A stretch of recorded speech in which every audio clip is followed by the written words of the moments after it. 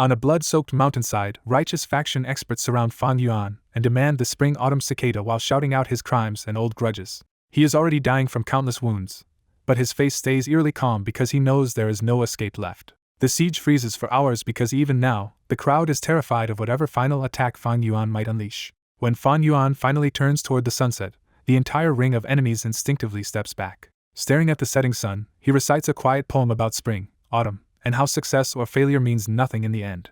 His mind drifts back to Earth, where he once began as an ordinary scholar before living more than 500 brutal years in this world. Even admitting that he failed, Fan Yuan feels no regret because he chose the demonic path knowing it would make him the enemy of the world. His final thought is simple and chilling: if the spring-autumn cicada works, he will still be a demon in his next life. The righteous fighters panic at that laugh and rush him together, afraid he is about to make his last move. Before they can stop him, a blinding explosion of power engulfs Fan Yuan.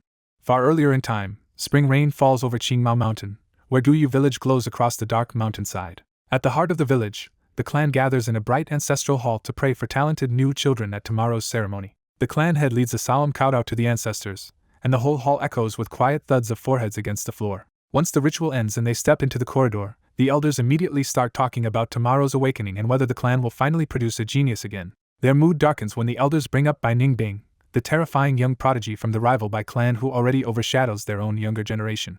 Then the elders turn hopeful again as they praise Guyu Fan Yuan, the orphan child genius who spoke early, walked early, and impressed everyone with poems beyond his age. Listening from behind them, the clan head quietly judges that Fan Yuan could be a great talent and become the clan's answer to Bai Ningbing. He tells everyone to rest for tomorrow, but the elders instantly understand the real meaning. The fight to claim promising youth starts at dawn. He warns them to compete fairly and not tear the clan apart with schemes, because a talent like Fan Yuan is valuable enough to spark a real power struggle. After the others leave, the clan head looks over the sleepless village and thinks of the ceremony as the clan's future itself. Elsewhere in the same night, another pair of eyes watches those village lights with a far stranger feeling, because Fan Yuan has just awakened 500 years in the past. He quickly understands what happened. The spring-autumn cicada really worked and sent him back to Guyu village before everything began. As he stares at his own young pale hand, Fan Yuan accepts the impossible truth that he has returned to his teenage body. He knows this is no dream, and the miracle comes with a cost, because the spring-autumn cicada is gone after carrying him back. Still, he immediately steadies himself, deciding that losing the goo is acceptable because he can refine it again. What matters more is the treasure he did keep: 500 years of memories, hidden opportunities, and ruthless experience. But after the first surge of confidence, he runs into the real problem right in front of him. At this moment, he is still only a powerless mortal. He realizes most future treasures are useless without strength, because this mountain is deadly enough to kill him with ordinary beasts. So Fan Yuan makes his first practical choice after rebirth: stay inside the clan's cage for now and use its resources to reach at least third-rank strength. Tomorrow's awakening ceremony is the opening he needs, and that thought drags up another buried memory about talent. Just then the door opens and his twin younger brother Fang Jing steps in, worried that Fan Yuan is still standing in the rain instead of sleeping before the ceremony. Fan Yuan answers with cold distance, and one glance is enough to remind him how small and ordinary Fang Jing has always felt beside him. Fang Jing awkwardly says their uncle and aunt would worry, still believing in the family care that Fan Yuan knows was always selfish calculation. That line pulls Fan Yuan into the old truth that after their parents died, their guardian seized the brother's inheritance, and only softened once Fan Yuan's child genius image became useful. He remembers that his famous genius reputation was never true talent at all, only an adult mind hiding behind a cold mask and borrowed poems from Earth. Fan Yuan also sees clearly what Fang Jing never did: years of comparison turned his brother's inferiority into buried resentment. He already knows the coming twist that once made his old life bitter, because tomorrow Fang Jing will awaken a grade talent, while he himself will only be C grade. In his previous life, that result turned the clan upside down and made Fang Jing rise while Fan Yuan fell hard. The old Fan Yuan hated everyone for it, but after 500 years that anger is gone, replaced by a colder understanding that this world simply rewards the strong. What remains now is only his real goal: immortality, and the certainty that he will kill anyone who stands in that path. With a faint laugh, Fan Yuan tells Fang Jing that revenge is not his goal and coldly dismisses him, making clear he will never bend for anyone. Fang Jing feels exposed under that icy stare, says he will see his brother tomorrow, and quietly retreats from the room. Before dawn, the night watchman's clappers wake Fan Yuan after barely 2 hours of sleep, but his reborn will is still iron hard. He opens the window to the fresh air after spring rain, and the cool mountain village instantly clears the last of his sleepiness. Shin-Chui calls up from downstairs and brings warm water to attend him like a proper young master. As Shin-Chui helps him wash and dress, she keeps brushing close on purpose, but Fan Yuan stays completely unmoved. This time Fan Yuan sees Shin-Chui clearly for what she is, his aunt and uncle's spy, and a girl chasing the future she thinks he can give her. When Fang Jing arrives at the doorway, he catches that scene and feels a sharp flicker of jealousy. Fang Jing can only envy what his brother has, because even their servants show how differently the family treats them. Fan Yuan finally brushes Xin Chui's hands away and coldly tells her to leave. Xin Chui is rattled by his sudden chill and retreats obediently instead of acting spoiled like she wanted to. Fan Yuan asks if his brother is ready, and Fang Jing quietly answers yes after a sleepless, nervous night. The two brothers head out together toward the awakening ceremony as other youths stream through the village in the same direction. Around them, the other teens whisper about Fang Yuan's reputation and talent, half admiring him and half resenting him. For Fang Jing, his brother's fame feels less like glory and more like a shadow he can never escape. Fan Yuan, hearing the same praise, only sneers because he already knows this admiration will turn into contempt the moment his weak talent is revealed. With 500 years of hindsight, he also finally sees his aunt and uncle's real game.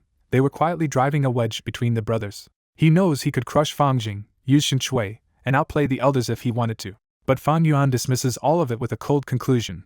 If they do not block his path, they can all go aside and scram. By sunrise, more than 100 teenagers gather in front of the clan pavilion for the ceremony that could decide their entire future.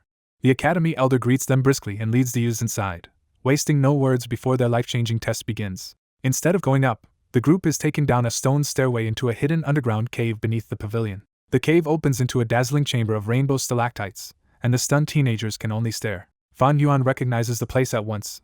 This underground spirit spring is the foundation that keeps the Guyu clan alive. Deeper in, they reach a faint blue underground river and a huge field of moon orchids glowing softly in the dark. While the others marvel at the view, Fan Yuan calmly notes that the moon orchids are vital feed for many Gu and a major resource for the clan. The academy elder explains the test. Each youth must cross the river and walk toward the flower field as far as they can. Everyone already knows the rule behind it.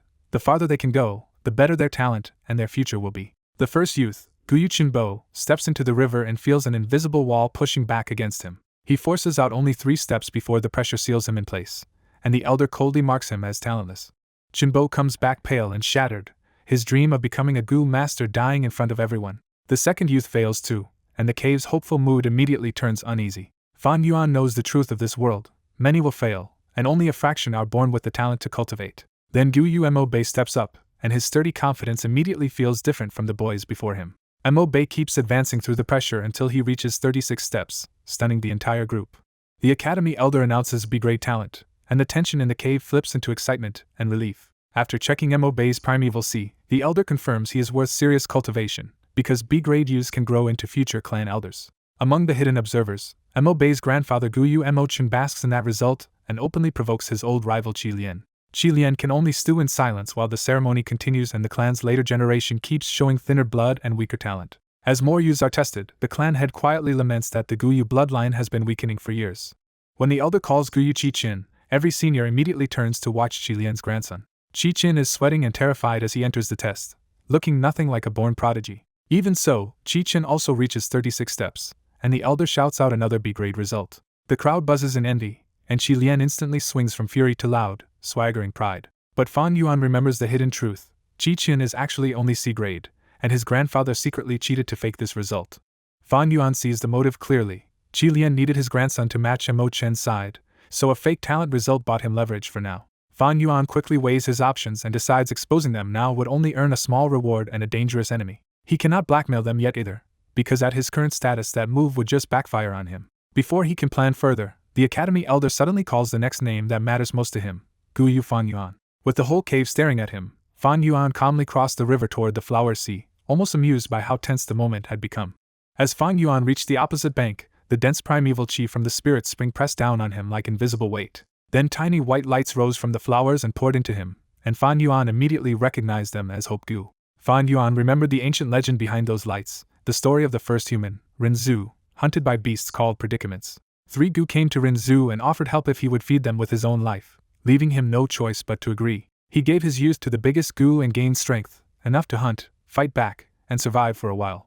But strength alone was not enough, so Rinzhu traded his prime years to the second Gu and gained wisdom as well. With strength and wisdom together, Rinzhu killed many predicaments and carved out a hard life for himself. In the end, age caught up with him, and the strength and wisdom Gu abandoned him because he had nothing valuable left to offer. Cornered and desperate, Rinzhu told the last Gu he only had his old age left and wanted to live even 1 second longer. The last Gu asked for something smaller but far more important, his heart. When Renzu gave it his heart, the dim goo burst into overwhelming light and revealed itself as hope. The predicaments fled in terror, because even they feared hope more than strength or wisdom. Back in the cave, the hope goo gathered inside Fan Yuan below his navel, easing the pressure enough for him to keep walking. The light inside him kept growing, but the elders watching from the shadows were already frowning because the number of hope goo looked too low for top talent. Fan Yuan measured his own progress with perfect clarity, knowing 27 steps only placed him in C-grade range. At the 27th step, the ball of hope goo inside him suddenly hit its limit and exploded. The awakening shock raced through his whole body in one violent instant, making his skin prickle, his mind go blank, and sweat break out everywhere. When the feeling passed, Fan Yuan looked inward and saw a newly formed aperture inside his body, the first real step toward immortality. The green copper sea inside his new aperture sat at only 44%, sealing Fan Yuan's result as C-grade talent. Fan Yuan tested the pressure one last time, accepted that he could not move another step, and smiled because the result matched his previous life exactly. The academy elder still called across the river in hope, but Fan Yuan simply turned back and answered by walking away. The crowd erupted as soon as they understood it, stunned that the boy everyone expected to be exceptional had only awakened C-grade talent. Fan Jing stared in disbelief, because he had always assumed his older brother would be one of the clan's rare geniuses. The clan had openly cursed the result, while the hidden elders muttered that no one could have cheated and disappointment was the only explanation left. As Fan Yuan crossed the icy river back, the cold and the hostile stares reminded him of the same crushing moment from his first life. In that earlier life he had almost fallen apart under that disappointment, but now the old wound no longer moved him. Remembering the legend, Fan Yuan steadied himself with one simple truth: if hope still remained in his heart, other people's disappointment meant nothing. To Fan Yuan, the real value of life was not pleasing others but continuing down his own road, whatever anyone else thought of it. The academy elder called the next name, Guyu Fangjing, but Fangjing was still too shaken to answer at first. When Fangjing finally rushed out, he immediately tripped, smashed into the river, and turned the whole cave into laughter. The clan head rode both brothers off in disgust while Fangjing flailed helplessly on the slippery riverbed, only making himself look worse. Then Fan Yuan quietly grabbed Fangjing by the collar and hauled him upright. With the crowd still mocking them, Fangjing could only stare as his brother, the one who had just failed expectations, stayed strangely composed. Fan Yuan only told him, "Go on. The road to the future will be interesting," and even smiled as if he could already see what was coming. That calm hit Fangjing hard, and he walked into the flower sea in a daze, still wondering how his brother could accept C grades so easily. Without even noticing it, Fangjing kept walking farther and farther until he reached a distance no one before him had touched. When Fangjing finally snapped out of it, he was already 43 steps in, and the academy elder lost all composure at the sight of an A-grade talent. The entire cave exploded in shock, because after years without one, the Guyu clan had finally produced another grade genius. Qi Lian immediately tried to claim Fangjing for his branch, and Mo Chen roared back that he should be raised by the Mo faction instead. Then the clan head shut down the elders' fight over the newly revealed A-grade Fangjing and declared that no one had more right than him to take charge of the boy. A week after the awakening ceremony, the academy elder opens class by telling the new students that anyone who can feed, refine, and use Gu is now a rank 1 Gu master. When a student asks for details, the elder explains that Gu masters have 9 ranks, and each rank is split into 4 smaller stages from initial to peak. He goes further and ties cultivation limits to talent, saying D and C grades struggle early, B grades can reach much farther, and A-grade talents are the clan's real hopes. The whole room can't help glancing toward Fangjing, because the newly awakened A-grade talent is already sitting there like the class star. Then the whispers shift to the back corner, where Fan Yuan has been sleeping through class all week and has become the subject of ugly gossip. The students quietly mock him as a fallen genius, saying his C-grade result broke him, while his little brother rose into the spotlight instead. Watching Fan Yuan sleep again, the academy elder finally gives up on him and decides the clan's effort should go to Fangjing instead. While answering another question, the elder brings up the clan's past rank 5 heroes and bitterly recalls how the 4th clan head was ruined by the demon Flower Wine Monk. The tale is famous. Flower Wine Monk begged on his knees after losing, then suddenly struck, leaving the 4th clan head fatally wounded before dying himself. The students flare up in anger at the old story, cursing Flower Wine Monk as the villain who took their hero away too soon. The noise finally wakes Fan Yuan, and the moment he hears Flower Wine Monk's name, his sleepy look turns sharp with resentment. Inside his head, Fan Yuan curses his bad luck because he knows Flower Wine Monk left a hidden inheritance somewhere near the village, but he still hasn't found the corpse or the cave. He remembers the future clue clearly enough to be frustrated. A drunk Gu master will one day chase a precious liquor worm into a hidden cave and stumble onto Flower Wine Monk's remains. That lucky discovery will change the man's life, which is exactly why Fan Yuan has been roaming the village with wine every night trying to steal the chance first. But after days of baiting the area with alcohol, the liquor worm still refuses to appear, and Fan Yuan knows time is running out.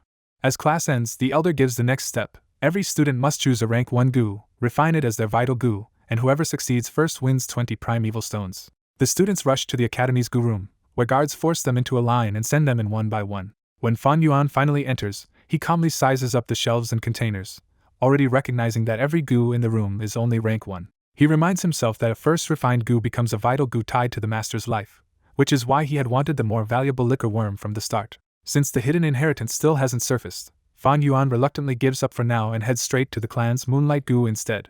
He picks one Moonlight Goo from the silver tray, a translucent blue crescent that marks the Guyu clan as much as it serves them. He leaves the room without any excitement, because his mind is still fixed on the liquor worm he failed to catch. Instead of going home to refine the Moonlight Goo, Fan Yuan heads straight to the tavern and buys 2 more jars of aged wine for one last search. Walking back out with the jars, he realizes his money is almost gone, and that makes the missing liquor worm even more irritating. He also knows the refining contest is already underway, but with only C-grade talent, Fan Yuan has no real shot at beating the faster students for the 20-stone prize. Then Fang Jing calls out from behind, catches Fan Yuan holding the wine, and delivers the family message. Aunt and uncle want to see him. Facing his brother head-on, Fang Jing is no longer the timid boy from before, and the month of reverse fortunes hangs between them without either needing to say it. In Fang Jing's eyes, the whole world has flipped. He has gone from ignored shadow to praised a great genius, and the attention still feels dazzling and awkward. He even tries to imitate Fan Yuan's cold expression, but the act never fits, and that only makes him think about his brother more. As rumors about Fan Yuan's collapse spread, Fang Jing starts telling himself that his brother is only human, yet secretly enjoys seeing the once dominant figure brought low. Trying to stand tall, Fang Jing urges him to stop drinking and wake up, saying the people who care about him are worried. Fan Yuan says nothing at all, and when their eyes lock, his deep, unreadable stare makes Fang Jing flinch first. Ashamed of backing down, Fang Jing forces himself to look back harder, desperate to prove that he has really changed. But Fan Yuan has already turned away, brushed past him with both wine jars, and ended the contest with one flat line: stop staring and move. All the strength Fang Jing had gathered fizzles out on the spot, and in the end he can only follow behind with his eyes fixed on stepping into Fan Yuan's shadow. At sunset, Fan Yuan returns home carrying 2 wine jars and finds his aunt and uncle waiting in a dim hall like they have already planned this talk. Uncle Gu Yudong too starts gently, praising both boys for becoming Gu masters and giving each of them 6 primeval stones for cultivation. Fan Jing opens his bag, sees the stones, and immediately overflows with gratitude, thanking them for raising him. Aunt turns that gratitude into a trap, saying they have always treated the brothers like sons and hinting that becoming a real family would be best. The uncle finally says it plainly and asks Fang Jing whether he is willing to be adopted. Fang Jing is overjoyed and admits he has wanted a family ever since their parents died, so he eagerly agrees. Once Fang Jing calls them father and mother, the couple happily accept him as their son and play the part of a loving family. Then the uncle turns to Fan Yuan and asks if he will do the same. Fan Yuan refuses without even bothering to explain. Fang Jing tries to persuade him, but the uncle cuts him off and smoothly changes tactics. Uncle offers Fan Yuan 200 primeval stones instead, pretending it is generous support for him to become independent later. Even that does not move him, and Fan Yuan refuses again. Before they can press him further, Fan Yuan politely excuses himself, grabs his wine, and leaves the hall on his own terms. Fang Jing offers to go after his brother, but the uncle dismisses it and has the servants treat his new son well instead. Once Fang Jing is gone, the uncle drops the act and says Fan Yuan clearly saw through their plan. Their scheme was simple. If Fan Yuan agreed to adoption, he would lose the right to inherit his dead parents' fortune, which is worth far more than 200 stones. Even so, the uncle consoles himself that they already secured Fang Jing, and Fan Yuan only has C-grade talent anyway. When the aunt worries that Fan Yuan could still claim independence at 16 and take the inheritance, the uncle answers with something uglier. He says they can simply frame Fan Yuan for a serious offense, expel him from the family, and strip away his inheritance rights. His chosen trap is even more shameless. Use Shin Chui to seduce Fan Yuan, accuse him of drunken assault, and catch him in the setup. Meanwhile, Fang Jing is led into a much larger room and instantly sees how quickly his new status has changed his life. Matron Shin flatters him as young master and makes it clear the household will now serve his every need while he focuses on cultivation. The attention wins him over completely, and Fang Jing quietly vows to take first place so he will not disappoint them. Out on the dark village road, Fan Yuan walks alone with his wine and coldly guesses that his aunt and uncle are already plotting how to drive him out. He is not surprised, because he has always understood that they only took the brothers in for their parents' inheritance. Fan Yuan reminds himself that without talent or a backer, his parents' legacy is one of the few real advantages he cannot afford to lose again. So instead of going home, he heads toward the outskirts to keep searching for the flower wine monk's hidden inheritance. The wind grows colder, so Fan Yuan finally opens a jar and drinks, using the rough wine to warm himself as he keeps moving. He walks straight out of the village gate and into the black night, leaving the comfort of lit homes behind him. At the same time, inside the warm house, Fang Jing studies at his desk with ginseng tea steaming beside him, sealed off from the cold wind outside.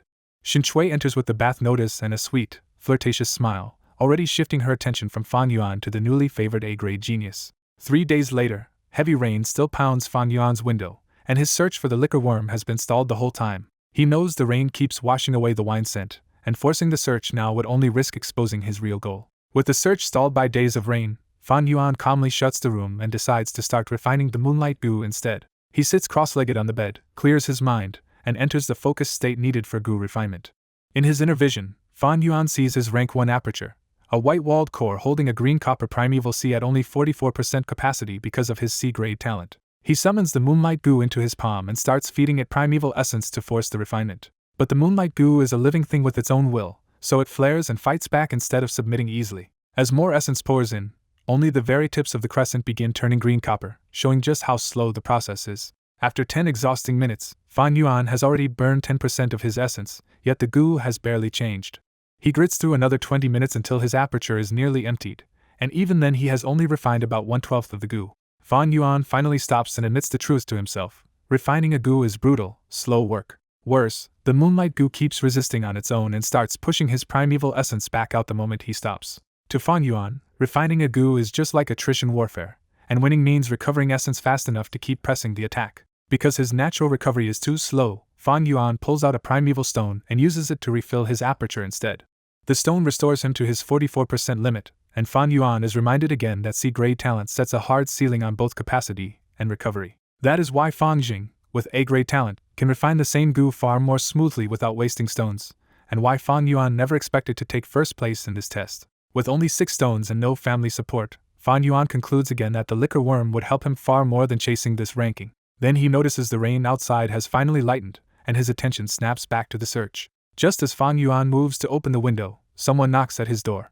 It is Xin Shui, speaking sweetly from outside and offering food and wine to cheer up what she calls his depressed mood. When Xin Shui arrives at night with food and wine, Fan Yuan instantly senses a trap but lets her in anyway. Xin Shui lays out the meal, pours wine, and turns sugary and flirtatious as she invites Fan Yuan to drink with her. She gets bolder, pulls Fan Yuan to the chair, sits on his lap, and offers him her body as if she truly wants to stay by his side. Xin Shui even leans in to feed him wine mouth to mouth, convinced he is only pretending to resist. Instead of falling for it, Fan Yuan coldly calls the whole thing what it is, a power play. The moment Xin Shui tries to bluff through it, Fan Yuan clamps a hand around her throat and starts squeezing. As she struggles to breathe, Fan Yuan calmly exposes the setup and guesses his aunt and uncle already placed witnesses downstairs to frame him. To crush her bluff completely, he mocks her and painfully grabs her chest, turning the whole setup into terror. Only when Xin Shui is close to suffocating does Fan Yuan finally loosen his grip and let her gasp for air. Then he gently strokes her cheek and asks in a soft voice whether she thinks he can kill her, which scares her far more than shouting ever could. Looking into those emotionless eyes, Xin Shui realizes with horror that Fan Yuan really would kill her if he wanted to. Fan Yuan spares her once, tells her to go chase his naive little brother if she wants to climb out of servitude, and dismisses her. Xin Shui walks out like a stunned puppet, and the hidden men waiting outside are left baffled by how badly shaken she looks. Fan Yuan immediately decides this house is no longer safe, silently memorizes his aunt and uncle's move, and leaves before they can tighten the trap. He goes straight to the village inn, pays for a room, and orders wine and several dishes so he can stay out of the trap house. Because the rain has stopped and evening is near, Fan Yuan chooses to eat in the hall so he can head straight back out to keep searching for the flower wine monk's inheritance. In the dampened dining hall, Fan Yuan sits by the door and quietly sizes up the room, a lone old man, a loud table of hunters, and 2 shadowed youths in the corner. While eating, Fan Yuan does the math and realizes his C-grade talent and dwindling stones may not be enough even to refine a moonlight goo. He pushes the thought further and realizes that even if he finds the liquor worm, he may still lack the stones to refine it. That makes the hidden treasure even more important, because Fan Yuan is now betting the flower wine monk's inheritance includes a stockpile of primeval stones. More than a week of baiting the liquor worm has still failed, and Fan Yuan is getting visibly irritated by the dead end. His thoughts are broken by a rowdy burst from the hunters, who are already drunk and pushing one another to keep drinking. When they demand better wine, the waiter warns them that 1 jar costs 2 primeval stones, and that price knocks the swagger right out of them. Just as the group starts to back down, a mocking voice from the dark corner humiliates them for making noise they cannot afford. Stung by the insult, one hunter buys the expensive wine on the spot even though he already regrets it. The moment the green bamboo wine is uncorked, its rich fragrance floods the whole hall and even Fan Yuan pays attention. The waiter proudly shows off the rare wine, and Fan Yuan realizes this fragrance is far better than the cheap alcohol he has been using as bait. Then the same hidden young man needles them again, daring them to buy even more jars if they really have the nerve. The furious hunter challenges him to stand up and fight, and the young man obliges. When Jianya steps fully into the light in formal Gu master robes, the hunter's anger dies on the spot. Jianya toys with them on purpose, inviting one hunter or all 6 together to hit him if they dare. He picks up the costly wine, sniffs it with satisfaction, and forces the man who offended him to scramble into an apology. Instead of accepting the apology, Jianya smashes the jar and erupts at the thought of mortals flaunting wealth while he is short on stones himself. The hunters can only bow and hand over their pitiful stone fragments, because in front of a Gu master their size means nothing. Watching the scene, Fan Yuan calmly notes the truth of this world again. Power decides everything, and Gu masters stand over mortals in plain sight. From the dark corner, Jianya's female companion finally speaks and tells him to stop humiliating the mortals, making him turn back toward her. Jianya listens to her, ignores the tiny stone scraps, and leaves the hunters with one last threat not to touch green bamboo wine again. The hall stays heavy with the wine's fragrance, and the hunter who paid for it can only ache over losing 2 stones without a single drink. That smell gives Fan Yuan an idea, so after finishing his meal he calmly puts down 2 stones and orders a jar of green bamboo wine himself. Jianya stops cold because Fan Yuan's order lands like a direct slap right after his warning. Fan Yuan stares back without a trace of fear, and Jianya's hostility fades the instant he senses primeval essence on the boy too. Realizing Fan Yuan is also a Gu master, Jianya immediately softens into a smile and addresses him as junior brother. With the whole room suddenly understanding Fan Yuan's status, the waiter rushes over with the wine, and Fan Yuan takes the jar and walks out of the inn. As Fan Yuan walks the bamboo forest at night, he recalls the clan's old story that the 4th clan had killed the demonic flower wine monk, then died from his own wounds. But Fan Yuan already knows that version as a whole, because in his past life a drunk Gu master later stumbled onto the flower wine monk's hidden cave and inheritance by following a liquor worm. That man had even reported the find to the clan instead of hiding it, and that choice still bothers Fan Yuan because greed alone should have kept the secret buried. He cannot solve the mystery with so few clues, so tonight he strips the problem down to one brutal fact. If this last search fails, his money is almost gone. Instead of saving those last stones, Fan Yuan commits to one final gamble and bets everything on the green bamboo wine drawing the liquor worm out tonight. His confidence rests on 3 advantages at once. The rain-washed air carries scent farther, 7 days of searching ruled out other spots, and green bamboo wine is exactly the bait a liquor worm craves. He breaks the seal and pours a careful splash of expensive wine onto a rock, wasting none of his focus on the cost. Then he waits in silence. But when nothing comes, he calmly moves on to the next patch of forest and tries again. He repeats the same method over and over until the jar is almost empty, turning the whole grove into a string of failed hopes. At the last spot, Fan Yuan dumps every remaining drop onto the grass and flowers and waits with his final scrap of hope. Still nothing moves, and in the heavy dark he accepts that the search has failed and tells himself he cannot afford to keep gambling. He turns away with a bitter little laugh, steady enough to stop here even after losing this much. Then the clouds slide off the moon, and the whole bamboo forest suddenly brightens into a clear silver world. Nightingales sing again, red glowing dragonpill crickets burst into motion, and even Fan Yuan stops to stare at how alive the grove has become. He gives the wine-soaked flowers one last glance before leaving for Real, and in that turn, he finally catches it, a tiny white bead stuck to a bamboo stalk, gleaming like snow in the moonlight. Fan Yuan freezes, heart hammering, because the liquor worm is only 50 to 60 steps away and worth far more to him than the moonlight goo. Instead of rushing in, he carefully backs away because he knows he has no chance of catching a sober liquor worm by force. He retreats farther and farther until the wary worm finally loosens up and curls into a white ball to fly down toward the spilled wine. The little goo buries its head inside a flower bud to drink, and once it tastes the green bamboo wine it forgets Fan Yuan completely. Fan Yuan creeps closer step by step, watching the worm's tail curl and sway more happily as it drinks itself drunk. Even when he gets close, Fan Yuan holds back, because tonight he wants the worm to lead him straight to the flower wine monk's remains. After one more round of drinking, the overfed worm finally rises into the air and drifts deeper into the forest. Fan Yuan sprints after the bead of white light, running flat out because even drunk, the liquor worm still flies faster than he can comfortably follow. The chase tears through bamboo, flowers, and red-lit crickets, turning the whole mountain night into a blur around him. He splashes across a moonlit mountain stream without slowing down, keeping his eyes locked on that tiny white guide.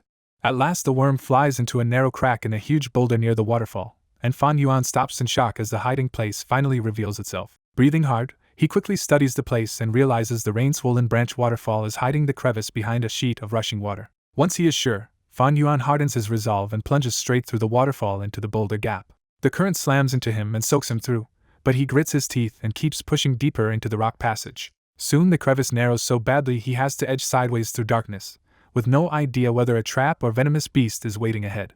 Then a faint red glow appears in the black, and that tiny sign is enough to pull him forward again. He squeezes through the last tight stretch and bursts into a hidden chamber deep inside the mountain cliff. The cave is strange and dry despite its wet walls, and dead vines and flowers tell Fan Yuan this place once grew wine-making goo plants. He recognizes them as wine sack flower goo and rice pouch grass goo, proof that this hidden place was built around food and drink. Following the vines, he finds the liquor worm sleeping on a heap of dead roots, now so close he can finally take it with ease.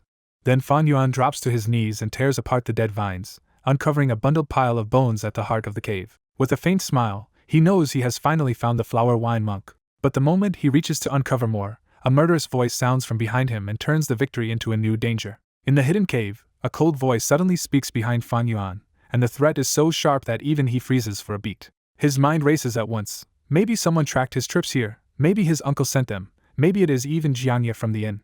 Fan Yuan instantly judges the gap between them too well. With no vital goo and only rank 1 cultivation, he is almost helpless if this turns into a fight. The voice claims Fan Yuan has already been poisoned by a single gate poison goo, and will melt into blood and pus in 7 days without the antidote. Staying cold under pressure, Fan Yuan offers up the liquor worm and rises carefully, trying to stall whoever is speaking. Then a second terrified voice starts begging for mercy and calls the attacker flower wine monk, and Fan Yuan realizes something is very wrong. The truth appears on the cave wall as a moving recording.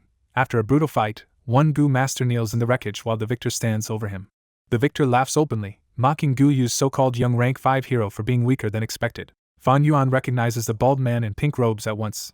This is the infamous flower wine monk. The man on the ground grovels shamelessly, and Fan Yuan realizes that this coward is actually the 4th generation Gu Yu clan head. Flower wine monk reveals what really happened. He came to trade fairly for moon orchids, but the Gu Yu clan tried to poison him during a fake welcome banquet. He says the clan head wanted to use his death to build the clan's fame, so whatever happens now is the clan head's own doing.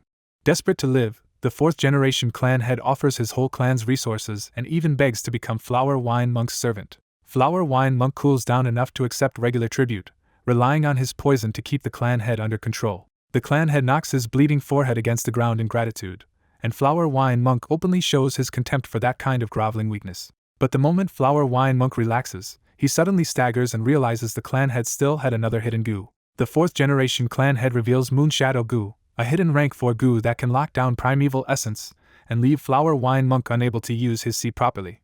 He even tries to turn the tables completely, telling Flower Wine Monk to surrender and serve him instead. Flower Wine Monk answers with pure violence, exploding forward and smashing a punch straight into the clan head's heart. The clan head crashes down coughing blood and shattered organs, then dies mid-complaint before he can finish his sentence. The watching elders erupt in fury, denouncing the demonic path and charging in to avenge their clan leader. Even with Moon Shadow Goo on him, Flower Wine Monk tears through them and quickly leaves the elders dead or badly wounded.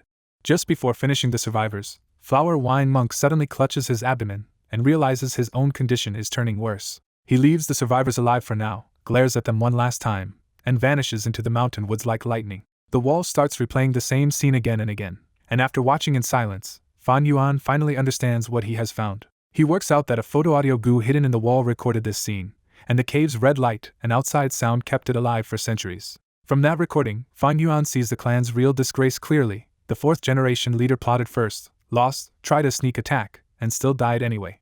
The official history was rewritten by the winners, turning the dead clan head into a spotless hero and Flower Wine Monk into the defeated sneak attacker. He also spots the old story's biggest flaw at once. If Flower Wine Monk supposedly died on the spot, why were his remains hidden here instead of in clan hands? Fan Yuan guesses the man who found this place in his previous life got scared, chose loyalty over greed, and reported everything to the clan to save himself. He rejects that path completely, deciding that since he risked everything to find this place, he will take every scrap of profit for himself. So he starts tearing the withered roots and vines apart more roughly, no longer caring about preserving the corpse. The skeleton breaks under his hands, and Fan Yuan just kicks a loose leg bone aside and keeps searching. The first real find is a small pouch with 15 primeval stones inside. He clicks his tongue at how little money Flower Wine Monk left behind, then immediately understands most of it must have been burned away on wounds and survival. He finds a few more goo remains, but they are all dead, dried out flower and grass goo with no value left. After that, there is nothing else, and Fan Yuan pieces together how Flower Wine Monk dragged himself here to heal before Moon Shadow Goo finally killed him. He realizes nearly all the goo here died over the centuries, leaving only the one-shot photo-audio goo in the wall and the liquor worm that barely survived. The whole trail suddenly makes sense. Once the cave's wine flowers began dying out, the starving liquor worm went outside looking for food and got lured in by Fan Yuan's green bamboo wine. That also explains why the previous discoverer turned this over to the clan. To a stronger goo master, a rank 1 liquor worm was barely worth the danger. For a moment Fan Yuan considers reporting this too, but he kills the idea almost immediately, because the real treasure is not just the worm or the stones, but the recording itself, proof that could be sold to the other villages as a weapon against Gu Yu's reputation. He feels no loyalty at all to the clan, and this only hardens the rule he already lives by: never rely on anyone if you want to survive. Once he is sure the cave has nothing left to take, Fan Yuan turns and heads back the way he came. He forces himself back through the cold water and rock crevice, squeezing past the boulder to return outside the mountain. Looking back at the cliffside boulder, Fan Yuan finally understands why he failed to find this place for so long in his previous life. It was inside the mountain wall, not underground at all. He also figures the clan must have destroyed the incriminating wall first, and then spread a cleaned-up lie to mislead everyone afterward. In the end he credits this discovery to luck, persistence, and most of all the rich scent of green bamboo wine that led the liquor worm out. Still, the disappointing inheritance does not really matter, because Fan Yuan already got what he came for: the liquor worm and more primeval stones.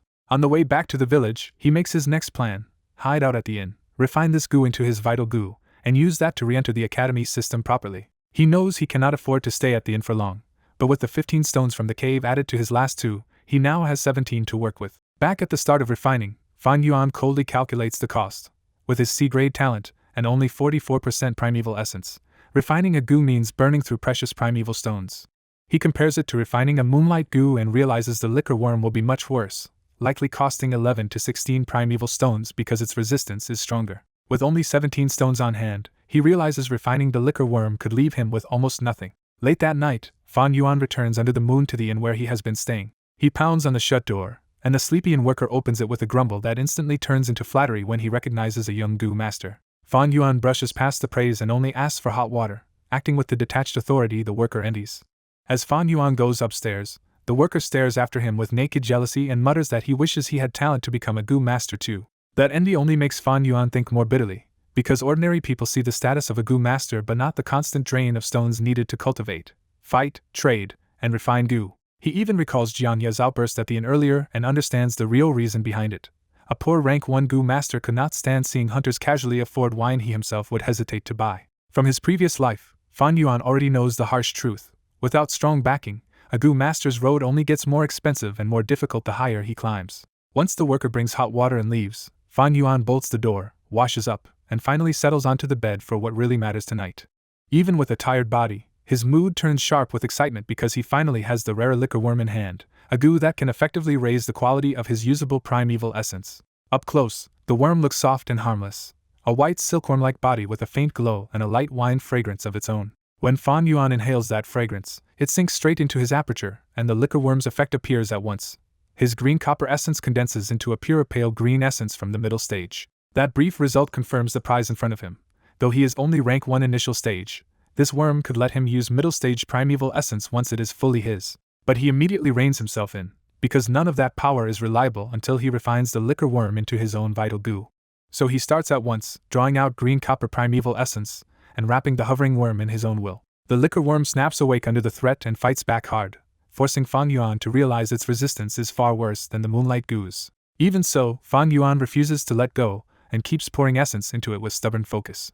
Hour after hour, the room stays silent except for the battle of wills, with the candle shrinking and the moon giving way to dawn while Fan Yuan remains locked in concentration. By dawn, all his effort has barely marked the worm at all, leaving only a tiny green stain on less than 1% of its white body.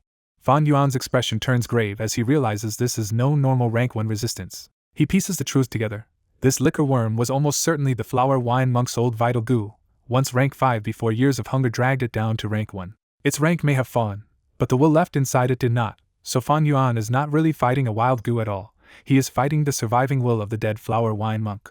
That makes the task far harder than refining a natural goo, because a hardened demonic cultivator's will is far tougher than an ordinary creature's instinct to survive. He quickly sees the ugly practical answer too. Without a stronger expert using rank 2 or rank 3 pressure to suppress the worm first, refining it within a month is impossible.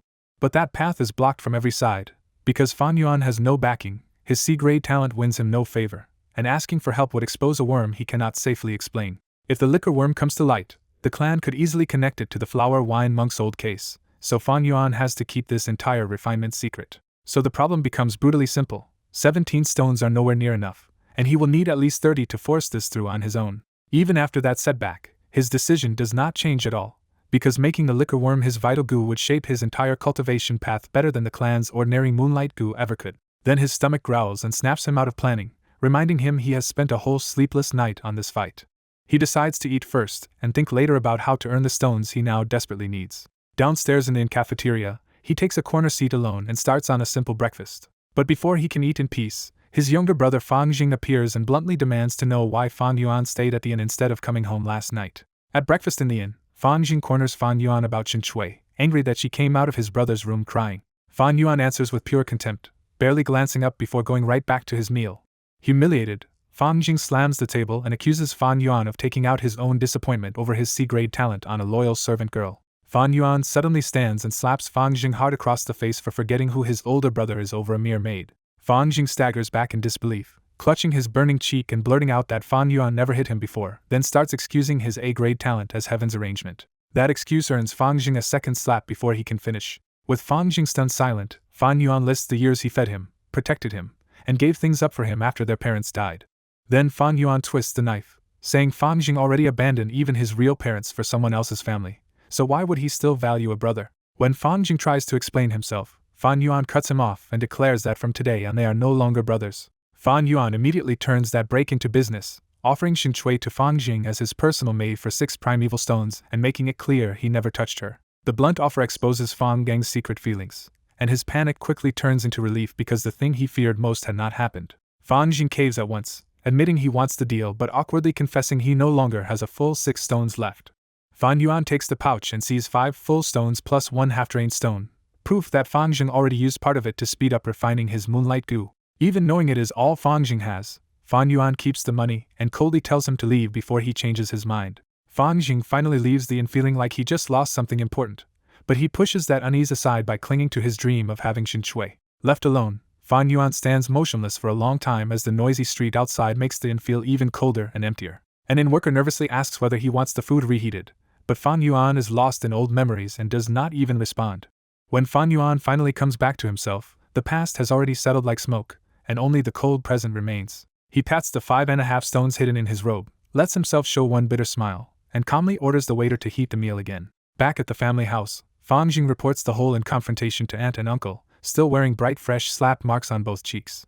Uncle's first reaction is not sympathy but correction. Shin Shui was assigned by the household, so Fan Yuan had no right to trade her away like property. Then uncle smooths Fan Jing over by replacing the money immediately, and telling him to hurry back and refine his goo well enough to seize first place.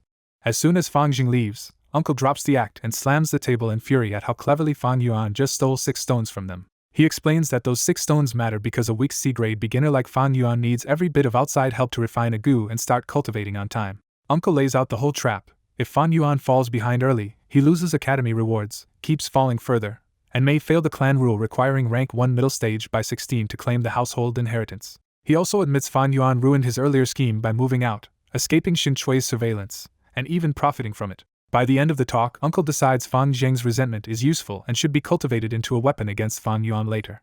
2 days later, in a darkened room under moonlight, Fan Yuan is still cross-legged on the bed refining the liquor worm after exhausting 12 primeval stones for barely any progress. He knows others may finish refining their goo before him, but he stays completely calm because getting the liquor worm matters more than winning this first race. Then the liquor worm suddenly curls into a ball and launches a desperate counterattack with all of its remaining will. Instead of panicking, Fan Yuan instantly judges that if he crushes this final resistance, the liquor worms should weaken for good. His only worry is outside interference, because this clash of wills will demand his full concentration.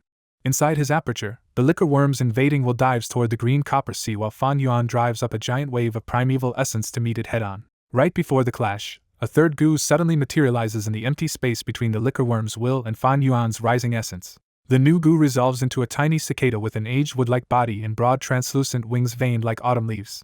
As if offended by the intrusion, the awakened cicada releases a wave of aura that makes the liquor worm's fierce will look tiny. The liquor worm's counterattack is erased instantly, and Fa Yuan's own rising essence wave shatters against the same pressure. A second later the same aura presses down on the whole aperture, flattening the stormy sea into total stillness and leaving Fan Yuan unable to move even a thread of essence. Fan Yuan is stunned but overjoyed, because he finally recognizes the hidden goo that followed him through rebirth, the spring-autumn cicada from his past life. He realizes it was never destroyed at all, only sleeping so deeply after dragging him 500 years into the past that even its own master could not sense it. The spring-autumn cicada is in terrible shape, rough and dim like dead wood with withered yellow wings, so weak that the liquor worm's attack was enough to wake it. That weakness is actually what saves Fang Yuan, because a rank 6 gu at full strength would have burst his tiny rank 1 aperture on the spot. Fang Yuan had chased the liquor worm because he wanted a strong first gu, but now he discovers his true vital gu was already decided from the start. Because he refined the spring-autumn cicada in his previous life and that bond survived rebirth, this rank 6 monster is still his first and most fundamental gu. The idea is almost absurd even to him. A rank 1 beginner carrying a rank 6 vital gu that should be far beyond human sense or common belief. And with that truth sinking in, Fang Yuan can only marvel that the liquor worm he fought so hard to get is worthless compared with the spring-autumn cicada now sleeping inside him. Back in his room, Fang Yuan forces himself calm and quickly realizes the weakened spring-autumn cicada is still terrifying enough to bully lower-rank gu into submission.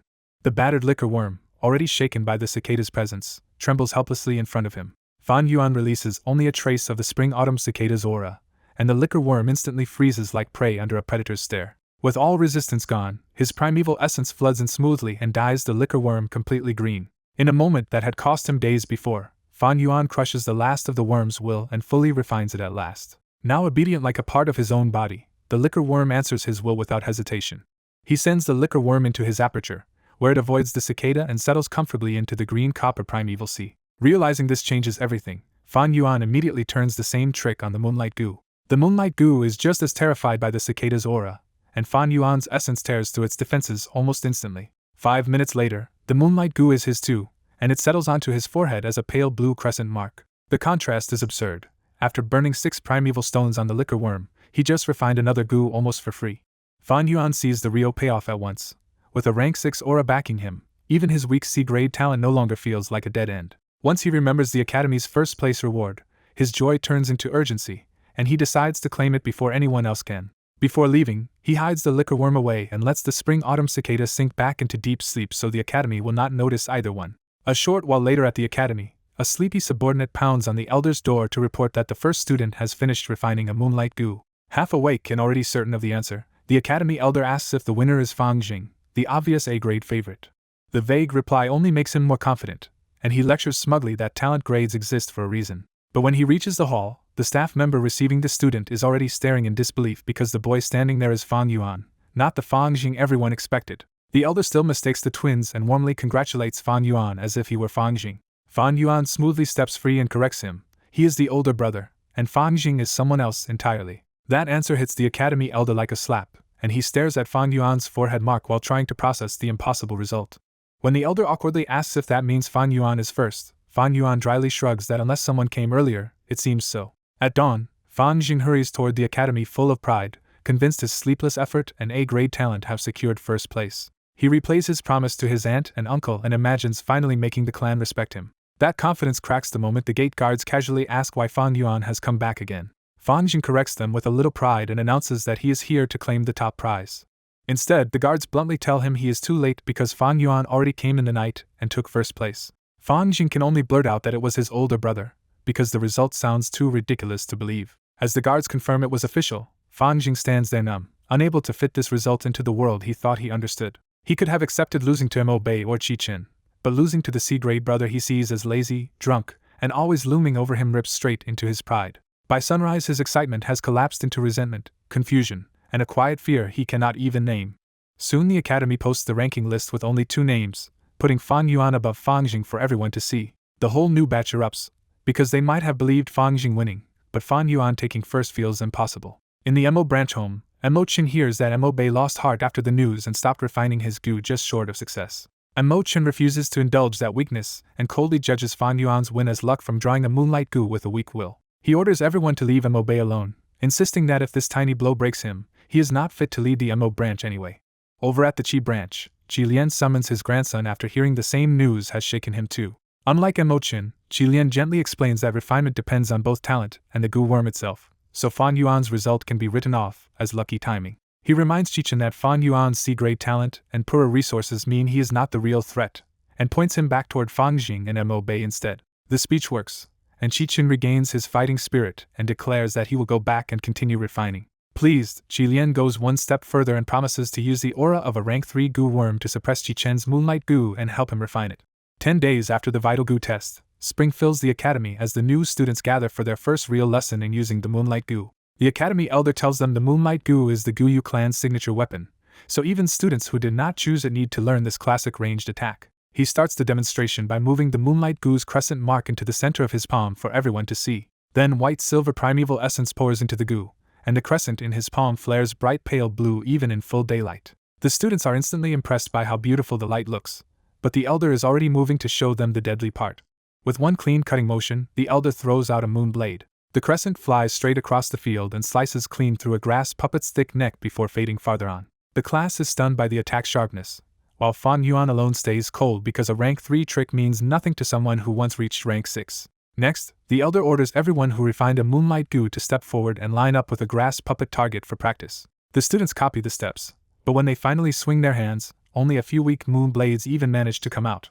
Very quickly the field turns into a mess of bad shots, fading crescents, and moon blades veering wildly off target. The academy elder starts coaching the more talented students like Fang Jing and Mo Bei with patient hands-on guidance, while students like Fan Yuan get only a couple of passing words. Fan Yuan keeps pretending to practice, hiding his real control while the whole field is too chaotic to watch him closely. When no one is paying attention, he casually tilts his hand and sends one moon blade at the puppet to his left instead of his own target. His shot lands dead on the puppet's neck, showing far better aim than anyone else on the field. But because the target is a scarecrow goo puppet, the damaged grass immediately starts knitting itself back together. Even so, the successful hit shocks the class, because almost no one has managed that yet. The elder asks who fired that moon blade, and a confused C-grade boy opposite the puppet hesitates before nodding and taking the credit. That mistaken praise changes the mood at once, with girls asking who the boy is and the others suddenly taking him seriously. Mo Bei feels his competitive streak flare up, annoyed that someone else made a clean hit first. Fang Jing is oddly relieved it was not Fang Yuan, and he quietly swears he will beat his brother through real talent instead of luck. The elder praises the wrong boy anyway, then raises the stakes for everyone by declaring a 3-day Moonblade test with 10 primeval stones for the winner. That excitement only lasts a moment before the students start running out of primeval essence, because each Moonblade costs a brutal 10%. Watching them tire out, the elder is reminded again that higher talent simply means more chances to practice, while poor students without stones fall behind no matter how hard they try. By sunset, class is over and the students stream out of the academy talking excitedly about Moonblades, dinner, and buying puppets to practice at home. Fan Yuan ignores the chatter and heads alone to the academy shop beside the goo room. Inside, students are crowding the counter and haggling over grass puppets that are selling out fast. The shopkeeper turns out to be Jianya, the same young goo master from the inn, and he immediately greets Fan Yuan warmly. Jianya offers to reserve Fan Yuan a grass puppet for 3 stones, but Fan Yuan sees right through the inflated price and has no interest in buying one. The other students panic at the shortage and stop bargaining, snapping up the remaining puppets on the spot. After the rush, Jianya quietly offers Fan Yuan one hidden last puppet, but Fan Yuan still refuses and asks for moon orchid petals instead. Fan Yuan buys 10 moon orchid petals because a goo master does not just refine and use goo, he also has to keep them fed. As he leaves, Fan Yuan runs through the feeding rules in his head. Moonlight Goo eats moon orchid petals, the liquor worm drinks wine, and the spring-autumn cicada survives on time itself. He goes straight to the inn next, because buying better green bamboo wine is cheaper and safer than constantly purchasing huge amounts of cheap alcohol for the liquor worm. The inn staff already know him, so Fan Yuan casually orders a jar of green bamboo wine, several dishes, and leaves the extra change on account. While eating, Fan Yuan finally does the math and realizes just feeding the Moonlight Goo and liquor worm is burning through almost 1 primeval stone a day. He counts his remaining assets and finds he is down to only 20 primeval stones, barely enough to keep going for about half a month. With his uncle and aunt no longer supporting him, Fan Yuan decides he has to win the Academy's 10-stone Moonblade prize in 3 days. Just as he leaves, an inn worker warns him that the upcoming caravan will buy up most of the shop's green bamboo wine stock. That warning matters immediately, because if the inn runs dry, Fan Yuan will be forced into suspiciously buying far too much low-grade liquor instead. He immediately spends 10 more stones to stockpile 5 extra jars and has the inn workers carry them to his academy dorm. Once the jars are hidden under his bed, Fan Yuan looks at his suddenly light money pouch and feels the pressure of raising goo even more sharply. He knows most students have it even worse, because on top of feeding goo, they also have to burn primeval essence and money on constant practice and pricey grass puppets. At least the spring-autumn cicada feeds on time itself, and Fan Yuan knows that one quirk is saving him from total bankruptcy. Fan Yuan's final conclusion is brutally simple. A goo master might be able to refine many goo, but in real life almost no one can afford to raise more than 4 or 5.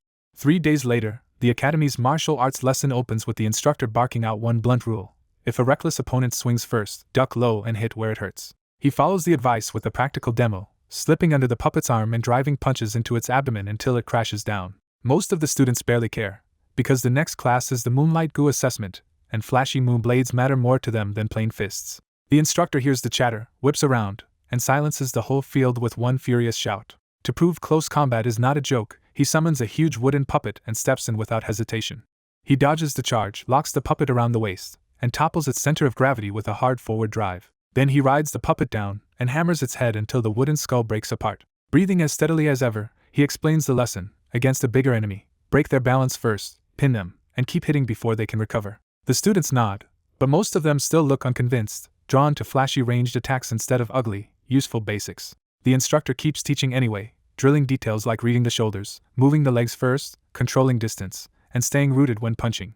Fan Yuan is the one student actually taking it seriously, because to him this class is not new knowledge but a chance to verify old combat experience. In Fan Yuan's eyes, early-stage Goo masters rely more on real martial skill than moon blades, because every ranged attack burns precious primeval essence and beginners miss too often. He even notes the instructor's copperskin defense, and quietly sneers at the other students for being too short-sighted to value something so practical. After a short break, the Academy Elder arrives for the Moonlight Goo assessment, and orders the students up in groups of 5, 3 shots each. The first group already disappoints him, landing only a few hits and proving most of them are nowhere near ready. The Elder bluntly scolds the worst two, and one C-grade girl leaves with red eyes because she could not afford enough primeval stone practice to improve. That struggle is common here, and some students have already decided it is better to save stones than chase a result they think they cannot win. Fan Yuan watches their poor results and judges them as pitiful, because to him primeval stones exist to be spent on progress, not hoarded in fear. Then Duo Bei steps up in full confidence, and lands all 3 of his moon blades cleanly. The crowd breaks into admiration, and the Elder finally looks a little less irritated. Next comes Guyu Chi-Ching, nervous at first but precise enough to tie Mo Bei with 3 solid hits of his own. Chi-Ching walks off with his chin high and throws Mo Bei a defiant look, turning the score into an open rivalry. Mo Bei keeps his attention on Fang Jing instead, because he knows the real contest is between the rich B-grade heirs and the lone A-grade prodigy. When Fang Jing finally takes the stage, some students still have to ask which twin he is, and others lean in because the village's only A-grade talent is supposed to shine. Fang Jing feels every eye on him, and the pressure makes his fingers shake before he even attacks. His first moonblade misses the chest and strikes the puppet's neck by accident, but the crowd mistakes the error for a bold display of confidence.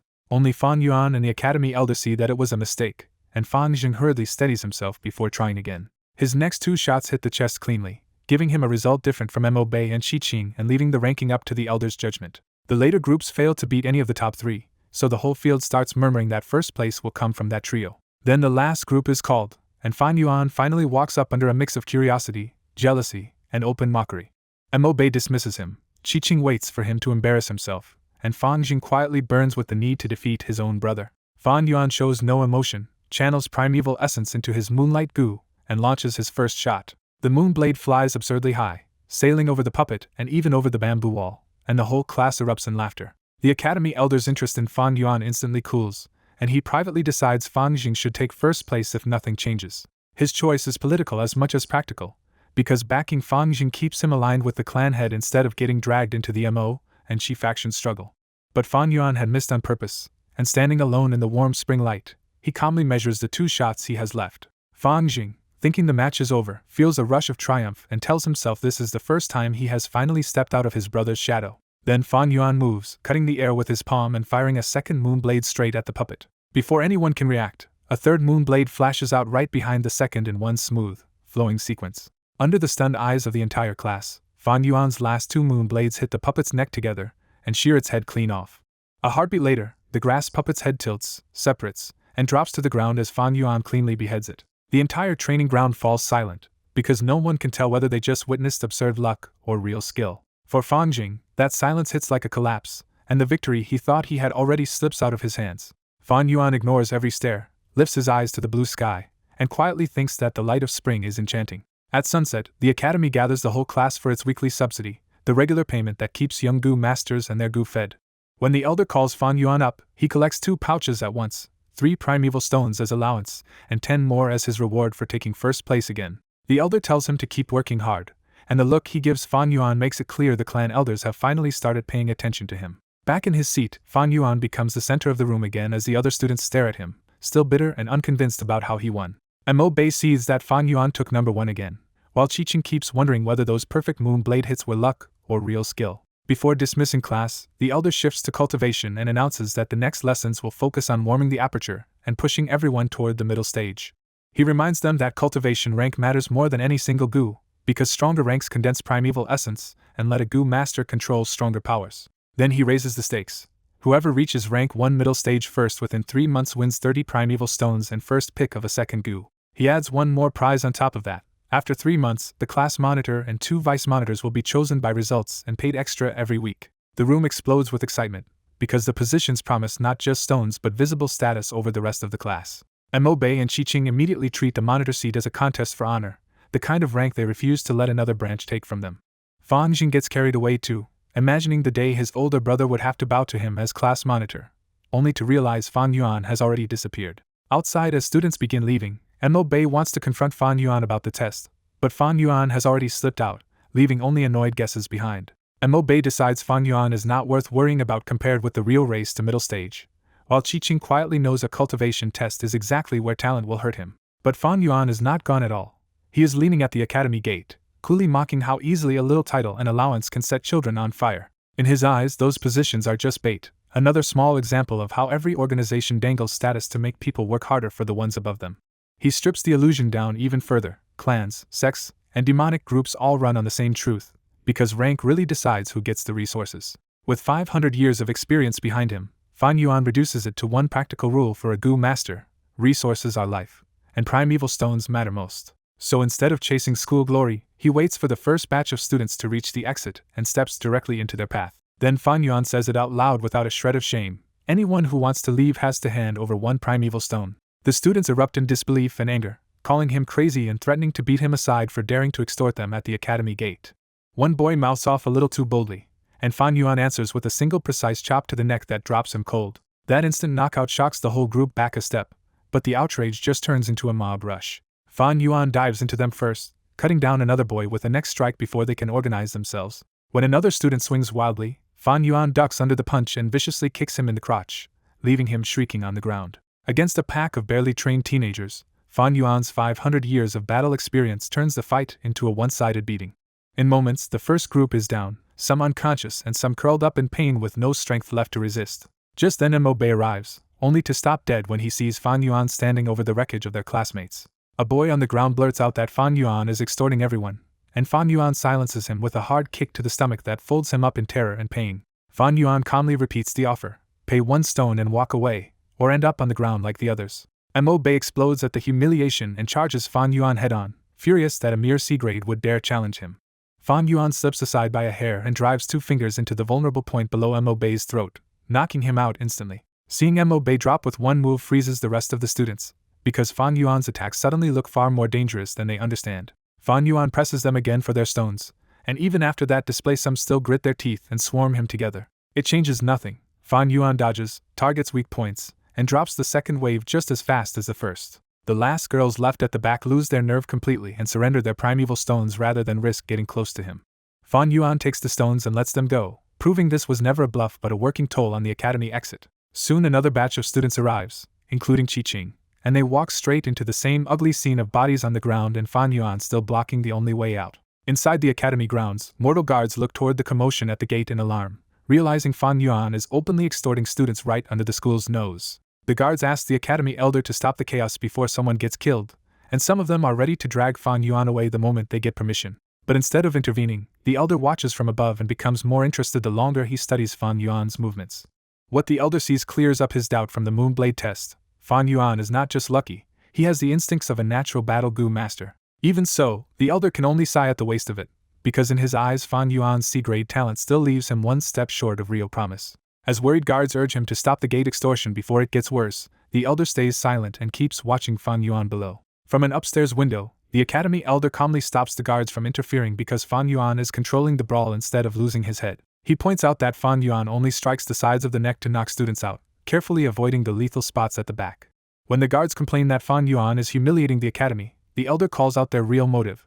Their pride is hurt because a student ignored them. He reminds them that student fights are normal in this world, and says stopping every clash would only crush the will to fight that the clan needs. Then his tone turns icy as he reminds the guards that every Guyu student is their master, while they themselves are only servants rewarded for loyalty. The guards immediately collapse to their knees, and the elder strips the chief guard of his position for speaking out of turn. A moment later, he announces there will be a new chief in half a month, and the remaining guards instantly switch from fear to greedy excitement.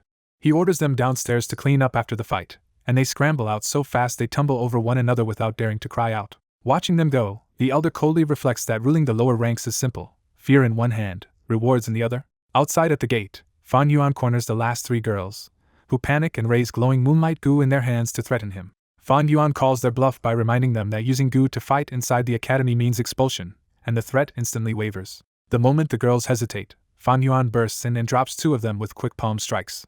The last girl collapses crying, and Fan Yuan coldly names his price: 1 primeval stone. In a panic, she offers everything in her pouch, but Fan Yuan deliberately takes only 1 stone and lets her go. From above, the elder judges the girl unfit for battle duty but starts taking real interest in Fan Yuan's nerve and sense of limits. He even decides that 1 stone per student is still acceptable, because taking more would break the point of the academy's subsidy itself. Then the final group arrives, and Fan Yuan's own twin brother Fang Jing is among them, staring at the scene in disbelief.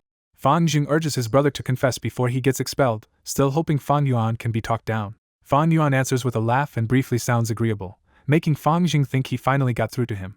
Instead, Fan Yuan calmly extends the extortion to this last group too and demands 1 stone from every one of them. When Fang Jing protests, Fan Yuan gently makes it worse by saying his own little brother can either pay or end up on the ground like the rest. The last 5 students quickly realize resistance is pointless and hand over their stones with angry, helpless faces. Just as they try to leave, Fan Yuan stops them again and points out he is obviously not going to search 50 students by himself. They understand at once, blush with anger, and under Fan Yuan's pressure start collecting 1 stone from every unconscious classmate for him. By the end, Fan Yuan has stripped 1 stone from almost the entire class and turned the school allowance into a huge payday for himself. Pleased with this capital-free business, Fan Yuan tucks away his bulging pouch and walks off, leaving the whole class sprawled behind him. The moment Fan Yuan is gone, the guards finally rush in shouting orders and scrambling to look useful in front of the academy. Right after the extortion, Fan Yuan heads to the inn and buys 20 jars of green bamboo wine and 1 sweet for the liquor worm. The purchase burns through 40 stones at once, but Fan Yuan considers it worth it because the liquor worm now has a long-term food supply. Once the workers leave, Fan Yuan shuts the door, sits cross-legged on the bed, and turns to cultivation in the quiet night. Inside his aperture, Fan Yuan sees the green copper primeval sea, the sleeping spring-autumn cicada hidden away, and the white liquor worm floating freely on the surface. He commands the liquor worm and pours in primeval essence, starting the familiar process of condensation. The worm produces a fine white wine mist, and when Fan Yuan feeds more essence into it, that mist compresses the power into pale green middle-stage essence. Fan Yuan immediately calculates the problem. With his C-grade aptitude, he will need a lot of extra essence and primeval stones to convert his whole sea this way. So he grabs a primeval stone and drains its natural essence straight into his aperture to keep the process going. As he cultivates, Fan Yuan coldly decides this was only the beginning and that he will keep robbing the class allowance every 7 days. He is completely untroubled by the consequences, because in this world fighting is normal and clans raise children to become battle-ready Gu masters. Fan Yuan also reviews his own methods with total clarity.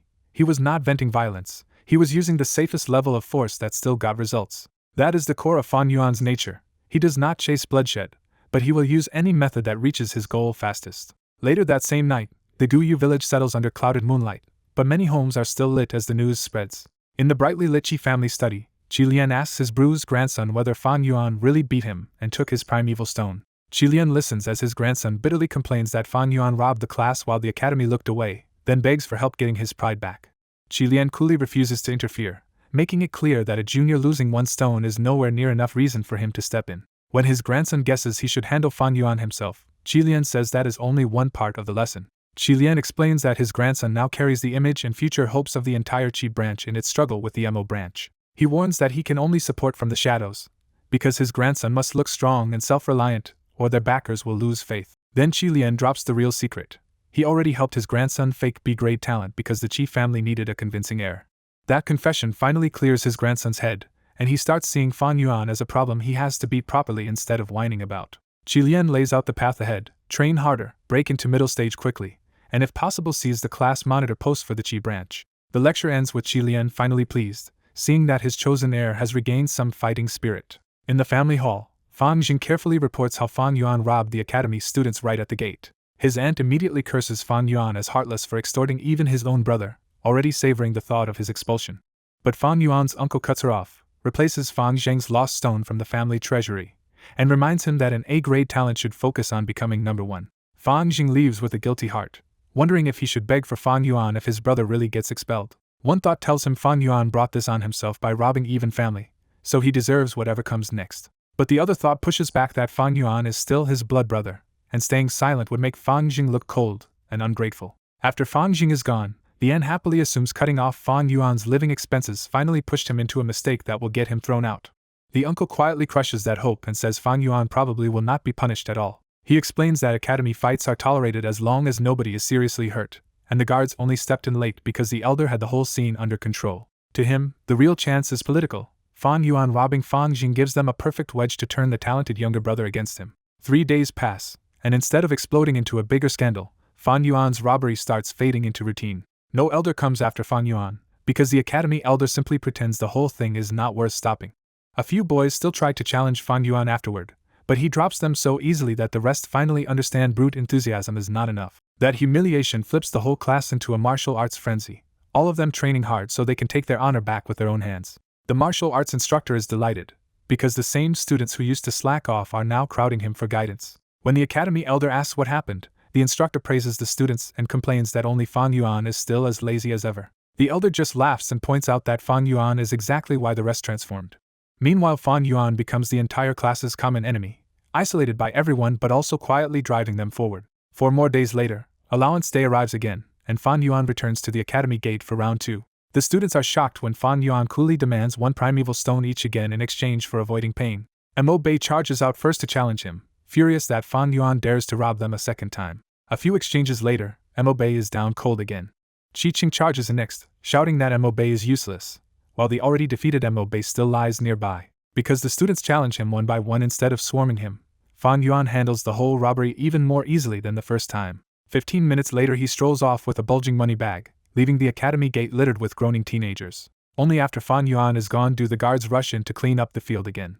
After this second beating, Mo Bei furiously trains in the Mo family garden, hating that 7 straight days of effort only bought him 2 strikes before he blacked out. His older sister Mo Yen returns from a mission, notices his battered face at once, and asks who dared to bully him. Too embarrassed to admit the truth, Mo Bei lies that he simply tripped and fell. Mo Yen does not press him there, but coolly tells him to wrap himself with thick towels during training since he still lacks a defensive goo. She strides through the family estate with her usual icy authority, and every servant quickly bows out of her way. Without even knocking, Mo Yen barges into her grandfather Mo Chen's study, where he is calmly practicing calligraphy. Mo Chen dryly says that only his granddaughter would storm in like that, making it obvious how familiar and indulged she is in this room. Before she can ask about Mo Bei, Mo Chen makes her finish the mission report and explain the latest state of the wolf den. Mo Yen reports that the den is nearly full, so there will not be a wolf tide this year, but next year the village will almost certainly face one. When she adds that there are only about 3 Thunder Crown wolves, Mo Chen visibly relaxes, knowing the 3 villages can each handle one. Only then does Mo Yen drag the conversation back to her bruised brother and demand the truth. Mo Chen casually reveals that Mo Bei was beaten unconscious twice at the academy gate by a classmate named Fan Yuan. Mo Yen cannot believe her own blood brother was humiliated like that, but her grandfather treats the loss as a necessary lesson for a future man. To Mo Chen, defeat and humiliation are exactly what will make Mo Bei stronger, and he forbids Mo Yen from interfering with the rival who will force that growth. He warns Mo Yen not to interfere, because if an older Mo family Gu master bullies a student over a youth feud, the whole family will lose face. Mo Yen outwardly obeys, but as she leaves the study her eyes harden with a plan of her own. Later at the village inn, Fan Yuan eats dinner by the window and quietly watches the evening crowd flow home beneath a fire-colored sunset. From that seat he studies the village itself, noting how many Gu masters walk the streets and measuring the Guyu clan's strength from their numbers. He pays special attention to their rank belts, blue with a bronze 1 for rank 1 and red with a steel 2 for rank 2, the simplest clues to a clan's real power. That assessment only sharpens his ambition, because this small mountain village cannot hold him and rank 1 is nowhere near enough to roam the southern border. His quiet meal is interrupted when a burly middle-aged man with hanging brows strides over and smugly announces that he has finally found Fan Yuan. The thug makes the threat plain. Fan Yuan beat the Mo family's young master, and now their young lady has come to settle the score. In the inn, Gao Wan tries to stare Fan Yuan down, but Fan Yuan keeps eating as if the Mo family servant does not even exist. The inn staff whisper that Gao Wan is only bold because the Mo family is behind him, and they worry the clash will wreck the inn.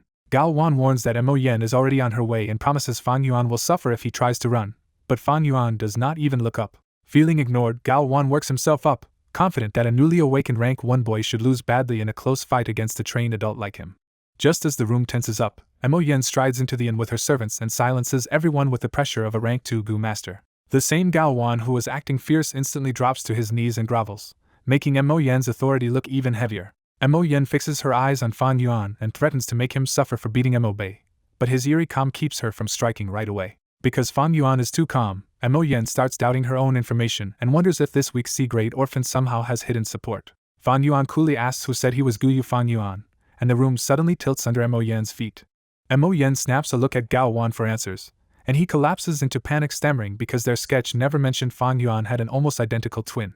Mo Yen hesitates hard, because offending Fan Jing would mean crossing the clan head's favored A-grade genius instead of an isolated C-grade boy. The inn workers know perfectly well who he is, but neither side is safe to offend, so they keep their mouths shut. After finishing his meal, Fan Yuan stands and offers to take Mo Yen to the school hostel to find Fan Yuan there. Mo Yen decides to follow anyway, reasoning that if he really is Fan Jing she should not offend him, and if he is lying she can still keep him under her nose.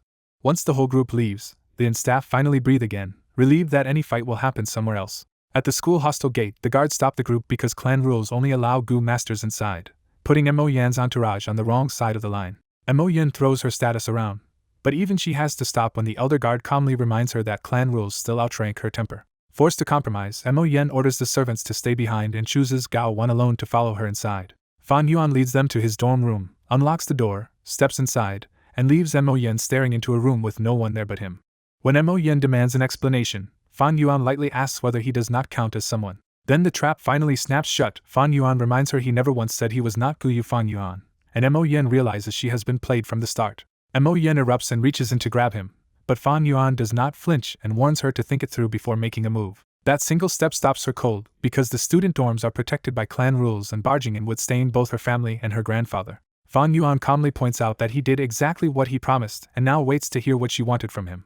Mo Yen changes tactics and threatens to wait until he finally leaves the dorm, but Fan Yuan turns that around too by reminding her he can sleep here while she risks trouble if he misses class tomorrow. Driven furious again, Mo Yen threatens to drag him out anyway, so Fan Yuan throws the door fully open and dares her to try. Instead of charging in, Mo Yen suddenly calms down, realizing that Fan Yuan is trying to bait her into breaking the rules.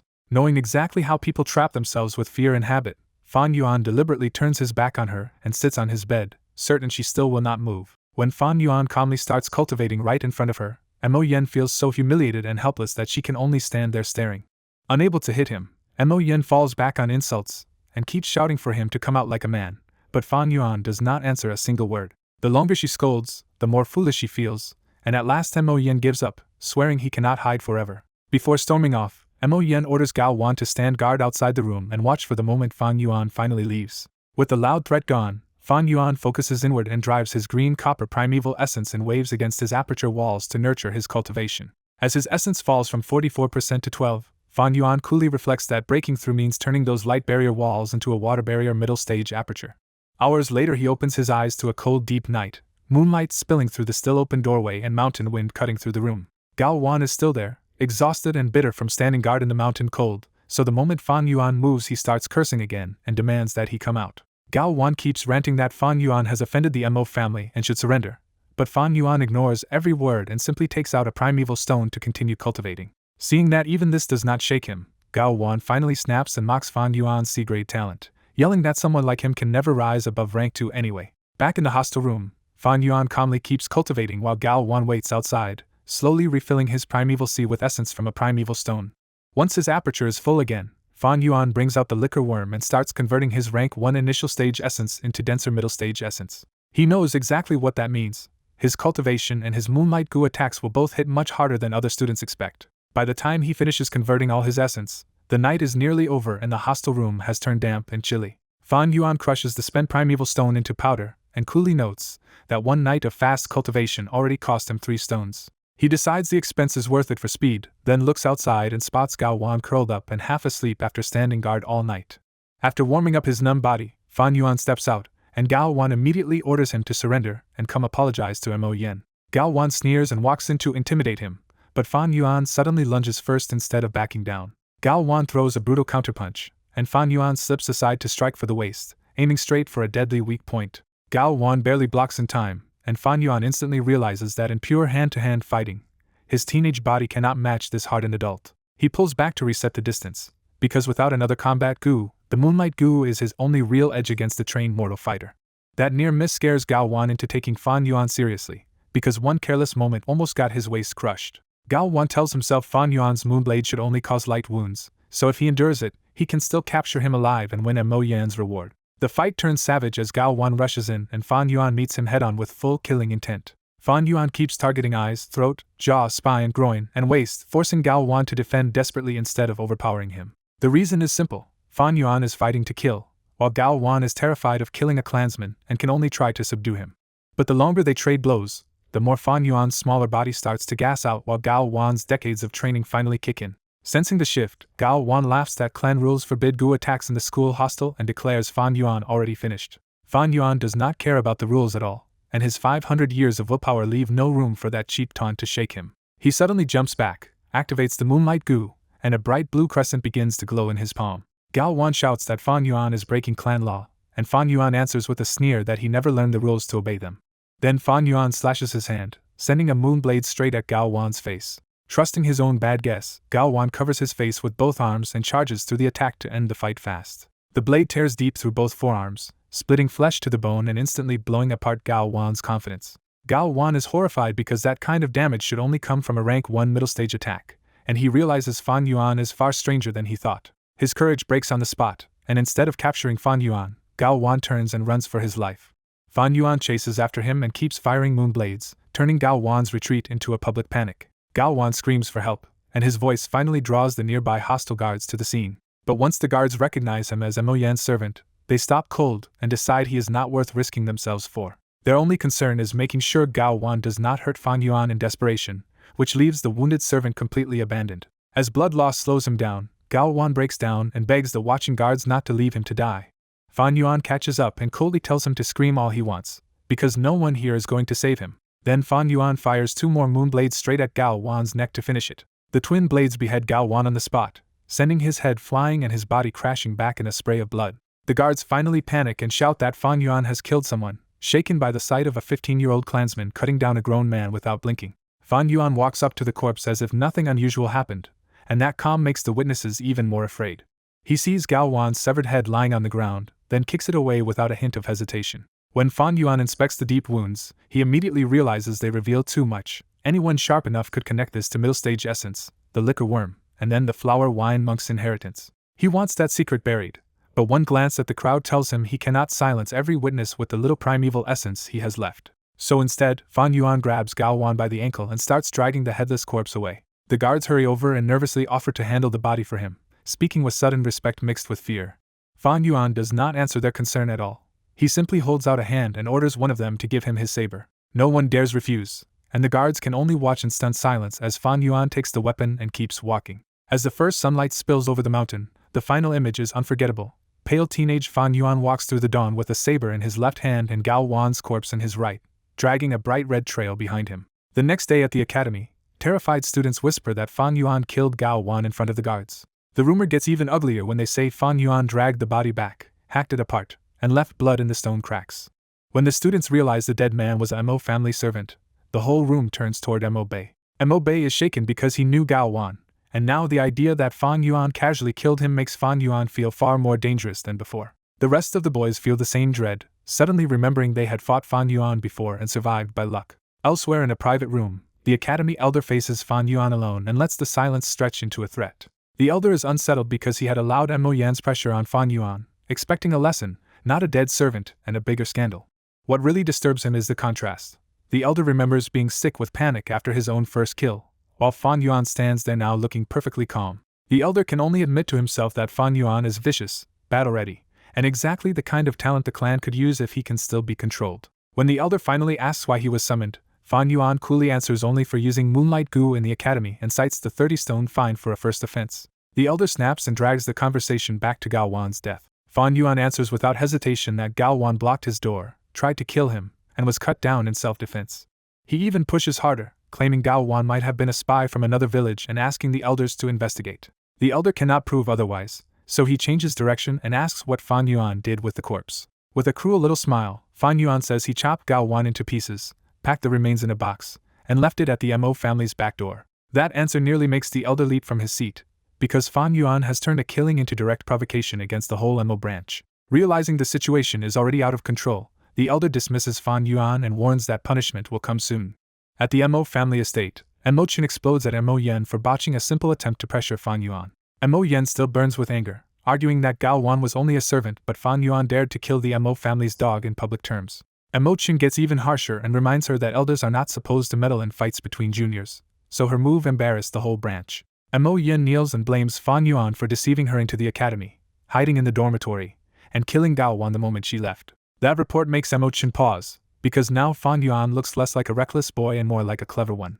He has a servant bring over the box Fan Yuan left at the back door. When MO Yen opens it, she is hit with Gao Wan's butchered remains and recoils in horror. Even after killing before, MO Yen almost vomits, while the servant holding the box shakes from the smell and sight. MO Chen calmly reveals that Fan Yuan delivered this to their own back door that morning. MO Yan's first reaction is pure outrage, and she storms for the door to drag Fan Yuan in for punishment.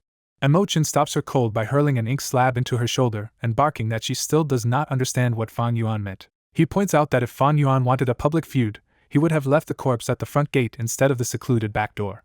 MO Yen fumbles through the contradiction, but MO Chen spells it out. Fan Yuan is offering compromise and threat at the same time. Because the box is too small for a whole body, Fan Yuan is signaling that he kept the rest and can dump it at the main entrance if the MO family pushes this any further.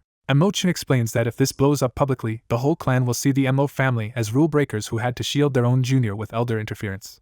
Now MO Chen openly praises Fan Yuan's move as tough, flexible, and smart enough to hit the MO family's weak spot with one wooden box. When MO Yen protests that Fan Yuan only has C-grade talent, MO Chen says that makes his sharp mind even more of a pity. He lists Fan Yuan's qualities one by one. He stayed calm under danger, endured insults, killed decisively, and planned the aftermath better than adults expected. Asked how to fix the disaster she caused, MO Yen proposes sacrificing Gao Wan's whole family to prove the MO branch still respects clan rules.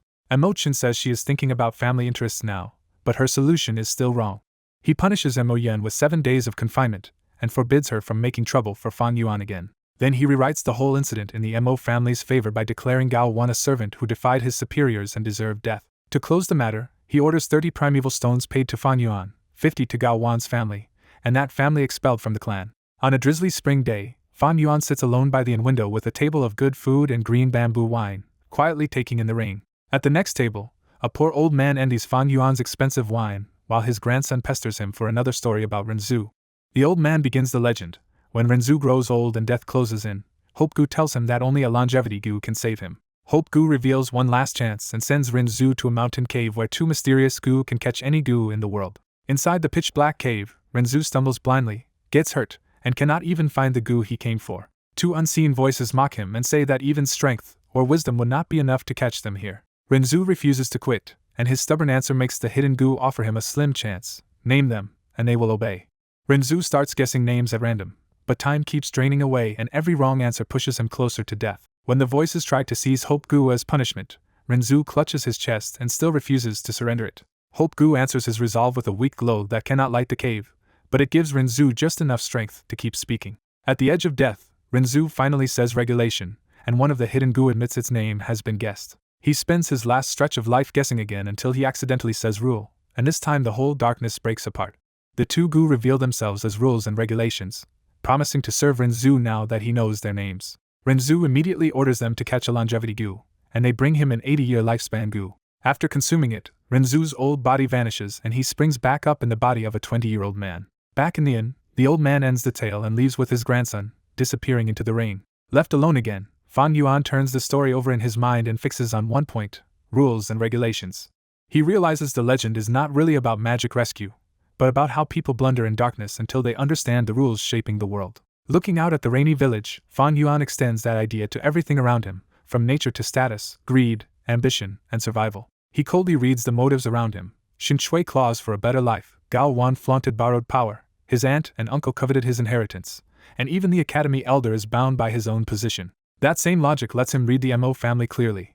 MO Chen cares most about family honor and stability, so he cannot openly break the clan's rules just to crush one junior. Fan Yuan concludes that the box of Gao Wan's chopped corpse already said exactly what he needed it to say: compromise if left alone, threat if pushed further. He knows his weak talent actually protects him here, because if he looked like a real future threat, the MO family would have accepted the cost of suppressing him. What gives Fan Yuan confidence is not just rebirth itself, but 500 years of experience reading how people and power really work. In his mind, that is how a demon survives in daylight, not by resisting the rules head-on, but by seeing them clearly and walking through them. Time moves on into May, and Qingmao Mountain shifts from spring rain to bright skies, flower scent, and busy terraced fields full of mortal farmers. Then the farmers hear the bells of a merchant caravan and realize the long-awaited traders have finally arrived. That excitement spreads fast because mountain trade is dangerous, and only large caravans backed by many Gu masters can cross the forests and beasts between villages.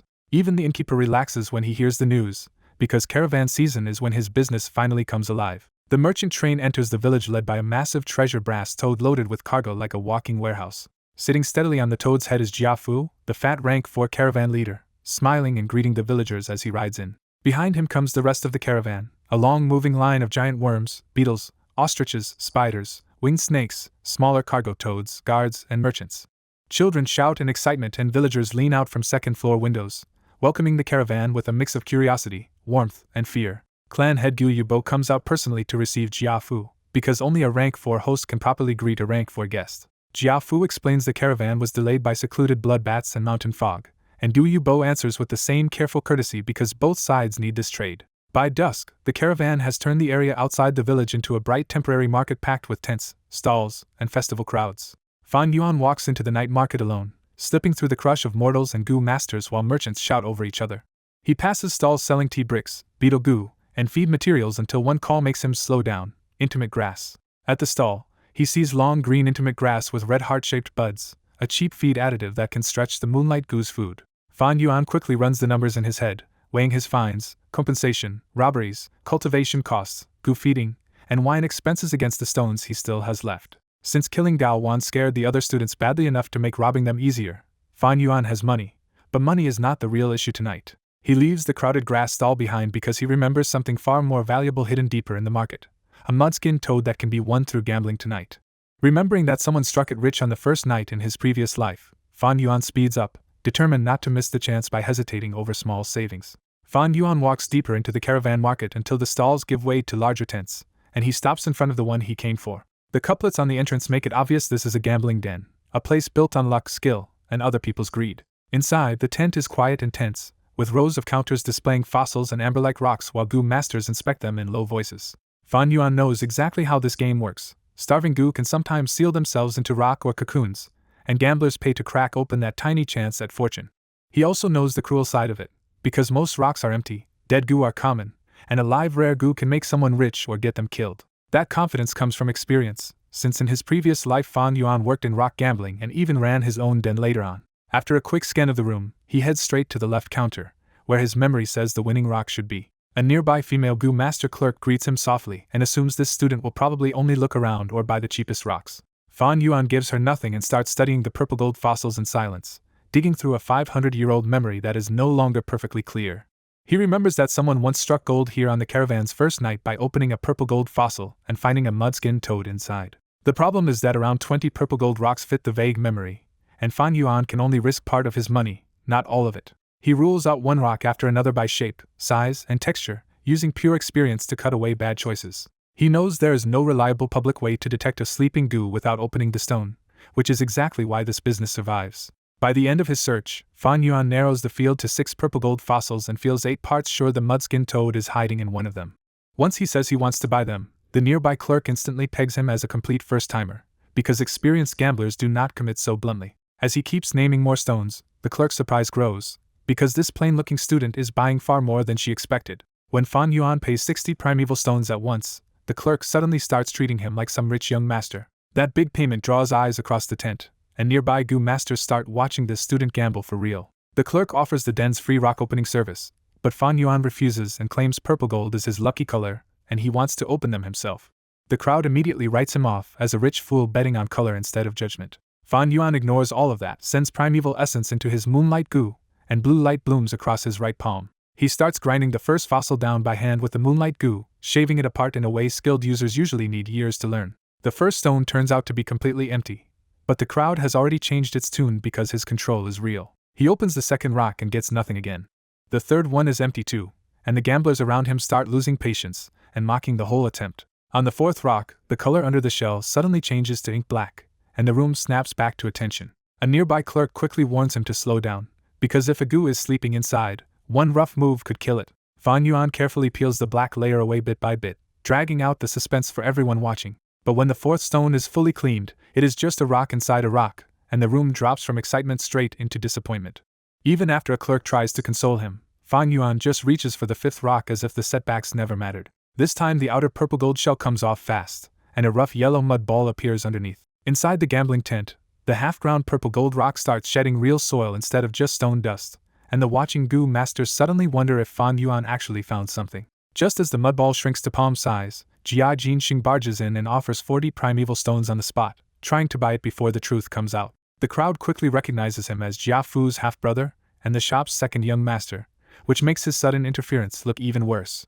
Jia Jinxing tries to sound generous, but Fan Yuan coldly calls it a forced purchase and reminds everyone that he is a Guyu clansman on Guyu territory. That one line flips the room against Jia Jinxing, and he has to retreat fast before the local goo masters step in. With the pressure gone, Fan Yuan goes back to grinding slowly, and a sleeping goo worm finally begins to emerge in front of everyone.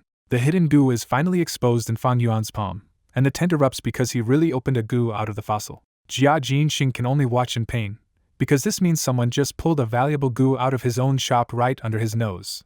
Fan Yuan calmly feeds it primeval essence, and the weak fossil goo wakes up without resisting. When the toad gives a soft croak, the room realizes it is not a dead find at all but a live goo, and the shock gets even louder. Someone identifies it as a mudskin toad, a rare rank 2 goo worth about 500 primeval stones, and envy sweeps through the whole tent. Jia Jinxing nearly kicks himself, realizing that if he had bid high enough earlier, he might have stolen the profit before Fan Yuan knew what he had. But Fan Yuan kills that hope immediately by reciting the mudskin toad's price, food, and use in refining a treasure brass toad, making it clear he knows exactly what it is worth.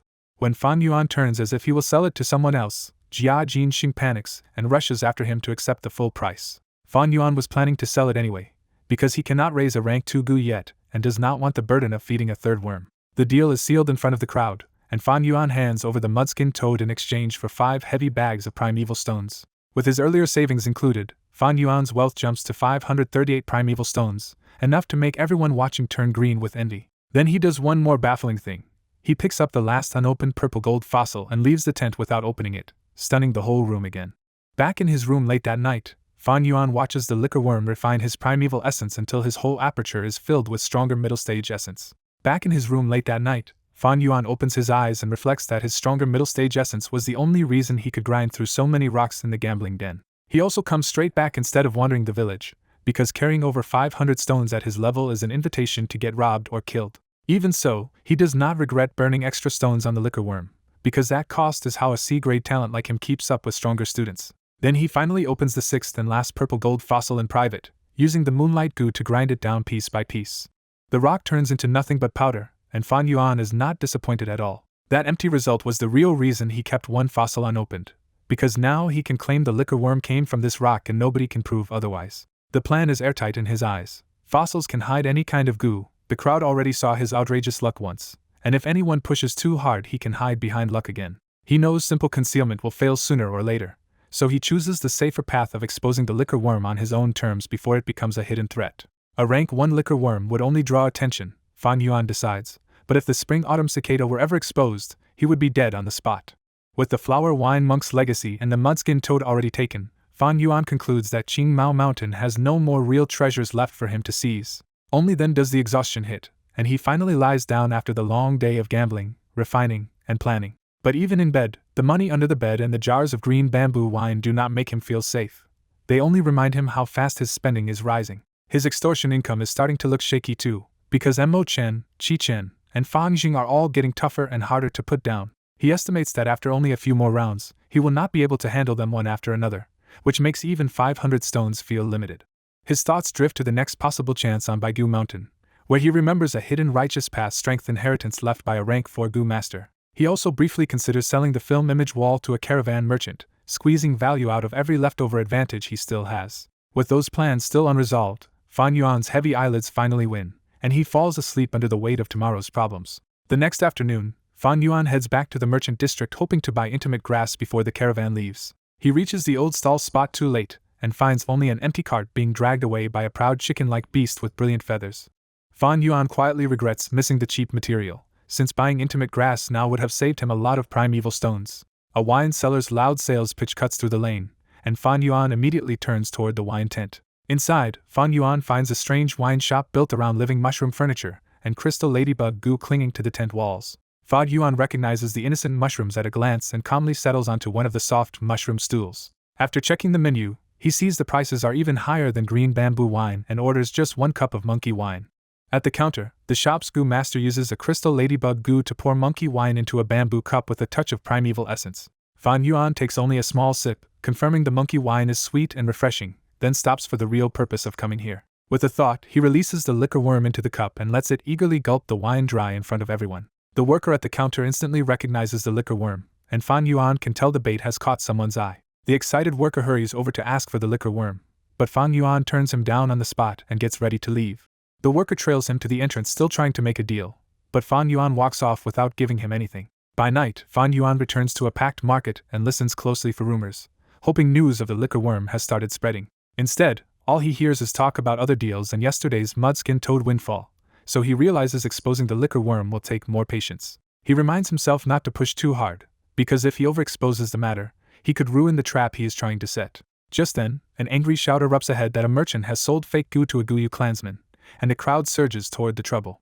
At the center of the commotion, Fan Yuan sees Jia Jinxing facing off against an enraged young Guyu clansman outside a big red tent. The young clansman holds up the black worm and accuses Jia Jinxing of cheating him with a fake black boar goo for 250 primeval stones. Jia Jinxing coldly denies ever calling it a black boar goo and demands proof, turning the accusation back on the buyer. The cheated clansman grabs Jia Jinxing in rage, but Jia Jinxing slaps his hand away and openly relies on Jia Fu's name to intimidate him. Jia Jinxing rubs salt in the wound by mocking the buyer's greed, saying anyone who expected a rare black boar goo for less than half price was asking to be fooled. The crowd seethes at Jia Jinxing's attitude, but nobody dares step in once they remember he is backed by a rank 4 goo master. Then the mood changes completely when Jia Fu arrives and the whole crowd parts to let the caravan leader through. The young clansman hurriedly reports the dispute to Jia Fu, still furious, but suddenly much more careful. Jia Fu turns to ask Jia Jinxing whether it is true, and Jia Jinxing only looks away and refuses to answer properly. After a tense pause, everyone waits to see whether Jia Fu will protect his brother or crush the weaker party.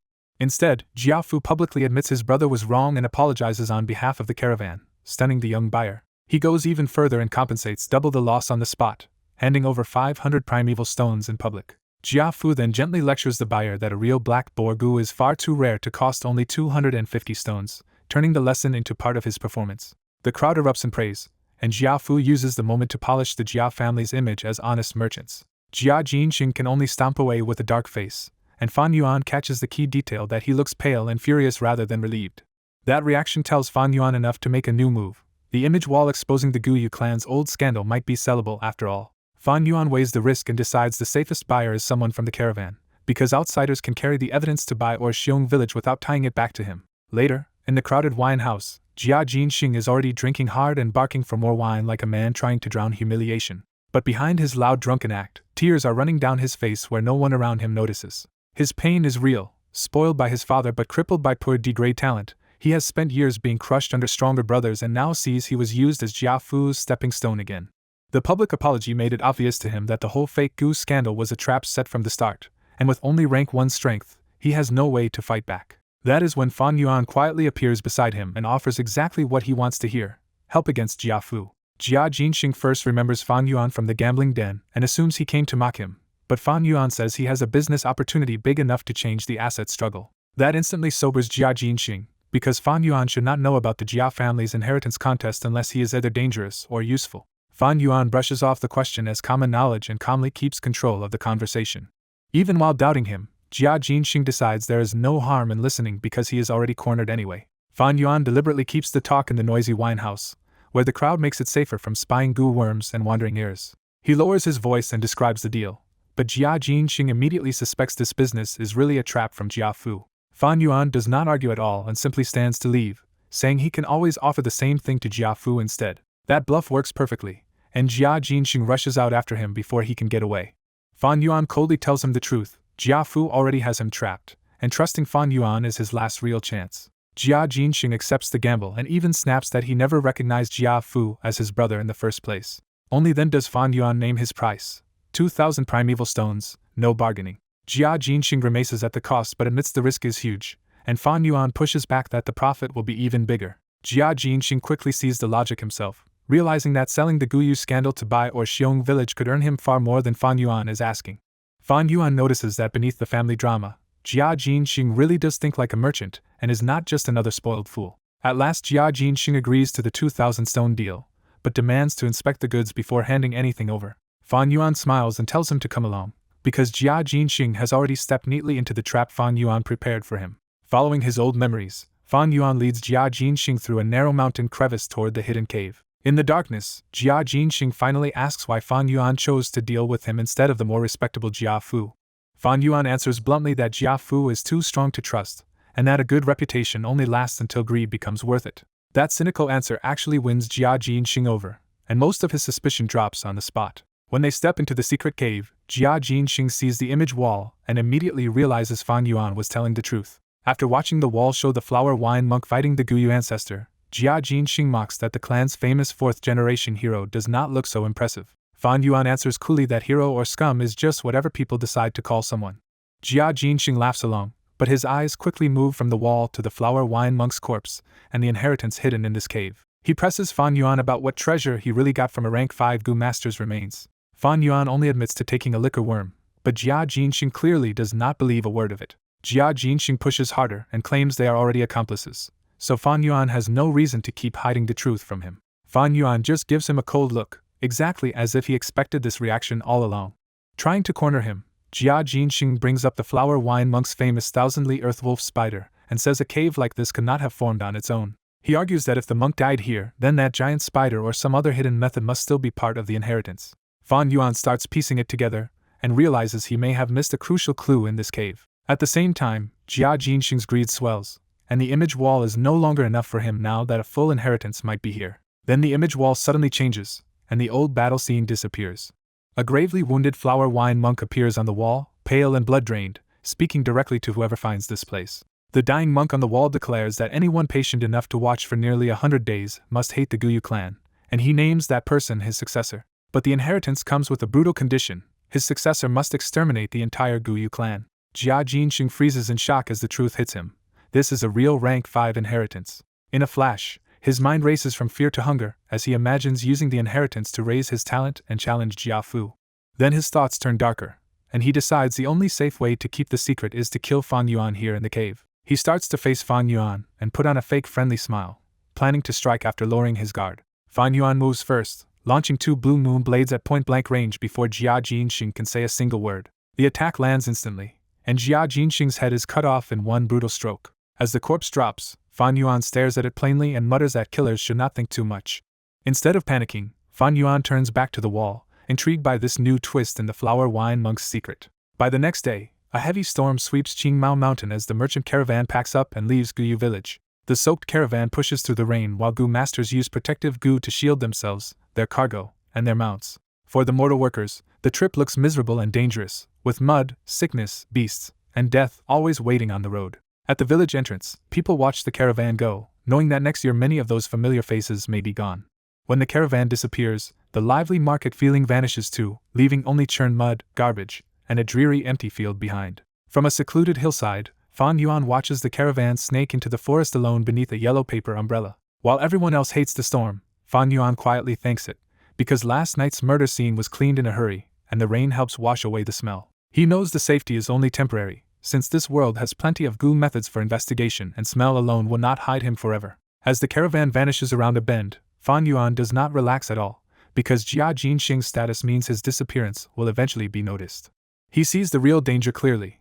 Once Jia Jinxing is reported missing, Jia Fu will come back to investigate. Fan Yuan also understands what Jia Jinxing never did, that the Jia family had put the 2 brothers together to temper one son and test the other. That is why Jia Jinxing had been such a useful pawn in Fan Yuan's plans despite his weak cultivation and shallow experience. With Jia Jinxing under control, Fan Yuan had planned to build smuggling channels and use an outsider to move where he could not. He had even meant to use the image wall to stir the 3 mountain clans into conflict and profit from the chaos from the shadows. And to Jia Jinxing, he could have inserted himself into the Jia family's future internal struggle and taken even greater benefits. But the flower wine monk's inheritance changed everything, because once that treasure appeared, Jia Jinxing could no longer be trusted or controlled. After the wall changed, the old images vanished, and a brief line of blood writing told Fan Yuan to break the wall open and follow the hidden path to the inheritance. He wanted to explore immediately, but the murder forced him to spend the whole night cleaning up instead of breaking the wall. Now he decides he cannot risk returning to the cave soon, and even his plan to expose the liquor worm will have to change while the investigation threat hangs over him. Instead, he chooses to stay in the village, spend primeval stones, and push his aperture to middle stage before taking on a demonic inheritance full of hidden dangers. Even under the crushing gray rain, Fan Yuan can still smile a little, because an unpredictable world is exactly what makes life interesting to him. Then he thinks of Jia Jianxing one last time and admits, with a trace of regret, that he had not actually wanted to kill such a useful pawn. After 4 straight days of rain, Qingmao Mountain opens into clear summer light, and the academy training ground fills with the hard sounds of sparring. In the ring, Fan Yuan drives Mo Bei back with a kick to the abdomen and knocks him out of the circle for his 33rd straight win. Mo Bei refuses to bow his head and swears he will beat Fan Yuan someday, still glaring at him through the loss. Fan Yuan coolly tells him that kick already caused internal bleeding and he should get treated first. Mo Bei tries to brush it off as nothing, but the next second he coughs up blood and finally looks scared. The instructor rushes in to calm the situation, and healing goo masters quickly take Mo Bei away to recover for a few days. That ugly scene chills the whole class, and the students around the arena start whispering that Fan Yuan is getting too strong and too ruthless to face. When the instructor calls for the next challenger, nobody steps up, because the only boys brave enough to face Fan Yuan have already been beaten. The instructor sees exactly what is happening. Fan Yuan's pressure has crushed the other students so badly that even their fighting spirit is starting to collapse. He tries to fire them up, yelling that Fan Yuan is just another 15-year-old classmate, not some monster with 3 heads and 6 arms. But the students only answer in weak voices that they cannot beat Fan Yuan, and they do not want to end up like the classmates he smashed around the arena. The instructor is furious because he can tell Fan Yuan is actually worn down after 33 fights, and just a few more challengers could probably expose that weakness. Still, his speeches have lost all effect, and Fan Yuan just watches the whole performance like a bystander instead of the man trapped in the middle of it. Out of options, the instructor turns on Fan Yuan and scolds him for hitting classmates too viciously, warning that one more student coughing blood will count as a loss. Fan Yuan fires back that training fights only mean something if people go all out, and enemies in a real battle will never be kind. The instructor calls that twisted logic, but Fan Yuan cuts deeper and reminds him that this whole bloodier practice came from the academy raising the prize and pushing everyone to fight harder. Cornered and embarrassed, the instructor threatens to strip Fan Yuan of the 20-stone prize for arguing with the teacher and refusing to act like part of the class. Fan Yuan laughs it off, says he does not care about a mere 20 primeval stones, and walks straight off the stage in front of everyone. The instructor is left stunned, because a poor 15-year-old with no backing should have been easy to bait with money and competition, but Fan Yuan simply refused the trap. The students instinctively keep their distance from Fan Yuan, leaving a clear empty space around him as if nobody wants to stand within his reach. What none of them realize is that Fan Yuan is quietly at his limit, panting under his calm face and hiding the tremor in his exhausted body. He knows experience alone cannot erase the limits of a 15-year-old body, and as the other students improve, he has to hit harder just to preserve the image that keeps them afraid. Fan Yuan also sees through the Academy Elder's plan completely. They want him beaten so his invincible image breaks and the class regains its nerve. But Fan Yuan needs that same fear for his own survival, because his extortion works only as long as the students still believe he cannot be touched. So his 33 wins were never about the 20-stone reward at all, only about keeping that deterrence alive without staying in the ring long enough to expose weakness. Once Fan Yuan steps off the stage, the pressure vanishes, and 2 other students hurry up to fight for the 20-stone prize themselves. Bruised students whisper that they should have waited instead of rushing Fan Yuan earlier, and they marvel that even the instructor was left with no way to stop him. The instructor can only glare from off to the side, while Fan Yuan lets the slightest smile show and privately mocks the man's blunt methods. From a 3rd-floor academy window, the academy elder watches the whole training ground in silence and frowns at how cleanly Fan Yuan slipped out of the snare. He admits to himself that Fan Yuan is hard to handle because he knows the academy rules too well and almost never leaves an opening to punish. That realization unsettles him even more because, despite years of preaching fairness, Fan Yuan has become the first student he truly dislikes. He finally understands why. Fan Yuan is not just rebellious, he is calmly arrogant, and shows no real reverence toward teachers or the academy itself. To the elder, ordinary troublemakers are manageable because fear still controls them, but Fan Yuan's calm refusal to fear authority makes him dangerous. He decides on the spot that Fan Yuan has to be suppressed, because one fearless boy could teach the whole class to stop revering their teachers. Even so, the elder has no immediate move, since Fan Yuan broke no rule and he cannot personally stoop to bullying a student without cause. For now he can only wait until other students reach rank 1 middle stage, especially Fang Jing, Qi Chen, or Mo Bei, the 3 he sees as this batch's best seeds. Looking closer, the elder is pleased to see the class already dividing into 3 young factions around Fang Jing, Qi Chen, and Mo Bei. He sees that as a good sign, because the academy uses competition to form future leaders long before the students officially grow into clan power. His next plan is simple. Once those 3 advance first, he will give them class offices and authority so their circles lock into place. There is only one student outside all those circles, because Fan Yuan refuses both to join others and to let others join him unless they are useful. That lonely, antisocial streak is another reason the elder resents him, since a boy who will not integrate is harder for the clan to hold. Still, the elder calms himself by trusting the clan's system, believing time, rewards, status, and repeated social pressure will eventually drag even Fan Yuan into line. In his eyes, that is the clan's true strength, using roles, prizes, kinship, friendship, and love to turn every student into a loyal piece of the family order. That night, Mo Bei stands in the courtyard under the moon, already calmer after the beating Fan Yuan gave him. Mo Yen comes up behind him and checks on his injury, hiding her real worry behind casual teasing. Mo Bei grins and says Fan Yuan is not as unbeatable as everyone thinks, because he heard him panting during the fight. The loss only hardens his resolve, and Mo Bei vows to defeat Fan Yuan fair and square one day. Mo Yen praises his spirit, then slips back into older sister mode and warns him not to train his injured body for a few days. Mo Bei says he already has a plan. While resting, he will nurture his aperture walls, break through to middle stage, and take the class chairman's seat. Mo Yen admits she only reached vice chairman before, so she quietly hopes Mo Bei can achieve what she could not. Mo Bei answers without hesitation that the chairman position is his to win. At the same time in the Qi family, Qi Lian secretly helps Qi Qing cultivate inside a torch-lit stone room. Qi Qing strains to suppress his own primeval Si, because letting his essence clash with his grandfather's would damage his aperture. When the transfer ends, both of them know the method is risky, but Qi Lian says they have no choice if they want to hide Qi Qing's weak C-grade talent. Qi Lian also warns that feeding Qi Qing too much outside essence will stain his aperture and choke off his future growth. Even after hearing that price, Qi Qing says he is willing to sacrifice his own prospects for the Qi family's future. That loyalty pleases Qi Lian, and he tells his grandson there is still hope if they can find a cleansing water goo to wash away the foreign energy. Qi Lian reveals he has also been searching for a liquor worm, a rare goo that could refine Qi Qing's essence with no risk or side effects. Qi Lian quickly tempers that hope, warning that rare goo like the liquor worm are usually snapped up as soon as they reach the market. Elsewhere that same night, Fan Jing cultivates hard in his room and feels himself closing in on middle stage thanks to his A-grade talent. When he finishes, 2 spent primeval stones have already crumbled to powder at his bedside. Then the real problem hits him. His money pouch is nearly empty, and cultivation burns through stones faster than his family can support.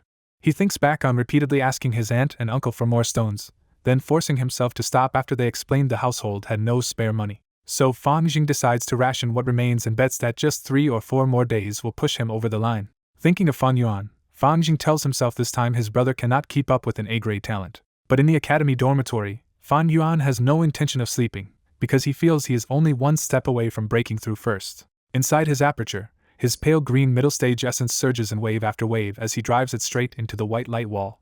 The wall finally gives way, turning from a thin light barrier into a thicker flowing white water wall as Fan Yuan reaches rank 1 middle stage. When Fan Yuan opens his eyes, sunlight is already slipping through the curtains, and he realizes he cultivated straight through the night. The next morning in class, the students immediately notice Fan Yuan's seat is empty and start whispering that the academy elder is furious. The academy elder hides his satisfaction under that anger, because Fan Yuan's absence gives him the perfect excuse to cut down the boy's growing dominance. He calls in 2 guards and orders them to drag Fan Yuan over from the dormitory. The whole class perks up at once, eager to watch Fan Yuan finally get punished. Even Fan Jing thinks his brother brought this on himself by openly challenging the elder's authority. The elder slams the desk and restores silence.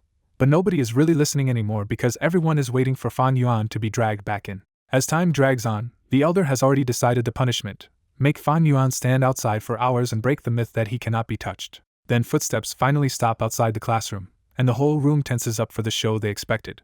A student rushes to open the door, only to freeze in terror the moment he sees what is outside. He screams and crashes backward to the floor, and that panic tells everyone something is horribly wrong. The first thing they see is a blood-soaked hand pushing the door wider. Then Fan Yuan steps into view covered in blood, dragging one of the academy guards behind him by the hair. The dragged guard is horribly maimed, with his left arm torn off at the shoulder, and blood keeps spreading across the academy floor. The classroom erupts into panic as students jump up and start screaming that Fan Yuan has killed the academy guards. The academy elder is stunned for a heartbeat, then furious, because Fan Yuan has just splashed blood all over the academy's authority. He points at Fan Yuan and roars that unless there is a very good explanation, killing academy guards means prison and judgment by the clan. Fan Yuan does not flinch at all, still looking eerily calm while the entire room shakes around him. He lets the guard's head drop into the blood with a wet thud, making the scene even more brutal before he finally speaks.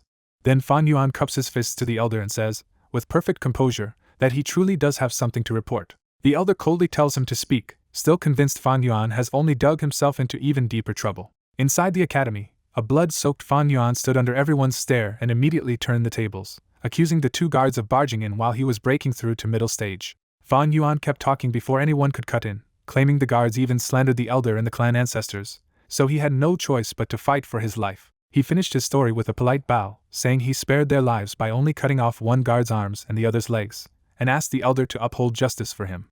The students barely cared about the mangled guards anymore, because one line from Fan Yuan drowned out everything else. He said he had already reached rank 1 middle stage. The academy elder warned him coldly that lying now would only make his punishment worse, but Fan Yuan just smiled and invited him to inspect for himself. The elder pressed a hand to Fan Yuan's abdomen and looked into his aperture, where he found a calm green copper primeval sea and the white water wall of a true middle stage cultivator. The elder hid his shock as long as he could, then admitted in front of everyone that Fan Yuan had really advanced. That verdict hit the class like a thunderclap, because a C-grade Fan Yuan had just beaten every A-grade and B-grade expectation.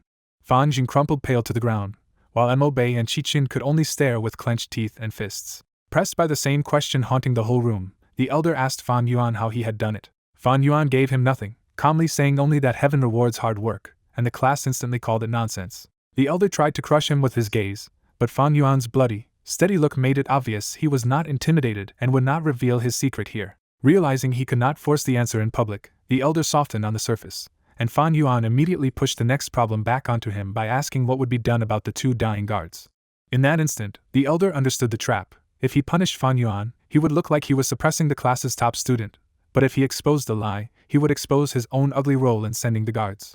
He hated it, but the rules of his own position left him only one safe move: save the guards, drop the case, and publicly praise Fan Yuan instead. Fan Yuan answered with bland politeness that it was all thanks to the academy's nurturing, which only made the elder's humiliation sting more. Afterward, the elder had a healing goo master save the guards, but their crippling injuries still got them thrown out of the academy, while Fan Yuan walked away praised instead of punished. The result scared the students, and once the story spread beyond the academy, Fan Yuan's impossible breakthrough became the whole clan's favorite topic over meals and tea.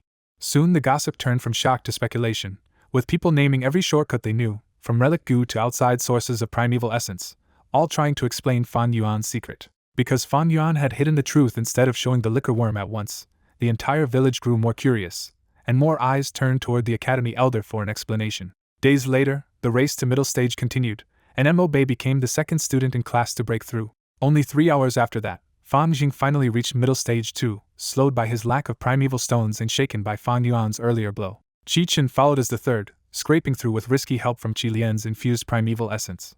On the 5th day, the academy gathered again for subsidy distribution, and this time everyone knew the elder would also name the class chairman and vice chairman. The elder called Fan Yuan up first, and the whole class followed him with envy, suspicion, and resentment as he walked to the front. In front of everyone, the elder gave Fan Yuan a reward pouch of 30 primeval stones for being the first to reach middle stage. Fan Yuan did not trust the elder's word and checked the pouch himself on the spot, which made the elder quietly assume he was desperately short on resources.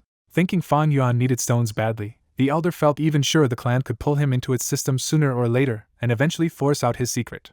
Then the elder raised the stakes, announcing that Fan Yuan not only had priority for choosing a second gu, but was now appointed class chairman. The room reacted exactly as expected, with Mo Bei and Qichin simmering, and Fan Jing paling at the thought of having to bow to his own brother as chairman. But Fan Yuan stopped the ceremony cold and calmly refused the chairman post, saying that role should go to someone more talented. The elder stared at him in disbelief and reminded him that the chairman received 10 extra primeval stones each time, because no student had ever turned this down before. For the elder, this was more than lost prestige, because making Fan Yuan chairman would have tied him into clan duties and stopped him from extorting his classmates so freely. Fan Yuan only asked one simple question back. The rules did not force the first-place student to accept, did they? When the elder had to admit the rules did not, Fan Yuan thanked him politely and walked back to his seat, leaving the whole academy in an uproar. The class could hardly believe anyone would throw away honor and extra stones, but Mo Bei suddenly realized that Fan Yuan's refusal had just dropped the chairman's seat into his lap. Qichin could only think Fan Yuan was a fool, and Fan Jing felt that even becoming vice chairman meant nothing now. The elder's mood turned truly black, because Fan Yuan was not just refusing a title, he was refusing the clan's easiest way to pull him under control. When the subsidy ceremony finally ended, Mo Bei took the chairman position, Fan Jing and Qichin became vice chairman, and the poorer students could only stare at their extra stones with raw envy. As the students leave the academy in a calm sunset glow, They quietly mock Fan Yuan for giving up the class chairman position. Mo Bei basks in the new status, smiling proudly as other students bow and greet him as class chairman. Walking behind him, Chi-Ching looks annoyed at Mo Bei's swagger but still enjoys being called vice chairman. That little taste of rank only makes Chi-Ching greedier, and he starts wishing the chairman's seat had been his instead. Fan Jing feels the opposite, because the moment he reaches the gate he finds Fan Yuan waiting there like always. Fan Yuan coolly announces the old rule again, 1 primeval stone per student, as if the new class titles mean nothing. When Fan Jing protests that he is vice chairman now, Fan Yuan just raises the price and tells him to hand over 3 stones. Then Mo Bei charges in full of authority, demanding that Fan Yuan bow to the class chairman first. Fan Yuan answers that demand with a punch straight to Mo Bei's face. After a short exchange, Fan Yuan knocks Mo Bei unconscious and leaves the new chairman crumpled on the ground. Even the gate guards see everything and still decide they want no part of provoking Fan Yuan. After dropping Mo Bei, Fan Yuan also forces Fan Jing and Chi-Ching into line, proving the new rankings have changed nothing. Fan Yuan calmly rewrites the tolls on the spot, 1 stone from normal students, 3 from vice chairman, and 8 from the class chairman. The students can only sigh and hand over their stones, because the chairman and vice chairman are being squeezed down to almost the same level as everyone else. Once they are outside, the students finally understand why Fan Yuan refused the title at all. Extortion pays far better than being chairman. That ugly truth kills the glamour of the positions, because even the top students still end up just another target under Fan Yuan. In his office, the academy elder slams the table in fury because Fan Yuan has not just extorted again, he has openly weakened the clan's reward system. He realizes Fan Yuan is not merely causing trouble now, he is using raw strength to push against the clan's order itself. But the elder also knows he cannot step in directly, because the clan head, Qi Lian, and Mo Chen all want their heirs hardened by setbacks, not protected by adults. So his thoughts return to the real mystery. How did Fan Yuan break through to middle stage so fast? The reports show Fan Yuan's clean background, dead parents, bad relationship with his uncle's family, and his lonely life in the academy hostel. They also remind him that Fan Yuan was once praised like a future genius, only to be dropped hard after awakening with mere C-grade talent. His recent trail is just as plain: study by day, cultivate by night, and sometimes slip out to buy better food and a lot of green bamboo wine. The elder starts to understand Fan Yuan's cold rebellion, but that only makes him more frustrated that the reports still reveal nothing about the breakthrough itself. Then a knock interrupts everything, and the clan head's personal guard arrives with urgent orders to go to the main pavilion at once. The reason hits like cold water: Jia Fu has returned, and Jia Jinxing has gone missing. On the moonlit road to the pavilion, the academy elder grimly measures the danger, because an ordinary missing Gu master is one thing, but Jia Jinxing's death could drag the whole clan into disaster. He knows Jia Fu's rank 4 strength, Jia Jinxing's powerful family, and the clan's dependence on merchant ties make this crisis far bigger than one missing person. When he enters the conference hall, the whole room is already under pressure, with Jia Fu standing in the center and every clan elder forced to stand as well. The clan head skips courtesy and asks one thing immediately: where is Fan Yuan? The elder is caught off guard, and the clan head explains that Jia Fu suspects Jia Jinxing's disappearance is tied to Fan Yuan. Jia Fu refuses to sit, using that stubborn posture to pressure the Guyu clan and prove how seriously he intends to pursue the culprit. Soon the academy elder brings Fan Yuan into the hall, where he salutes calmly in front of Jia Fu, the clan head, and the assembled elders. Jia Fu has already brought a witness from the gambling den, and she immediately identifies Fan Yuan as the same boy from that day. Jia Fu does not attack openly, but his cold look and loud confirmation make it clear he has come prepared to pin this on Fan Yuan. The clan head pushes back by warning the witness that Fan Yuan has an identical twin, forcing her to hesitate instead of condemning him too easily. Jia Fu immediately answers with polite praise for the Guyu clan's great leaders, a smoother move that still corners the clan head into giving him a fair interrogation. Behind that calm face, the clan head makes his own choice. If Fan Yuan is guilty, he can be sacrificed, but if Fan Jing is involved, Fan Yuan may have to bear the blame instead. So the clan head softens his tone and gently asks Fan Yuan whether he knows anything at all about Jia Jinxing. Fan Yuan coolly plays dumb and asks who Jia Jinxing even is. That claim is shattered at once when the gambling den witness blurts out that Fan Yuan bought purple gold rocks there and drew Jia Jinxing's eye with a mud-skin toad. Fan Yuan immediately changes tack, pretending he only now remembers Jia Jinxing but insisting they never met again after that. A second witness steps forward from the wine shop and says Fan Yuan is lying again, because he personally saw Fan Yuan and Jia Jinxing drinking together in secret. Fan Yuan acts flustered and tries to deny the identification, but the witness only gets more confident. Then the witness drops the detail that matters most. He remembers Fan Yuan because Fan Yuan fed monkey wine to a liquor worm right there in the shop. Inside, Fan Yuan is pleased the witness finally said exactly what he wanted, but outwardly he only looks shocked. The academy elder seizes on the liquor worm at once, because that suddenly looks like the missing link behind Fan Yuan's rapid advance. He demands to know where Fan Yuan got that goo, and now the entire hall turns on Fan Yuan at once. Fan Yuan clenches his fists and refuses to answer for a moment, making the elders even angrier as they press him to confess whether the liquor worm belonged to Jia Jinxing. At last Fan Yuan bursts out in indignant fury that the liquor worm is not Jia Jinxing's at all, because he opened it himself. In the clan hall, Fan Yuan finally admits he opened the last gambling rock in private and found a liquor worm inside. He explains that his primeval essence was low, so he only opened 5 rocks at the den, carried the 6th back to the hostel, and refined the weak newborn liquor worm on the spot. The elders are stunned that one boy got both a mudskin toad and a liquor worm from 6 rocks, and Fan Yuan points to the female guard as his witness. Pressed by every gaze in the room, the female guard confirms Fan Yuan really bought 6 rocks, opened the mudskin toad on the 5th, and carried the 6th away unopened. Some elders mutter that his luck is absurd, but others cut in with a practical answer. Goo worms pulled from fossils are so weak that even a low-rank boy can refine them. Fan Yuan keeps building his alibi and says that the next day he visited a wine shop, saw Jia Jinxing selling a fake black boar goo, and watched Jia Fu step in to settle the mess. He says he later found Jia Jinxing drinking alone, casually asked the liquor worm's value, and Jia Jinxing immediately tried to force a purchase. Fan Yuan says he refused, planned to keep the worm until rank 2, and left after Jia Jinxing angrily threatened both him and the Guyu clan. Jia Fu asks the key question, and Fan Yuan admits Jia Jinxing really did chase after him and offer 50 more stones before disappearing for good. That answer traps Jia Fu, because it sounds exactly like his brother's behavior, and leaves him with suspicion but no proof. Jia Fu suddenly lashes out and demands to know if Fan Yuan killed Jia Jinxing, trying to crush him with pure pressure. Fan Yuan denies it again, and with no evidence left, the whole interrogation stalls in ugly deadlock. Guyu Bo steps in at last, offended that Jia Jinxing threatened the clan and even more offended that Jia Fu is bullying a Guyu Jr. in front of the whole hall. The clan head asks a blunt question back. If Jia Fu still has no traces after so many days, what solid clue does he actually have? Jia Fu has to admit the clues all ended in nothing, and the heavy rain that day likely wiped away any blood trail as well. Guyu Bo presses harder by bringing up the Jia family's underworld path butterfly, the tracking goo that should have led Jia Fu straight to his brother's worms. Jia Fu reveals he already used it, and its failure means every goo Jia Jinxing carried was destroyed along with him. That answer only makes the murder stranger, and as the room goes quiet over the missing motive, Fan Yuan stands still and lets the doubt spread. Fan Yuan suddenly throws out a poisonous suggestion. Maybe Jia Fu himself wanted his brother dead to gain a bigger share of the family inheritance. The elders shout him down, but Fan Yuan has already landed the blow and gone quiet on purpose.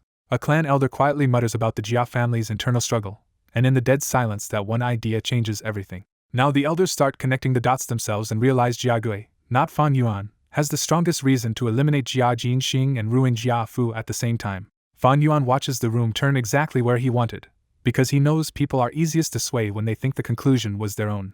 Even the academy elder finally decides Fan Yuan is only a lucky student who hid the liquor worm, not a killer capable of erasing every trace. With the hall's suspicion finally broken, Fan Yuan knows the first step worked, but he also knows Jia Fu is not done yet. Jia Fu's eyes harden again as he realizes the truth may point to Jia Gui, but that truth still does nothing to save him from blame back home. He makes a cruel choice on the spot and decides that if he cannot prove Jia Gui's hand, Fan Yuan will have to serve as the scapegoat instead. So Jia Fu raises his voice and demands that Fan Yuan prove he was nowhere near Jia Jinxing when the murder happened. The Guyu elders instantly see through him and realize he is trying to dump the whole scandal onto their clan student. Fan Yuan acts cornered and says nothing at first, baiting Jia Fu into pushing even harder. When Jia Fu forces a yes or no answer, Fan Yuan finally grits out that he has no witness. Jia Fu is just about to nail him as the murderer when the academy elder steps in front of Fan Yuan and declares himself the witness. He reveals that he secretly investigated Fan Yuan after his sudden breakthrough, and those records show Fan Yuan never had time to commit the murder. Fan Yuan quietly enjoys the result, because the academy elder has just protected him with the exact evidence he expected to appear.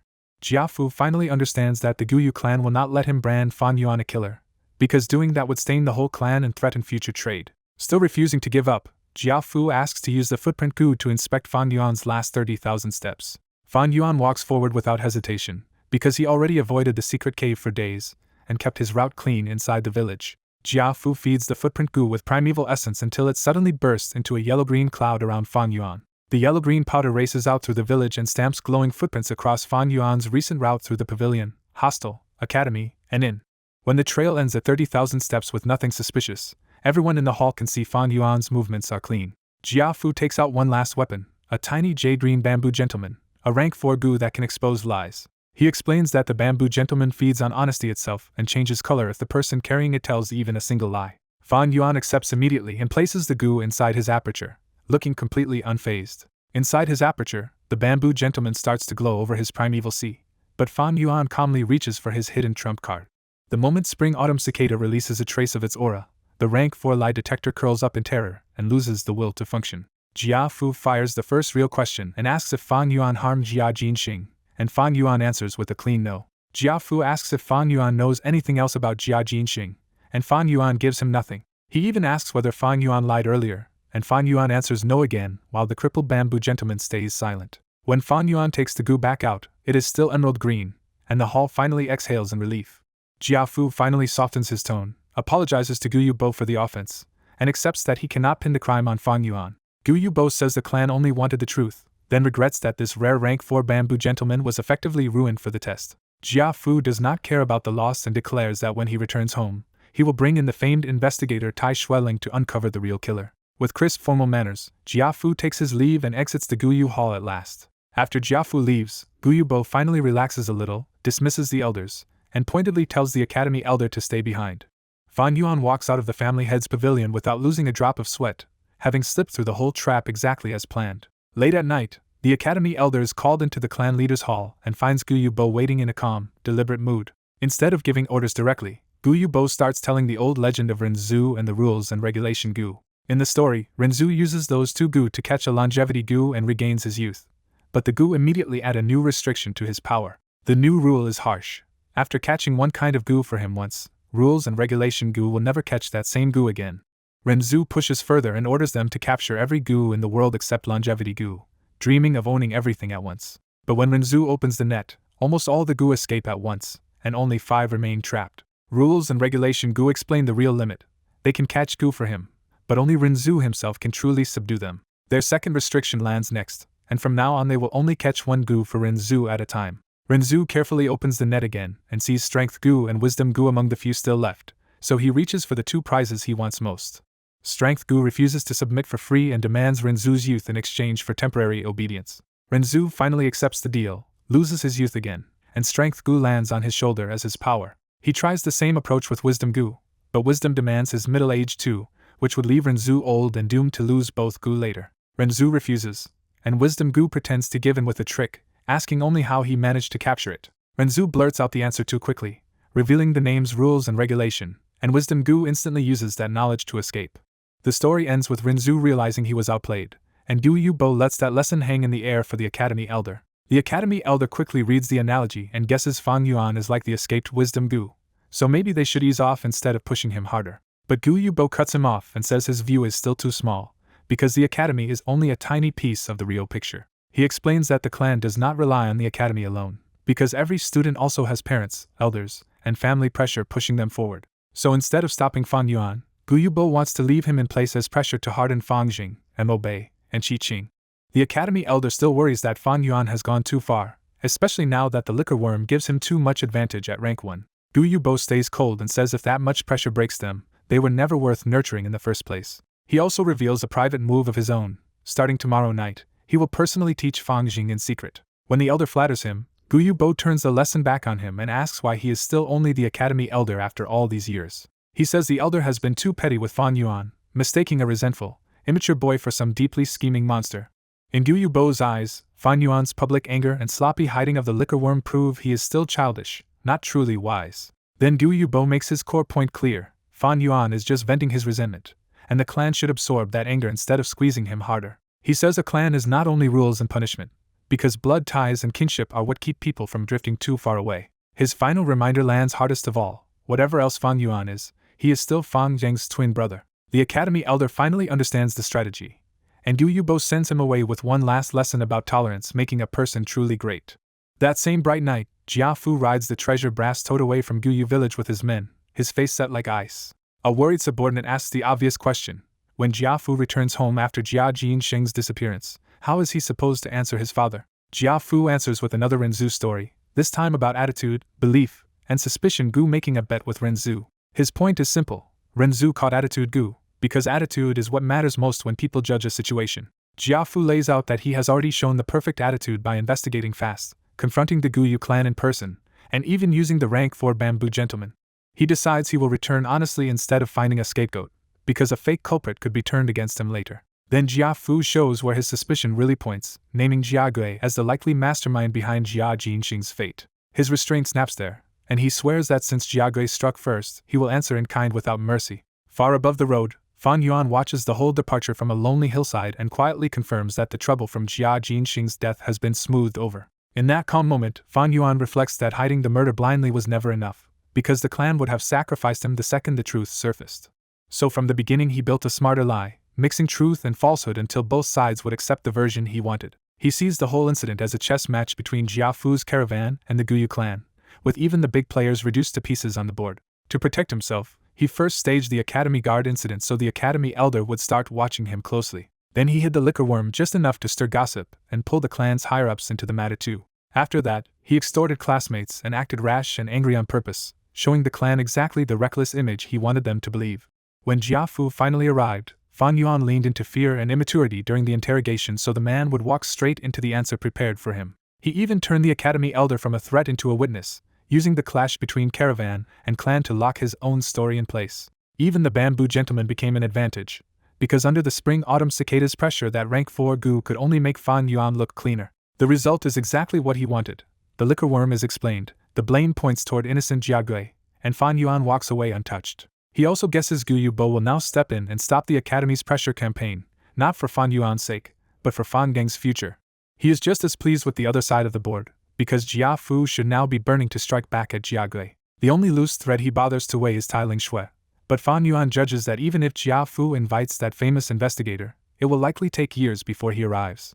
That timeline reassures him, because in 2 or 3 years his cultivation should already be in a completely different league. Breathing in the fresh mountain air, Fan Yuan lets himself enjoy the peace of the moonlit Qing Mao Mountain for a brief, rare moment. Looking at the moon, he thinks of the old tale of monkeys chasing the moon's reflection in a well, mistaking illusion for the real thing. To Fan Yuan, most people in this world are doing the same thing, chasing reflections in their eyes and hearts without knowing it. And standing alone on the hill, Fan Yuan makes his own wish plain. He wants to become the real moon, high above everyone else. On a quiet early summer night, Fan Yuan slipped back into the hidden cave and knelt before the plain stone wall that once showed Flower Wine Monk's message. He remembered how the wall had briefly revealed Flower Wine Monk's inheritance, but Jia Jinxing's murder and the investigation forced him to stay away until the village finally relaxed its guard. Now he had spent 6 straight nights shaving the wall down with his moonlight goo, choosing slow silence over any noisy tools that might expose him. Exhausted and sweating, Fan Yuan checked his aperture and saw less than 20% primeval essence left, but the hollow sound in the wall told him he was close. He forced out one more burst of moonlight, opened a small hole, and then smashed it wider with a kick. A stale breath of trapped air rolled out from the hole, and Fan Yuan immediately backed off instead of rushing in. After letting the cave breathe, he returned and widened the breach until he could finally fit through. Beyond the wall, a long red-lit tunnel slanted downward into the mountain, but Fan Yuan stopped at the entrance and judged the danger before taking a single step. He reminded himself that a strength inheritance was not free treasure at all, but a chain of tests, and demonic inheritances could just as easily be death traps. Since Flower Wine Monk wanted an avenger against the Guyu clan, Fan Yuan guessed this inheritance was probably real, but he still refused to trust it without testing everything. He threw a rock down the passage first, listened to it roll safely, and still decided that was not enough proof. Instead, he spread rock powder at both entrances so he could tell later if anything had passed through while he was gone. To keep his nightly absences looking normal, Fan Yuan fetched wine, soaked himself in the smell, and returned to the school hostel at midnight like it was just another drunken outing.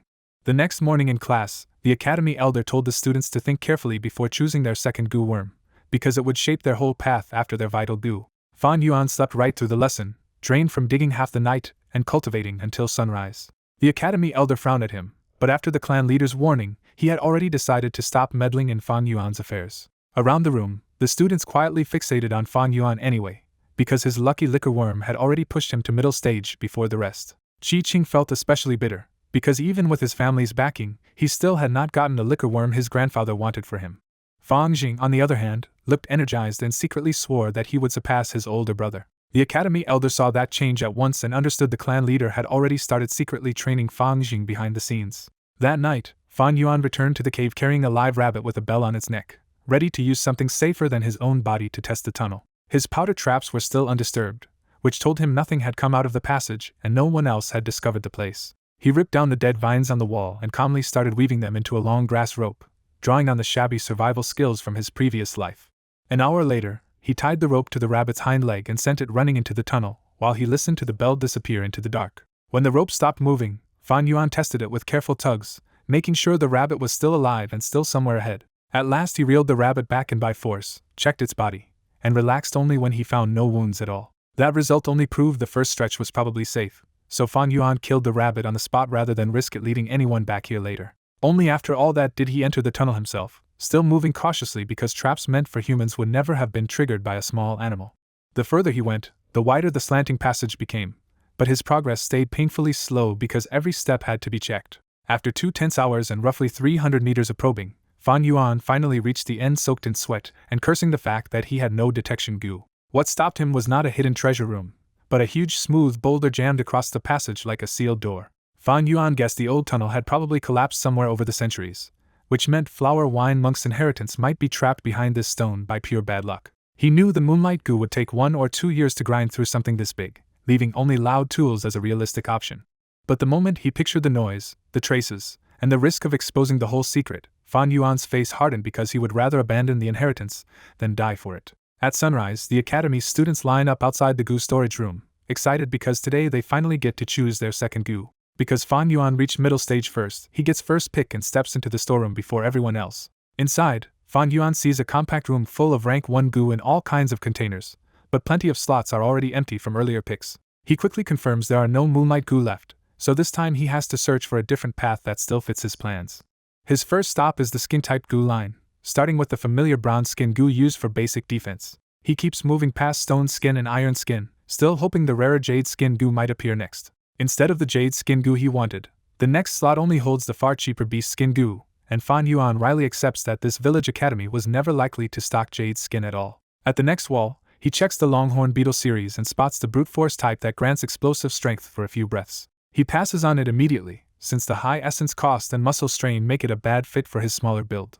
Then he finds a yellow camel longhorn beetle, a much more valuable goo that reduces stamina loss without backlash. Even so, Fan Yuan decides it still does not match his route and leaves the only one behind. At the third wall, he finds the boar type section dominated by common flower boar goo, with only a few nearly useless pink boar goo mixed in. What Fan Yuan really wants are the rare black boar goo or white boar goo, because their strength boost becomes a permanent part of the body. But this storeroom is too ordinary for a treasure like that, so after one full circuit he still finds nothing that truly excites him. In the end, he takes a little light goo from a corner because it can at least strengthen his moonlight goo and still fits his current path. When Fan Yuan finally comes back out, the waiting students grumble about how long he took and whisper that keeping a third goo may already be too much for him. Emochin rushes in next, spots the untouched yellow camel longhorn beetle, and happily grabs it at once. After him, Fan Jing chooses a bronze skin goo to patch the defensive gap in his setup. Chi-Ching follows with a very different plan and picks a dragon pill cricket goo so he can dodge around opponents and keep control of the fight. That night in a secluded courtyard, clan head Gu Yubo privately asks Fan Jing what second goo he picked. When Fan Jing answers that he chose bronze skin goo, Gu Yubo praises the decision instead of treating it as random luck. Gu Yubo explains that bronze skin plus moonlight shows a straight, balanced nature that values both attack and defense, the kind of path he calls kingly. He goes on to dissect the others too, saying Mo Bei's beetle shows stubborn endurance while Chi Cheng's dodging goo reveals a tactical mind with a weaker core. Fan Jing only cares about one answer and quickly asks what Fan Yuan chose. Gu Yubo says Fan Yuan picked Little Light Goo, reading it as a more extreme, aggressive temperament that pushes the Moonlight Goo to hit harder. Behind the gentle talk, Gu Yubo is really testing whether Fan Jing can understand clan politics. But he sees that Fan Jing's attention is still trapped by his complex about Fan Yuan. Then Gu Yubo reveals a rare jade skin goo in his hand and asks Fan Jing if he wants something better than bronze skin. Fan Jing can barely get the words out, but his answer is obvious, and Gu Yubo tells him the goo can be his if he earns it. The condition is harsh. Fan Jing must be the first of his generation to break through all the way to rank 2. Fan Jing hesitates for a moment at the huge gap ahead, but Gu Yubo deliberately needles his pride by threatening to give the goo to someone else. That provocation works perfectly, and Fan Jing blurts out his promise to beat everyone and become the first rank 2 cultivator. Satisfied, Gu Yubo places the jade skin goo into Fan Jing's hand, betting that this promised success will cure the boy's inferiority. At the same time, Fan Yuan returns alone to the hidden cave and stares again at the perfectly smooth boulder blocking the tunnel. Now that he has thought it through, he realizes the rock is obviously man-made, which means Flower Wine Monk left this obstacle here on purpose. That thought makes him inspect the tunnel floor again, and this time he notices a slightly darker patch of earth near the boulder. When he touches it, the ground feels wet and strangely loose, completely different from the rest of the dry tunnel. His experience tells him this is the hidden key flower wine monk left behind, so he starts digging with his bare hands. After only a little depth, a rich elegant fragrance rises from below, and Fan Yuan realizes he may have guessed the answer correctly. A dim dark gold glow appears under the dirt, confirming that something precious really is buried there. He uncovers a buried earth treasury flower goo, and the sight makes him let out a relieved breath. Instead of rushing, Fan Yuan steadies himself and begins peeling back the thick layered petals one by one. As the outer layers vanish, the flower shrinks inward until a more delicate translucent core is finally revealed. At the center, he finds a final fist-sized sphere of translucent petals filled with golden liquid and a sleeping goo inside. Fan Yuan understands what he is looking at now. Earth Treasury Flower Goo is a one-use hidden container that keeps a goo alive underground in a sealed hibernation state. Since Flower Wine Monk planted it here, Fan Yuan knows the goo inside was meant for whoever solved the hidden path. He carefully opens the last petals, lets the golden nectar spill away, and takes the sleeping goo out into his palm. The moment he sees its round milky body, Fan Yuan breaks into open joy because the hidden treasure is a white boar goo. A few hot days after the caravan left, Fan Yuan returns to the inn, and the staff instantly treat him like a valued regular. He orders wine and beef as usual, but the assistant awkwardly admits the green bamboo wine is already sold out. Since the liquor worm is no longer a secret, Fan Yuan openly switches to rice wine and even pre-orders 100 jars of green bamboo wine for the future. While he eats and drinks by the window, the village street outside looks sleepy under the brutal afternoon sun. He watches ordinary villagers shuffle home from work and two children fight over a toy windmill, a small slice of normal life passing below him. That calm breaks when two young goo masters shove a farmer aside and stride through with open arrogance. But most of Fan Yuan's attention is already turned inward, checking the life inside his aperture instead of the people outside. Inside that aperture, the liquor worm frolics in the primeval sea, the white boar goose circles above, and the spring-autumn cicada stays hidden in deep sleep. Seeing the white boar goose still pleases him, because unlike the black boar route, it can later merge with jade skin goo into a tougher, more useful path. What really excites Fan Yuan is not just the goo itself, but proof that the flower wine monk's hidden inheritance is a real strength path, not a trap. He figures the giant rock is the first trial, and once he refines the white boar goo for strength, he should be able to push deeper into the inheritance. That possibility matters because hidden resources are exactly what Fan Yuan needs to reach rank 3 faster and leave Qingmao Mountain behind. He knows cultivation is really a fight over resources, and every visible one makes other people study him, fear him, and prepare to box him in. So far his weak C-grade image has protected him, because the stronger families see crushing him as beneath them and not worth the social cost. But Fan Yuan also knows that protection will vanish as soon as he grows stronger and starts looking worth recruiting or suppressing. That is why the flower wine monk's inheritance arrives at the perfect time. It gives him a way to build strength off the books and avoid becoming someone else's pawn. He sums up the rule of this world for himself. Doing things secretly is easy, but doing them openly only invites pressure. Even so, he decides the extortion cannot stop yet, because a sudden change would draw suspicion and he still desperately needs primeval stones. His expenses have quietly exploded, since feeding 4 goo worms now costs him more than 2 stones a day before cultivation and daily living are even counted. Once he includes cultivation and basic survival, Fan Yuan realizes he is burning about 5 primeval stones every single day. Several hundred stones in hand sounds decent, but to Fan Yuan it already feels like a timer counting down. Then another problem hits him. The white boar goo eats pork, and it needs a huge amount of it. Buying that much pork in the village would be expensive and suspicious, because no ordinary person could explain consuming so much so quickly. So Fan Yuan settles on the cleanest answer. He will hunt wild boars himself and solve both the food problem and part of his money problem at once. He pays the bill, leaves the inn, and decides to use the academy break to scout the mountains and start hunting. Soon he is alone in the boundless mountain forest, moving carefully through beautiful summer scenery that is still dangerous enough to kill careless people. He reminds himself that even rank 3 goo masters can die in the wild, so as a mere rank 1 middle stage cultivator, he cannot afford a single sloppy move. He searches for a long time and finds nothing, then admits the mountain is too huge to comb properly without a scouting-type goo. To improve his odds, he changes course and heads down toward the mountain foot where mortal villages cluster under the 3 major clans. As he moves, Fan Yuan reflects on how those mortal villages survive under clan control, supplying servants while true goo master power stays locked inside bloodlines. He also knows the clans only open themselves a crack by marriage, slowly feeding in new blood without ever surrendering real control. After half an hour, smoke from cooking fires leads his eyes to a small village beside a river at the foot of the mountain. Then his mood lifts when he spots fresh wild boar traces on the path and realizes he finally has something solid to follow. He follows the trail deeper into the woods, staying low and careful as the forest grows quieter and more intense. A few deer suddenly startle and bolt, and Fan Yuan notes their value but keeps his focus on the boar he actually came for. A little farther on, he finds a small beehive and immediately measures its value against the risk of taking honey without proper defense. He decides the hive is too small and not worth getting stung over, especially without a defensive goo like bronze skin goo. The boar trail grows clearer, and that only makes Fan Yuan more careful, because a mature wild boar is no harmless farm pig. When he finally finds the target, he discovers a hunter's pit trap first. The boar is already impaled on sharpened bamboo and bleeding hard, but still thrashing. Fan Yuan realizes he can take the kill, but the trap also warns him how easily he could have died here himself. That makes him rethink his whole approach, and he decides he needs an old hunter's local knowledge about trap locations and beast routes to search safely. For now, though, he ends the boar cleanly by flicking out a moon blade from his moonlight goo. The moon blade slices across the boar's neck, and its last wild struggle turns into a gush of blood and fading motion. Fan Yuan watches the dying animal without flinching, quietly recognizing the same old rule of the wild: survival or death. Then men's voices drift through the trees, and the rough banter quickly reveals a group of hunters closing in on the trap. The hunters finally come into view, bragging that Wang Er is the best boar hunter around while one of them keeps teasing him about his younger sister. Wang Er snaps back that hunting boars is nothing special, threatens the man teasing his sister, and boasts that one day he will leave Qing Mao Mountain to see the world. But the moment Wang Er spots Fan Yuan by the trapped boar, his pride turns hostile and he barks at the outsider to stop stealing his catch and get lost. When Wang Er tells him to get lost, Fan Yuan answers with a cold smirk and raises his hand to strike first. A blue moon blade flashes out, and Fan Yuan charges straight at the hunters before they can even react. One hunter fails to dodge, and the moon blade shears through his forearm, dropping flesh and bone onto the ground. The wounded man screams, and two of the hunters instantly break down and start begging Fan Yuan for mercy.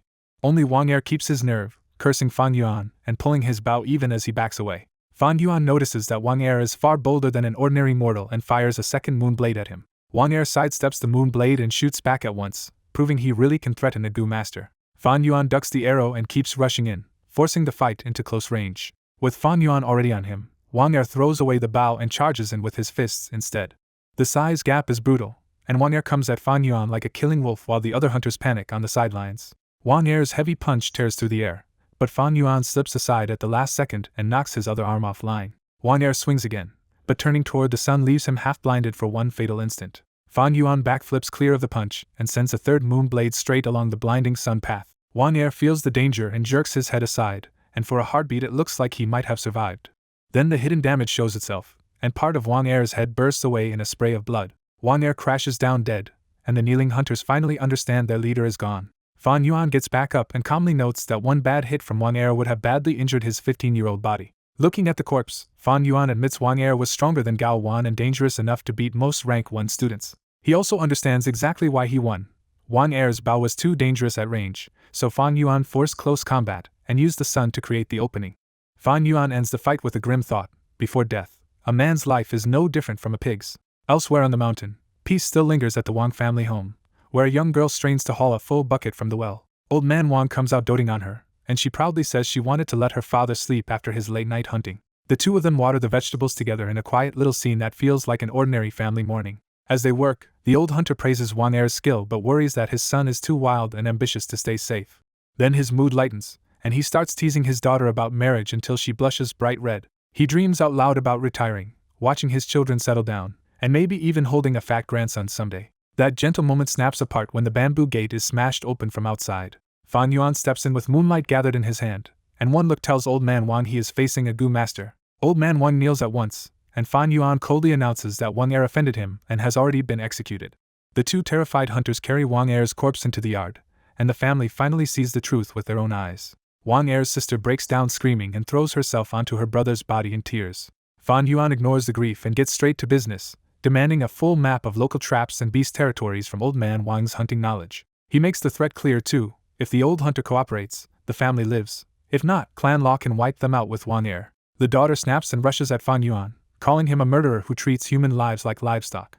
Before she can reach him, Old Man Wang slaps her to the ground and screams that he cannot lose her too. Broken by fear, Old Man Wang prostrates himself and begs to draw the map at once, openly saying his son deserved death for offending a Gu master. Fan Yuan softens only a little, promising to spare them if the map is honest and warning that any lie will cost their lives. When Old Man Wang asks to fetch paper and brush, Fan Yuan refuses and orders the two surviving hunters to search the house instead. The old man nervously tells them where the writing tools are, and the hunters hurry inside to bring them out. Kneeling on the ground, Old Man Wang draws line after line across tough southern bamboo paper until a full stack of trap maps is finished. After checking Old Man Wang's hand-drawn maps, Fan Yuan gives the stack to the two frightened hunters and offers a primeval stone for every mistake they can find. At Wang family's mountain home, the two young hunters almost tremble with excitement as Fan Yuan lets them inspect Old Man Wang's bamboo papers. As they read, the hunters realize the papers contain priceless family hunting knowledge about beast territory and trap zones, the kind of information hunters trade blood for. They drag the reading out for a long time and only hand the papers back after Fan Yuan impatiently pushes them to finish. The hunters confirm the papers match the known trap zones, and Old Man Wang keeps kowtowing that he would never risk his own life and his daughter's life to lie. Fan Yuan first says the papers look fine, then turns cold and admits he still does not believe them. Before Old Man Wang can react, Fan Yuan releases a blue moon blade and decapitates him in one clean strike. The two hunters freeze in pure shock, unable to believe Fan Yuan killed the old man right after hearing them confirm the map. Wang's daughter screams and throws herself toward her father's body, and Fan Yuan casually sends another moon blade straight at her.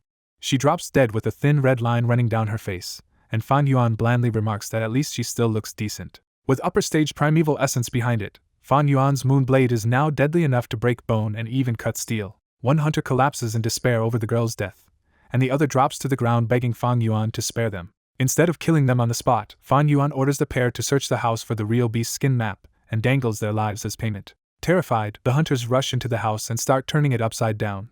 Even after ransacking every room, they still cannot find the map, and panic pushes them into blind destruction. Fan Yuan walks into the wreck house himself, dismissing the pair as useless trash. Looking over the four-room house, Fan Yuan realizes something is wrong because a hunter family should never be without an inherited beast skin map. He remembers testing Old Man Wang earlier with the paper and brush, and that instant answer convinced him the real map had to be hidden somewhere inside this house. His eyes land on the indoor fire pit, and the hiding place finally clicks. Using a shovel, Fan Yuan digs through the charcoal until he finds one heavy block that is far too solid to be ordinary cinder. He smashes the fake charcoal open and exposes a hidden bamboo tube inside. When Fan Yuan unrolls the contents, the real prize appears, a thick white beast skin map marked with colored routes and hunting territories far beyond the village. His attention locks onto the wild boar markings, especially one large herd marked with a giant red cross that was missing from the fake bamboo notes. That hidden mark proves Old Man Wang tried to fool him, while the two hunters' earlier approval only shows they never knew this far-off terrain well enough to catch it. For Fan Yuan, this is exactly why the Wang family had to die. He needed a map he could truly trust before hunting wild boars. He reflects that he had already decided to kill Wang Er back at the boar trap, because murder was simply the cleanest way to remove trouble and seize what he needed. He also sees no reason to leave Old Man Wang alive, because roots left in the ground only grow back into future danger. In Fan Yuan's eyes, innocence means nothing in nature anyway, because every life exists inside a chain of killing and being killed. Afterward, Fan Yuan rolls the heavy beast skin back into its bamboo tube, ties it with hemp rope, and carries the prize on his back. The two surviving hunters cannot stop staring at the bamboo case, because to mortals like them that map is a family treasure worth more than anything else in the house. Fan Yuan notices that greed immediately and asks a sharper question instead: is anyone else left in Old Man Wang's family? That question terrifies them so badly that their greed vanishes on the spot, and they rush to swear the entire Wang family line is already dead. To save themselves, they pile on extra dirt, adding that Wang Da's widow also died years ago and painting Old Man Wang as a cruel bully the villagers hated. Fan Yuan quietly sees through them, guessing they were less interested in learning to hunt than in coveting Wang's pretty daughter. He tells them to stop bootlicking and claims he is satisfied enough to let them go, but behind his back his right hand is already gathering moonlight. The pair burst into grateful kowtows and start to leave, thinking they actually survived. Before Fan Yuan can finish them, a new voice cuts in and a Gu master drops from the treetops into the yard. The newcomer is Jiang He, the rank 2 Gu master stationed in this village, and he orders the two hunters to stay and explain everything. Jiang He turns to Fan Yuan and demands his identity, speaking with the hard tone of someone used to local authority. Fan Yuan answers by showing the moonlight Gu in his palm, and the sight immediately softens Jiang He's attitude because the clan Gu cannot be faked. Fan Yuan bluntly admits that Wang Er offended him, so he killed the whole family in anger, and even points to the two hunters as witnesses. The hunters instantly nod along, too terrified to contradict a single word. Instead of outrage, Jiang He laughs and says peasants who offend their masters deserve to die. But Jiang He immediately follows that with a complaint. Because these villagers died in his jurisdiction, his year-end clan assessment could suffer. Fan Yuan instantly reads the subtext and realizes Jiang He is not seeking justice at all, just a way to squeeze money from him. So Fan Yuan calmly refuses to offer a bribe and tells Jiang He to report the truth if he wants. Jiang He stiffens and threatens to record the case properly, trying to pressure this uncooperative junior with clan investigation. Fan Yuan gives his full name without flinching, and that single answer changes everything. Jiang He is startled to learn this is the same Fan Yuan whose ruthless extortion and lucky Gu wins have already become local gossip. He even reveals the connection. His little brother is Jiang Ye, the merchant Fan Yuan already deals with for moon orchid petals. Once they become acquaintances instead of strangers, Jiang He drops the act and agrees to handle the massacre quietly. In truth, Jiang He has no intention of filing the real story, because dead mortals barely matter and a wild beast attack will be much easier to report. Still, Jiang He gives Fan Yuan a pointed warning not to wander into his territory, causing trouble again before he even graduates and gets an official uniform. Fan Yuan accepts the warning with a formal thanks, then leaves at once with the hidden map secured on his back.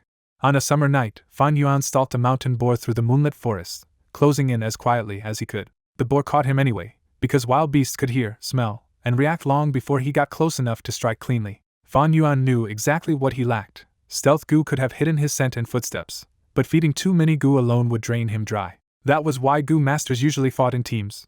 But tonight Fan Yuan had to handle offense, timing, and danger by himself. The boar scraped the ground, lowered its tusks, and launched straight at him. Fan Yuan calmly triggered Moonlight Goo and slashed out a moon blade before the boar could gore him. The first hit bloodied the boar's face, but it only made the beast madder and faster. At the last second, Fan Yuan rolled aside and let the boar smash into a tree instead. He popped back up and cut it again, but even his upper stage moon blade only opened flesh instead of breaking the boar's body apart. So Fan Yuan kept baiting straight-line charges, dodging cleanly while the boar bled itself weaker with every furious rush. When the boar finally started to fade, Fan Yuan added little light goo and built a much larger killing moon blade. The enhanced strike tore through the boar's neck and nearly took its head off on the spot. Fan Yuan did not relax after the kill, because fresh blood in the wild could draw worse trouble in moments. He quickly sent white boar goo into the corpse to feed and convert the meat into strength for later use. When white boar goo returned, the boar had shrunk into little more than hide and guts, and Fan Yuan judged it would need another feeding only after several days. He stripped out the only useful remains, the pair of tusks, and hid them in his secret crack in the rocks before heading back to the inn. Back in his room, Fan Yuan skipped sleep and checked the cost of the hunt inside his aperture. Even with upper stage primeval essence from the liquor worm, killing one normal boar had burned through a huge chunk of his power. Then he turned white boar goo on himself, flooding his body with white light to slowly forge permanent strength into his muscles. The numb strengthening soon turned into knife-sharp pain, so Fan Yuan shut white boar goo down before it crossed the safe daily limit. By mid-June, another moonlit hunt showed just how much stronger he had become. He still fought carefully, because a dying beast was often at its most desperate and the forest could throw new threats into the fight at any time. When the boar finally slowed, Fan Yuan rushed in, got under its weight, and lifted the whole animal off the ground. He hurled it onto a riverside boulder and shattered its last resistance with raw force. Watching the corpse go still, Fan Yuan realized his body could now rival a boar's strength, and his thoughts jumped straight to the blocked inheritance passage. He reminded himself that carrying a boar did not mean he had reached the limit yet, only that white boar goo was steadily pushing him higher. As usual, he fed the pork to white boar goo, took the tusks, and roughed up the carcass so no one would suspect moonblade cuts. Back in the hidden cave, he tossed the new tusks onto a growing pile that showed just how many hunts he had already completed. Then he crawled back through the inheritance tunnel and faced the giant boulder that still sealed the deeper path. He braced both hands against the rock and shoved with everything he had, but the stone did not move at all. That failure told him the truth. His current strength was still only enough for one boar, while the inheritance stone felt like the weight of several more. Instead of forcing it, he returned to the secret room and resumed another part of his inheritance work, memorizing the beast's skin map. Because he had no storage goo, Fan Yuan had been drilling the map into his head piece by piece every single day. He was pleased that his younger mind still memorized quickly, even if that success only made him greedier for another rare goo like a bookworm. Still, he shut that wish down fast and measured his real position instead. This life had already gone far better than his first one. Thanks to the liquor worm and his experience, he had kept pace at middle stage with the clan's better talents despite only having C-grade aptitude. His earlier extortion had also pushed the other students toward physical training, which slowed their cultivation and quietly bought him more time. Even so, Fan Yuan could feel the advantage shrinking as top students closed in on upper stage, and his time was split between hunting and strengthening his body. He deliberately gave up the race for the Academy's upper stage reward, because staying unnoticed mattered more than 30 primeval stones. For Fan Yuan, the flower wine monk's strength inheritance was the real prize, and keeping a low profile was part of protecting it. So he turned back to the map and reviewed the marks he had finally decoded from Old Man Wang's traps and omissions. One red cross, he realized, marked a forbidden zone likely ruled by a wild boar king that Old Man Wang had hoped would kill him for free. But even after deciphering that trap, Fan Yuan still could not explain the 3 red circles placed far apart in otherwise safer ground. Near the end of June, the Academy calls Fang Jing forward and rewards him for being the first student to break through to the upper stage. Back at his seat, Fang Jing stares at his sleeping brother and quietly savors the feeling of finally beating Fan Yuan once.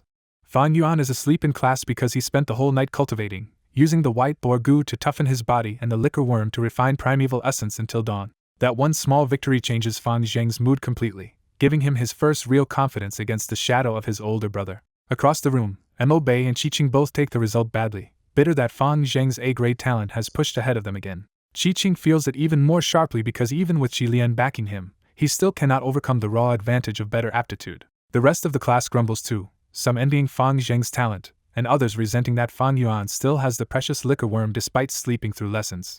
After the allowances are handed out, the academy elder slams the table and announces that the next test will be a real field exam in 3 days. The elder explains the mid-year exam. Every student must hunt wild boars, turn in boar teeth for scores, and each tooth will earn 10 primeval stones. When the elder adds that students may work in groups, the room erupts as weaker students scramble to figure out how they can survive and still score. Fan Yuan is quietly caught off guard, because in his previous life the mid-year exam was about gathering honey, not hunting boars. He realizes this is his rebirth effect in action, where all the changes he already made are starting to bend history away from the version he remembers. For a moment he feels the pressure of losing his future knowledge advantage, because if history drifts too far, rebirth becomes less useful. He crushes that hesitation quickly and decides that even without certainty, he will keep forcing his way forward and carve out his own path. The 10-stone reward makes Fan Yuan consider selling the wild boar teeth he already hid away, but he quickly realizes exposing that stash could bring dangerous suspicion. What matters more to Fan Yuan is not a little extra money, but the chance to reshape how the clan sees him. He knows his current image is bad, a clever, resentful C-grade youth who stands outside the clan system and looks fundamentally disloyal. Fan Yuan understands the problem clearly. Any clan values loyalty above almost everything, and the higher he rises, the more the elders will watch and control him. Since he hates being cornered, he decides to fake integration instead, making the clan believe he has accepted his place while secretly remaining independent. The mid-year exam gives him the perfect opening, and he decides his first move will be changing how he handles his usual extortion. Soon after, a guard reports to the academy elder that during this round of extortion, Fan Yuan beat Fang Jing, Qiqing, and Mo Bei but did not take their primeval stones. That shocks the elder, because he had already been preparing to punish Fang Yuan if he ruined the academy's reward system by snatching Fang Deng's prize. As he thinks it through, the elder concludes that Fan Yuan deliberately spared students from the clan's 3 main factions as a signal that he is finally lowering his head. He decides Fan Yuan has finally accepted the limits of his C-grade talent, and is beginning to fold himself back into the clan system. Remembering that even the clan had expected this outcome, the academy elder feels reassured that Fan Yuan can still be absorbed and controlled. 3 days later, the mid-year exam begins in the forest under brutal summer heat. One student uses wind rings around his legs to lure a wild boar into an ambush while his teammates hide nearby with a rope trap. The boar crashes over the trap exactly as planned, and the whole team scrambles into a messy close-quarters fight. Qiqing barely avoids getting smashed when the wild boar snaps a young tree in its charge, leaving him sweaty and shaken. Mo Bei throws himself into the hunt, carving the boar again and again with moon blades until the animal finally bleeds out after a long struggle. The hard-won kill makes Mo Bei realize how different real combat is from training against harmless academy targets. Meanwhile, the clan's supervisors watch the whole exam from a shaded hilltop tent while hidden goo masters guard the students across the forest. A scout rushes in to report that, so far, not a single student has been injured. The elders are pleased, but the academy elder knows the students look this prepared because Fan Yuan's extortion forced them to train their basics harder than usual. When he asks for the current rankings, the report comes back with a surprise. Fan Yuan is in first place with 8 boars, ahead of Fang Jing and Mo Bei at 5, and Qiqing at 3. The elders admit Fan Yuan's liquor worm and upper stage essence explain his burst of results, but they still expect the higher grade talents to overtake him later on endurance. Even so, the academy elder orders the hidden protectors to pay especially close attention to Fang Jing, Mo Bei, and Qiqing. As the sun sinks and the forest turns gold with sunset, Fan Yuan quietly drops his 23rd boar and carves out another tusk with practiced ease. He already carries enough tusks to secure first place, because his terrain knowledge and stronger attacks let him farm boars far faster than the other students. On top of that, he has a second hidden bag full of old tusks buried nearby, ready to make the result even more overwhelming when he reveals it. He means to go retrieve that stash next, but a different thought stops him cold when he remembers one of the strange red circles on Old Man Wang's beast skin map is very close by. Since he has already won the exam anyway, curiosity takes over, and he decides to investigate the mysterious red marking instead. To avoid suspicion, Fan Yuan acts like he is still hunting and slips deeper into the forest toward the marked spot. 7 minutes later, he reaches the location and finds a hidden treehouse built high in a huge tree behind thick bushes. At first he thinks it might just be Old Man Wang's temporary shelter while hunting, but the find only makes the red circle mystery stranger. Fan Yuan climbs into the treehouse, and the moment he sees what is inside, his expression changes sharply. Inside the hidden treehouse, Fan Yuan finds signs that someone has been living here recently, and the cramped room feels less abandoned than it should. Then Fan Yuan sees the real warning on the wall, a portrait of his own face pinned in place by a dagger. The message is obvious enough to even rattle Fan Yuan for a beat, someone has marked him as a target. His first thought is that the killer might actually be hunting Fang Jing, since an A-grade talent from the Guyu clan would be a natural assassination target for rival clans. But that theory starts to crack, because Old Man Wang's secret map led directly here, and everything in this room points to a grudge against Fang Yuan himself. He starts replaying every odd detail from the Wang family, beginning with Wang Er's strange ambition to leave Qingmao Mountain and become more than a mortal hunter.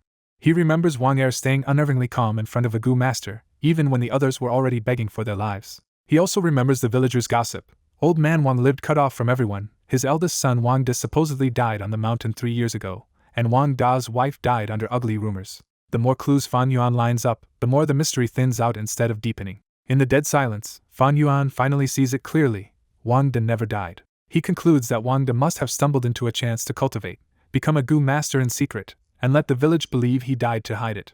That would explain why Old Man Wang moved the family out of the village and guarded the truth so fiercely. Fan Yuan pushes the idea further and judges that Wang Da's wife was likely killed because she wanted to expose the family's hidden secret instead of living under it. It also explains why Wang Er feared Gu masters so little and dreamed of becoming one himself. He had already been influenced by his hidden older brother. The 3 red circles on the beast skin map finally make sense too.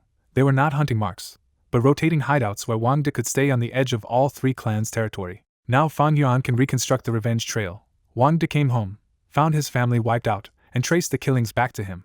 That makes the dagger pin portrait easy to read now. This is not a clan conspiracy, but Wang Da's personal vendetta. Instead of regretting the Wang family murders, Fan Yuan feels even more certain he was right to strike first, because mercy would only have left Wang De hidden and fully informed. He even works out the cleanup. Wang De probably silenced the 2 young hunters already, while Jian He would bury the mess rather than let it damage his own standing. Still in the treehouse, Fan Yuan shifts from solving the mystery to estimating Wang Da's cultivation and Gu worms from the clues in front of him. Since Wang De gathered intel and still dares to hunt him, Fan Yuan judges that the man must be at least above rank 1.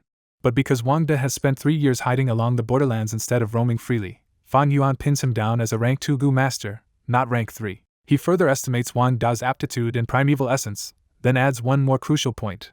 A man who survives this long in secret almost certainly has a stealth-type Gu. Fan Yuan accepts the danger with eerie calm, because in his view, killing and being killed are always part of the same road. He decides that the mid-year exam is Wang Da's best chance to strike, because sneaking into the village itself would be suicide for a lone rank 2 outlaw. He also admits the ugly truth. With his current Gu worms, he is not strong enough to beat Wang De head-on. So Fan Yuan makes the only sensible choice in his eyes. If the enemy is stronger, run first and survive. To Fan Yuan, this is not cowardice but the real courage of the demonic path. Stay alive, even shamelessly, until you can turn the board back in your favor. With that mindset, he studies the map again and chooses a reverse route that avoids the boar grounds where Wang De is most likely waiting. Elsewhere in the forest at sunset, the hunter finally comes into view. Wang De has already found Fan Yuan and is watching him from deep shadow. But Wang De does not rush in, because he spots the real obstacle first. Several Invigilator Gu masters are hidden nearby, guarding the exam zone. He quickly judges the problem. If he attacks Fan Yuan first, the hidden Gu masters will interfere and kill him right after. So Wang De makes his own ruthless plan. Kill the 3 Invigilators in rapid succession, then turn on Fan Yuan before anyone notices. He activates Shadow Follower Gu, and his body melts into a moving mass of darkness between the trees. The first hidden Gu master is so bored he does not notice death sliding up behind him. Wang De strikes in one blur, smothering the man's mouth and driving his poisonous hand straight into his heart. The poison takes instantly, and the first guard dies before the battle can even begin. A moment later, Wang De reaches the second hidden guard and drops him just as cleanly behind a rock. By the time the poison blackens the second man's face, Wang De is already moving for the third target. The third Invigilator is hidden high on a branch, and this time he senses the attack just before Wang De closes in. They clash hand to hand on the branch, and Wang Da's long poison nails punch through the guard's forearm. One look at the spreading purple tells the guard exactly what hit him: love-life separation, the deadliest rank 2 poison. Knowing he is already dead, the Invigilator chooses to take Wang De with him and fires a desperate Moonlight Gu strike at point-blank range. The moonblade tears through Wang Da's right shoulder and blasts out his back in a spray of blood. Even wounded, Wang De stays standing while the third Invigilator dies beside him from the poison. Wang De names the poison without pride because the Gu was refined through the cruelest price possible. He killed the wife who loved him and used her heart. To Wang De, that sacrifice defines his own demonic resolve, and now all that remains of his old life is family hatred sharpened into revenge. Staring toward Fan Yuan through the trees, Wang De swears he will make him regret destroying the last thing he had left. In the dark forest, Wang De finally lunged from a tree to kill his target, but 3 moon blades suddenly cut across his path. He twisted away from 2 blades, but the third ripped open his leg and dropped him hard onto the ground. Realizing there was a hidden fourth Gu master, Wang De used Shadow Follower Gu and melted backward into darkness to escape.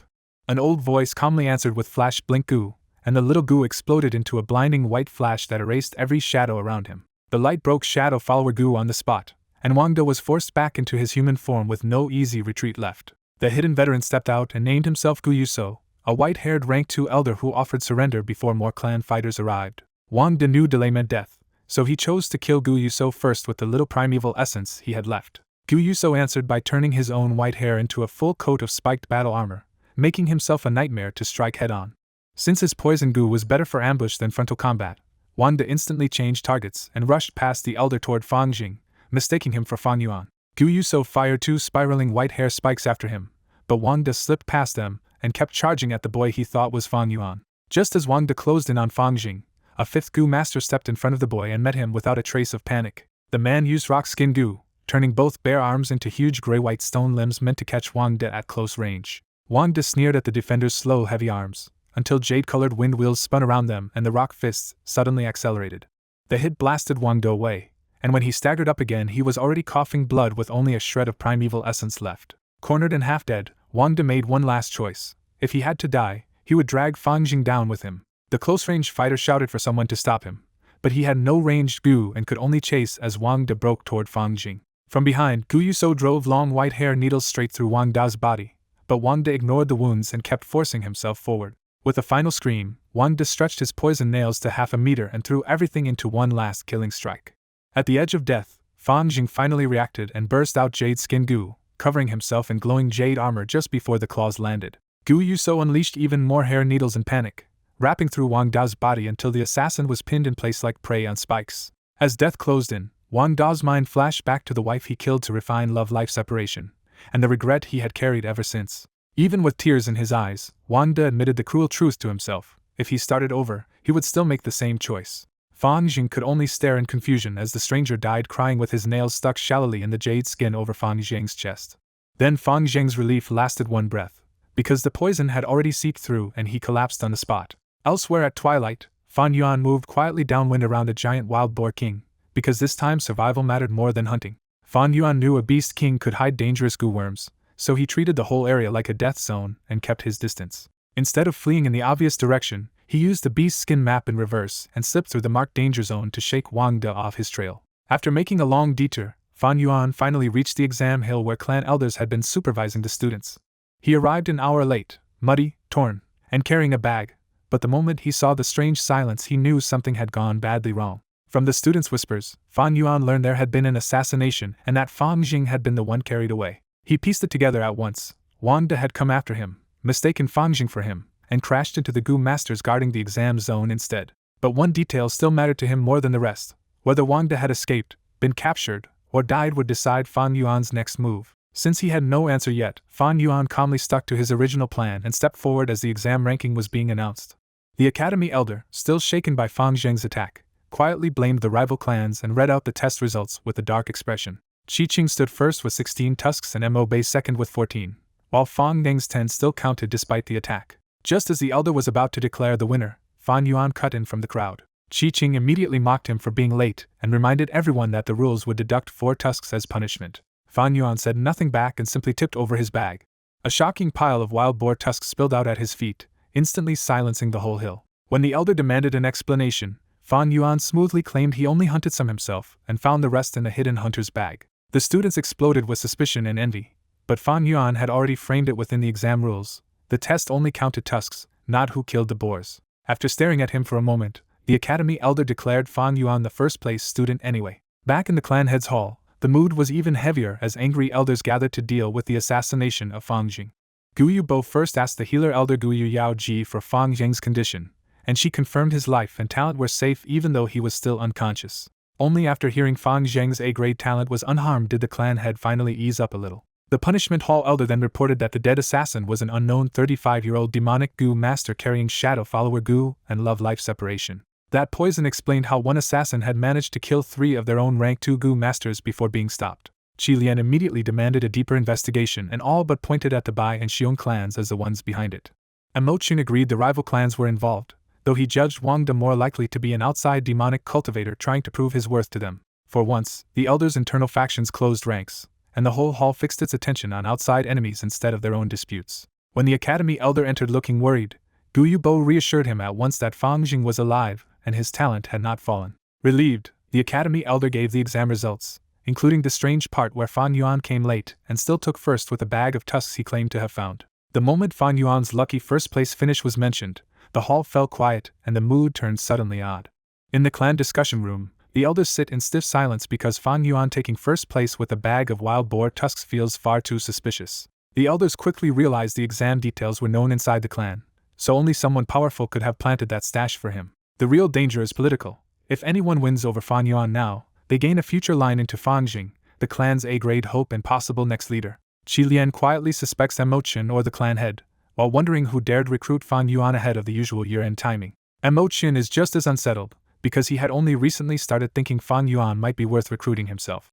From the clan head seat, Gu Yubo watches Qi Lian and Mo Qin most closely, convinced one of the major factions is probably behind this move. The academy elder reaches a simpler conclusion and is secretly relieved, because Fan Yuan finally seems to be getting pulled into the clan system instead of drifting outside it. Gu Yubo breaks the silence by ordering a plan against the outsiders who targeted Fang Jing, making the clan's hard response clear. He follows that by announcing he will personally teach Fang Jing from now on, openly tightening his hold on the clan's prized A-grade talent. Then he pauses on Fan Yuan's name, and every elder sharpens up, wondering if he is about to admit that Fan Yuan belongs to him. Instead, Gu Yubo only gives Fan Yuan 30 primeval stones in his personal name, a mild gesture that keeps the mystery alive. The elders leave without answers, and the clan head is left alone with the same exhaustion that comes from balancing outside enemies and internal factions at once. Once the room is empty, Gu Yubo rubs his temples and thinks bitterly about the clan system itself, where duty gives resources but also chains down a cultivator's path. 3 days later, Jianhe quietly tells Fan Yuan that Wang De is dead, 2 young hunters vanished in the mountains, and the crippled hunter supposedly killed himself. Jianhe looks at Fan Yuan with meaning because he recognized Wang Da's corpse, but he keeps the truth buried to protect his own future in the clan. Since exposing the case would hurt Jianhe far more than Fan Yuan, he quietly covers everything up and chooses cooperation instead. Jianhe even throws Fan Yuan a bribe disguised as goodwill, promising him half-price deals at Jianhe's shop from now on. Fan Yuan accepts it calmly, because this dangerous mess has unexpectedly handed him a useful ally and an invisible faction backing him. That fake but useful backer becomes Fan Yuan's second safety net, enough to let him grow stronger with far less interference until rank 2. He can already feel the change when even the academy elder starts treating him more warmly than before.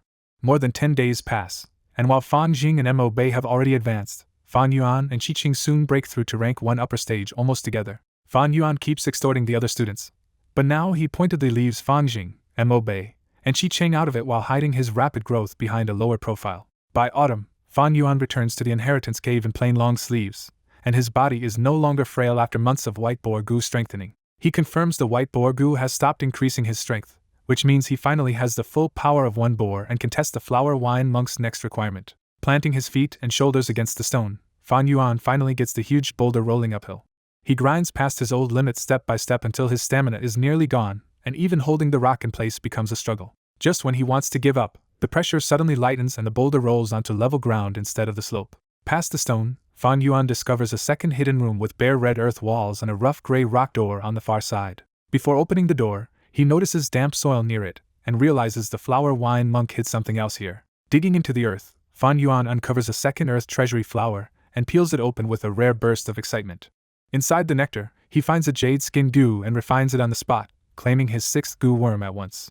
The new goo neatly fills Fan Yuan's biggest weakness, because with white boar strength but no defense, his own body still cannot safely bear his full power. But the reward comes with a headache, since jade skin goo needs jade rock every 10 days and feeding another goo will make his life even harder to hide. He stores the jade skin goo in his aperture and uses his newfound strength to slowly force open the heavy rock door. Beyond the door, Fan Yuan is met by a vast underground stone forest, a huge natural cavern filled with hanging red pillars like upside-down trees.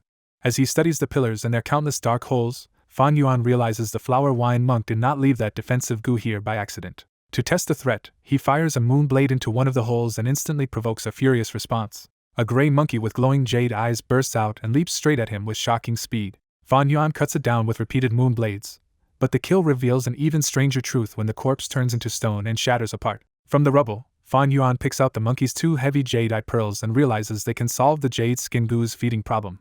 That answer only leads to a bigger problem, because the next clue in the inheritance is likely hidden somewhere inside this monkey-infested stone forest. He tests the distance by stepping forward, and on the 7th step one nearby pillar suddenly opens with a mass of glowing jade eyes staring back at him. A cold sweat runs down his face, because one pillar alone seems to hold around 100 monkeys and he knows even a few at once could kill him. He carefully steps back and the eyes fade away, confirming the rule of this place. The stone monkeys stay hidden unless he enters their range or provokes them first. In the late autumn forest, Fan Yuan waits perfectly still as a charging black wild boar barrels straight at him through the fallen leaves. Instead of dodging away, Fan Yuan steps in at the last second and rams his shoulder into the boar's head, with jade skin goo hardening his body. The collision rocks both of them, but the boar comes out dizzier, swaying badly after taking the hit to the head. Fan Yuan grabs one tusk, locks the beast in place, and starts hammering its skull with jade-glowing punches. He ends the fight with one brutal elbow drop that caves in the boar's head and kills it on the spot. With the carcass at his feet, Fan Yuan quietly reflects that for someone walking the demonic path, victory means life and defeat means death. He lets the white boar goo feed on the corpse and checks his aperture, where his black-green peak stage essence has only dropped from 44% to 36% after the whole fight. That small loss says everything. Peak stage essence, especially after liquor worm refinement, lets Fan Yuan use goo far more efficiently than weaker cultivators. 2 months have passed since Wang Da's failed assassination, and Fan Jing has changed completely after surviving the poison and coma. Once he woke up, Fan Jing threw himself into cultivation and surged ahead of the entire class, proving what an A-grade talent can really do. Fan Yuan knows he is not far from peak stage himself, but his C-grade talent is only part of what keeps slowing him down. He has to keep hunting jade eye stone monkeys to feed jade skin goo, and every trip into the underground stone forest risks getting swarmed to death. Those dangerous searches have eaten up his time, but they did confirm one useful clue: the next part of the flower wine monk inheritance is somewhere inside the stone forest itself. Before he can think further, a crippled old lone wolf limps out, drawn in by the smell of fresh pig blood. This time Fan Yuan does not back off, because with his new strength and jade skin goo, even a wounded wolf is no longer much of a threat. The white boar goo finishes feeding and slips back into Fan Yuan's aperture, leaving the corpse stripped down to skin and bones.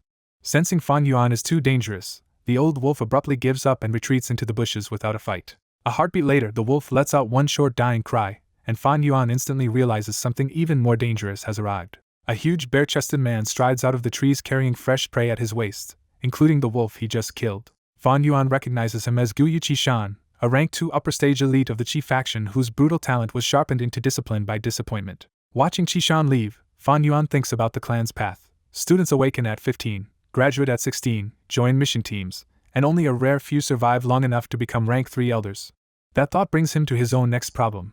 Winter is near, the academy year is ending, and after the year-end arena exam he will have to move out and live independently. He cannot return to his aunt and uncle, and with all his secrets he does not want to anyway. Even though this life is going much better than his last one, Fan Yuan is running out of primeval stones because his C-grade talent and 6 goo worms drain money constantly. Once he leaves the academy, rent, cultivation, feeding goo, and future goo fusion will push him even harder, so he needs a new source of income fast. The flower wine monk inheritance gave him no cash, and once he graduates he cannot keep squeezing money out of classmates, so the year-end prize suddenly matters a lot.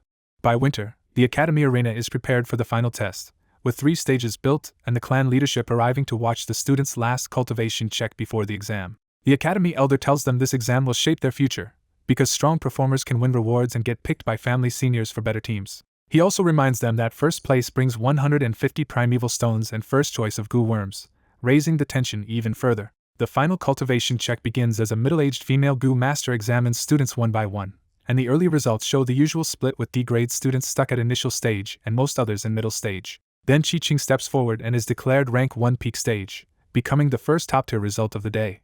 The elders immediately connect Qi-Ching's result to his background as Qi Lian's grandson, while the students start comparing him to Mo Bei.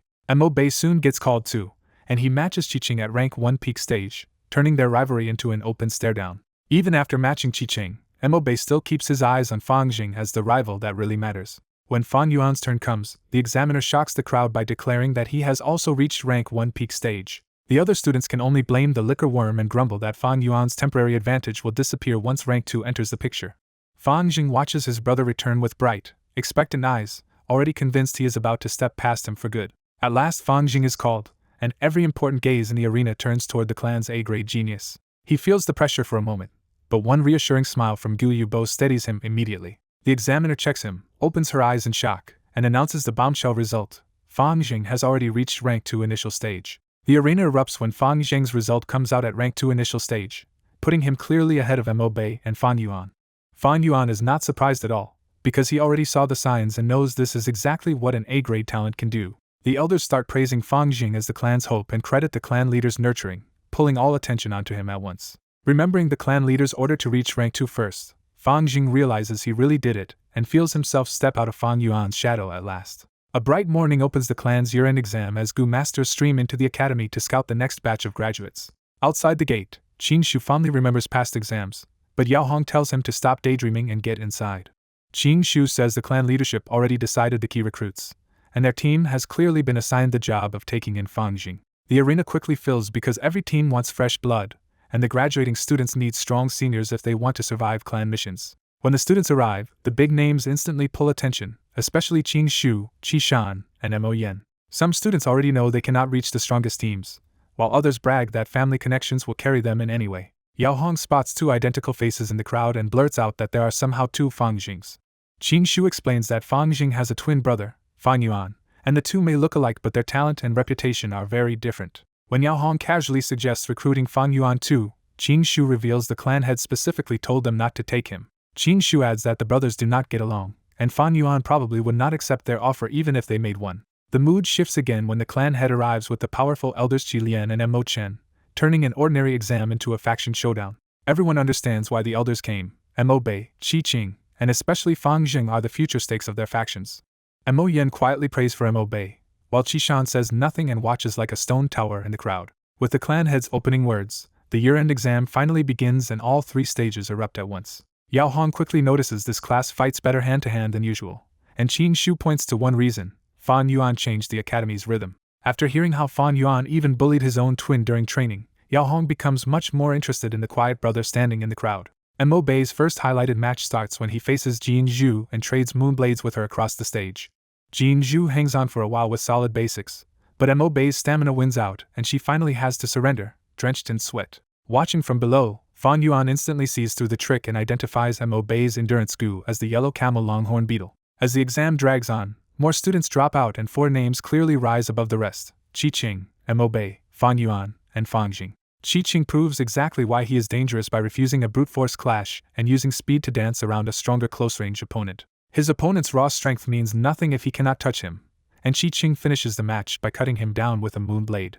By noon, all the D-grade students are out, and the arena turns into a live market as teams start grabbing support specialists and attackers for themselves. The later rounds grow repetitive because almost everyone is using Moonlight Goo, so match after match becomes a grind of moon blades, spent essence, and clumsy fistfights. Even the elders and veterans start losing focus as the long day drags on with fewer and fewer real highlights. By evening, fewer than 10 students remain, and the crowd finally wakes up when the next match is called: Fang Jing vs. Mo Bei. Mo Bei steps onto the stage under pressure and braces himself to challenge someone in a higher realm. Instead of opening with a safe exchange of moonblades, Fang Jing explodes forward and shocks Mo Bei by forcing the fight close immediately. Mo Bei tries to retreat and fire a moonblade, but Fang Jing tumbles past the attack and keeps coming with lunar energy already gathered in his hand. The crowd immediately realizes this is different, because Fang Jing has dragged the usual 10-meter duel into a dangerous 6-meter knife fight range. Qin Shu can tell this is not reckless luck but hard training, because Fang Jing's dodges are clean enough to survive at that distance. Mo Yan's face tightens as she watches her brother get cornered, while Qi Shan stays unreadable and keeps studying the fight.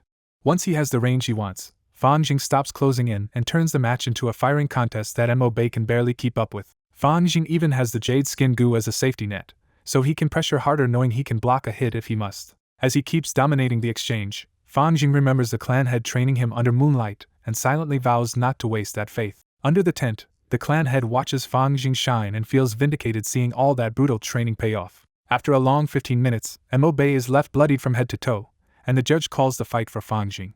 Mo Bei still tries to shout that he has not lost, but his body says otherwise and the healers pull him into treatment. The spectators break into praise, because this is already beyond normal graduation level and Fang Jing now looks every bit like the clan's chosen genius. Fang Jing comes down breathing hard, gets treated on the spot, and is even given primeval stones so he can recover for the next fight immediately. Once he is restored, Fang Jing goes right back up to face Qi Qing, who jokes that beating him would settle 2 enemies at once. Fang Jing answers the taunt the same way as before, by charging straight at him without wasting a word. This time Qi Qing instantly uses his Dragon Pill Cricket Goo and springs backward, reopening the gap before Fang Jing can trap him. Qi Qing gets smug for a moment, convinced Fang Jing cannot catch him on a stage this size without a movement goo of his own. Fang Jing calmly turns the logic around and points out that every jump burns essence, while his own rank 2 cultivation gives him far more endurance. That is when the wider crowd finally realizes Fang Jing has already reached rank 2, and the arena erupts in disbelief and excitement. To the veterans, Fang Jing suddenly looks even more dangerous, because now his talent, discipline, and the clan head's investment all line up perfectly. Qin Shu privately judges Fang Jing as a true seedling, and that only makes him feel the weight of the clan's future even more. The clan head is openly pleased, while Mo Chen admits Fang Jing now looks like this year's top student, and Qi Lian can only glare at the stage. Fang Jing's words hit exactly where Qi Qing is weakest, and once his confidence cracks, his evasive style starts falling apart. The moment Qi Qing slips, Fang Jing catches the opening and sweeps him right off the stage. With Qi Qing down too, Fang Jing becomes the center of the whole arena, and people start talking about him not just as the winner but as a political force.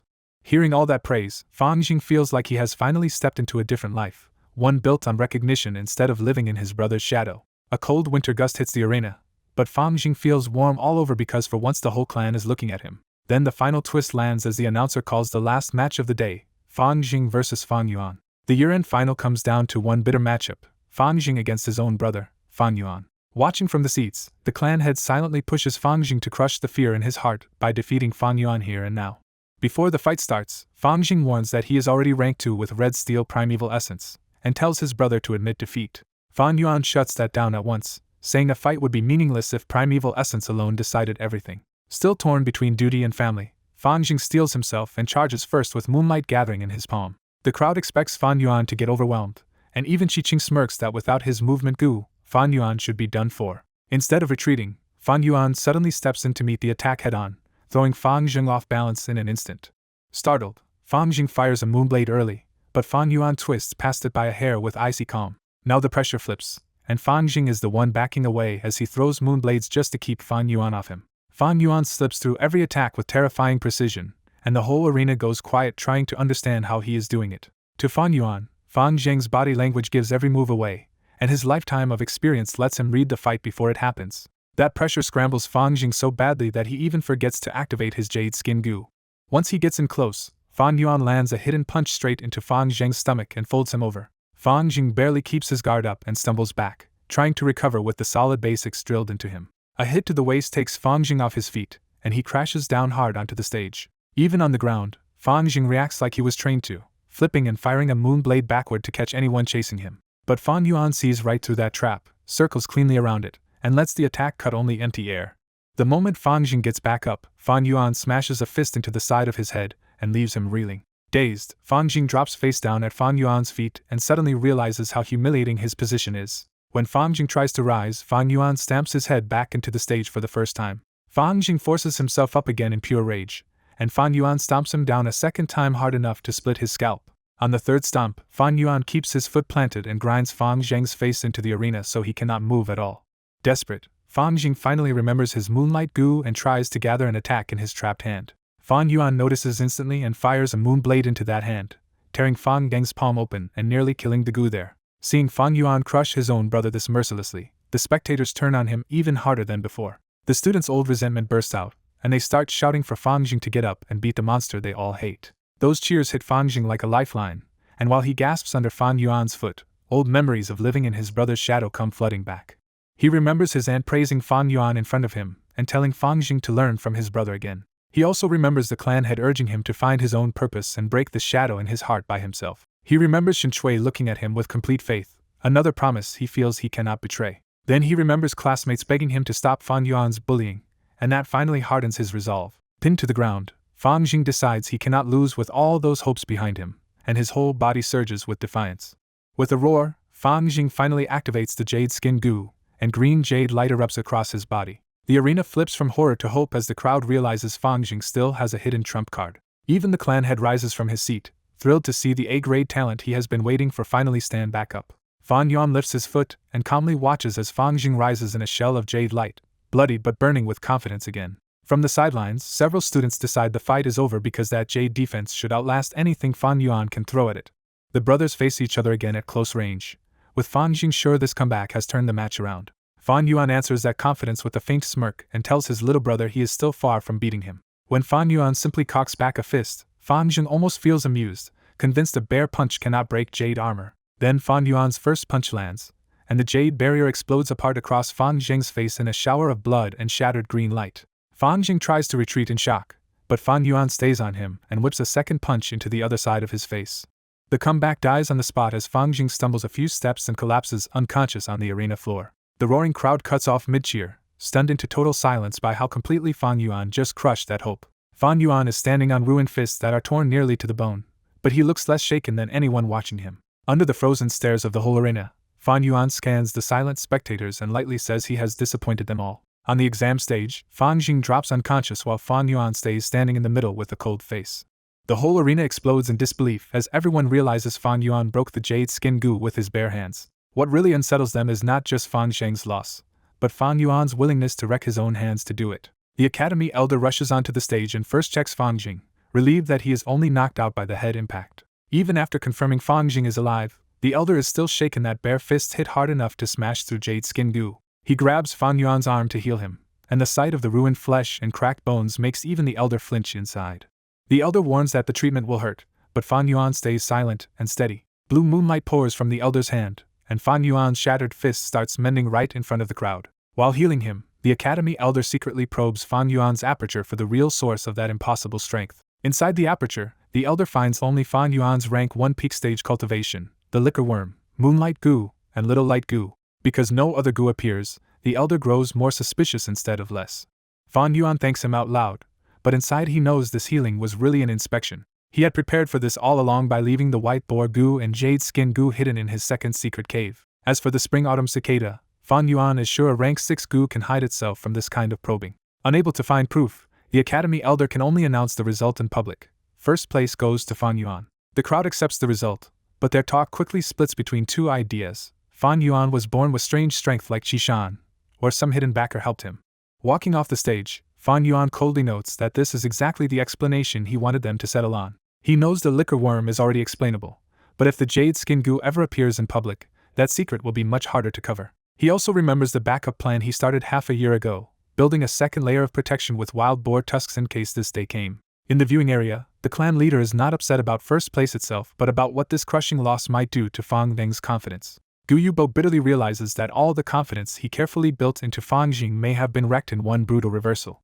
That frustration quietly turns into dislike for Fan Yuan, because Fan Yuan's victory ruined the outcome the clan leader wanted. The other clan elders are no calmer, and behind their blank faces they are all weighing whether Fan Yuan is a natural anomaly or someone secretly cultivated by a faction. Then Gu Yubo smiles and publicly rewards Fan Yuan with 100 primeval stones, Gu's selection priority, and the right to join any small group he wants. To everyone else it sounds generous, but Fan Yuan instantly recognizes it as a political test. His eyes sweep across the arena's 3 strongest teams, Qin Shu's under the clan leader, Qi Shan's under the Qi faction, and Mo Yan's under the Mo faction. For an ordinary student, joining one of those teams would mean a bright future, but for Fan Yuan it would mean stepping straight into faction suspicion. Because the higher-ups already suspect he has a hidden backer, any major faction that accepts him would immediately wonder whose blame and schemes they are inheriting. The problem is even worse because Fan Yuan has no backer at all, so once they start digging, there is nothing behind him except danger. He briefly considers keeping a low profile by joining Jiang He's team, but under everyone's eyes even that move would look too abrupt. When Fan Yuan hesitates, Gu Yubo presses harder and says that if he will not choose, the clan leader will choose for him. Fan Yuan immediately sees the trap. Gu Yubo wants to throw him into a rival faction and turn that suspicion into someone else's problem. To avoid that, Fan Yuan decides he may have to pick a deliberately mediocre team before the clan leader can speak again. Before he can act, an unexpected voice cuts in and invites Fan Yuan to join a team that is short on attackers. The speaker turns out to be Gu Jiao-san, the sickly-looking Gu master from a weak team with no background. That instantly disappoints the clan leader and the elders, because this offer ruins the clean faction test they wanted. Fan Yuan has never dealt with Jiao-san before, so he knows this invitation cannot be simple goodwill. Even so, this is the cleanest opening he is going to get, so he grabs it and accepts Jiao-san on the spot. The arena immediately treats Fan Yuan like a fool for ignoring the best teams and choosing the sickly snake's ragged group instead. The higher-ups hide it, but inside they have already decided that Jiao-san now needs investigating too. 3 days later, the story shifts into winter as snow covers Qingmao Mountain.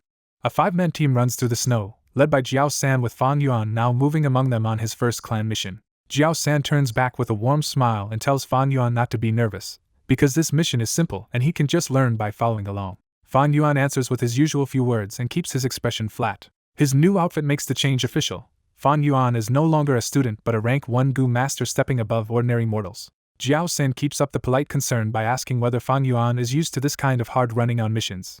As Fan Yuan watches that gentle face, he is reminded of the old tale that attitude is only the mask worn by a person's heart. That thought sharpens into Fan Yuan's real conclusion: Jiao San's warmth is probably a mask, and now he needs to figure out what is hiding under it. On a snowy mountain route, Jiao San starts the mission by acting warm to Fan Yuan while really trying to show the new recruit who is in charge. Fan Yuan sees through the trick at once and keeps pace without a stumble, moving through the snow like someone far more experienced than a fresh graduate. By the time they reach the valley, Fan Yuan is still steady while the other three arrive sweating and exhausted, and Jiao San immediately uses them as an example to assert authority. The team members glare at Fan Yuan in frustration, because the newcomer did not get embarrassed at all and they ended up looking weak instead. Jiao San announces the harvest site and tells Kong Jing to hand out tools so everyone can split up and dig for permafrost-decayed soil. Kong Jing reveals his support Gu, a rank 2 large-belly frog, and feeds it primeval essence to bring out the mission gear. With each loud croak, the large-belly frog spits out a steel spade and a wooden box until all 5 workers are equipped. Once they spread out, the others quietly mock Fan Yuan, convinced a rookie cannot tell valuable permafrost soil from ordinary frozen ground. An hour later, Fan Yuan comes back with a full box, while everyone else has managed only half a load. When they check his harvest, they realize every bit of it is the real thing, not random frozen dirt. Asked how he did it, Fan Yuan calmly explains the academy knowledge they all failed to apply, including the soil's color, smell, and its use for feeding fatworms and fertilizing moon orchids. Jiao San can only force out a compliment, because Fan Yuan just overturned his little power play in front of the whole team. Back at the Internal Affairs Hall that afternoon, the mission pays 6 primeval stones, and Jiao San takes 2 while giving everyone else only 1 each. Fan Yuan immediately reads the pattern.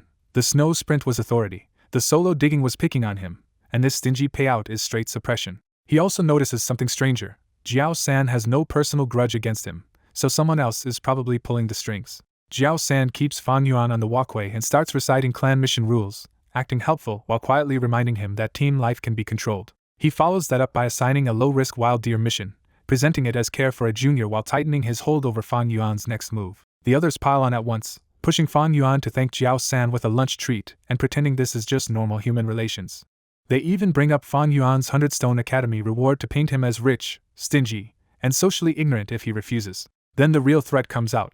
They claim Jiao San can shape Fan Yuan's clan evaluation, so he had better know who to please. Jiao San caps it off with a smiling lie about being impartial, while promising to take especially good care of Fan Yuan's review. Fan Yuan is not fooled for a second, because he already plans to cultivate fast, reach rank 3, and leave the clan behind instead of caring about their petty evaluations. So after a short pause, Fan Yuan calmly says he has other business and turns to leave, brushing off their whole pressure play. The group is left awkward and stunned, because Fan Yuan's cold indifference made their little intimidation act fall flat. Jiao San recovers fast, chases after him, and switches tactics by offering to help Fan Yuan find a rental house. Fan Yuan admits he does need a place to stay, so he lets Jiao San lead the way while quietly watching to see what trap comes next. But from house to house, every option is either overpriced, demanding deposits, or dressed up with ridiculous excuses about location and feng shui. By nightfall, Fan Yuan still has no room, and the 2 women keep pushing the costly options while mocking him for being too stingy. Kong Jing goes lower still and suggests a damp underground apartment, making his malice obvious to Fan Yuan. Jiao San offers a shared hall next, but Fan Yuan shuts that down too because he insists on living alone. When Kong Jing complains that Fan Yuan is too picky, Fan Yuan keeps the peace on the surface but has already decided he would never trust any house this group recommends. Just as Fan Yuan is ready to leave, Xin Chui hurries over with a perfectly timed message from his uncle and aunt, urging him to come home instead of renting outside. That sudden appearance confirms Fan Yuan's suspicion. His uncle and aunt are the real masterminds, and Jiao San is just the rope they wrapped around him. Seeing Fan Yuan go quiet, Jiao San smoothly adds more pressure and tells him to stay with his uncle and aunt instead of making life hard on himself. In his brightly lit dining hall, Fan Yuan's uncle fumes that Fan Yuan saw through the sweet talk and refused to even step into the house. His aunt panics because Fan Yuan is almost 16, and the clan records mean they cannot simply deny his claim to his parents' inheritance. The uncle reveals he planned ahead. Fan Yuan still has to get the Internal Affairs Hall to approve an asset-splitting mission before he can inherit anything. He explains the real trap. The mission is assigned to a group, so Fan Yuan will have to rely on teammates to finish it. When his aunt realizes Jiao San can choke that mission from inside Fan Yuan's own team, her fear turns into delighted relief. The uncle smirks that even getting the mission approved can be blocked, and he is ready to keep Fan Yuan stalled at every step. That night, after rejecting Xin Chui and ignoring the team's pressure, Fan Yuan walks alone through the snowy village and pieces the whole setup together. He coolly sums up the problem. To reclaim the inheritance, he first needs a free mission slot and then a successful asset mission. Fan Yuan sees exactly how Jiao San can keep him trapped by accepting group missions first, leaving him no opening to apply at all.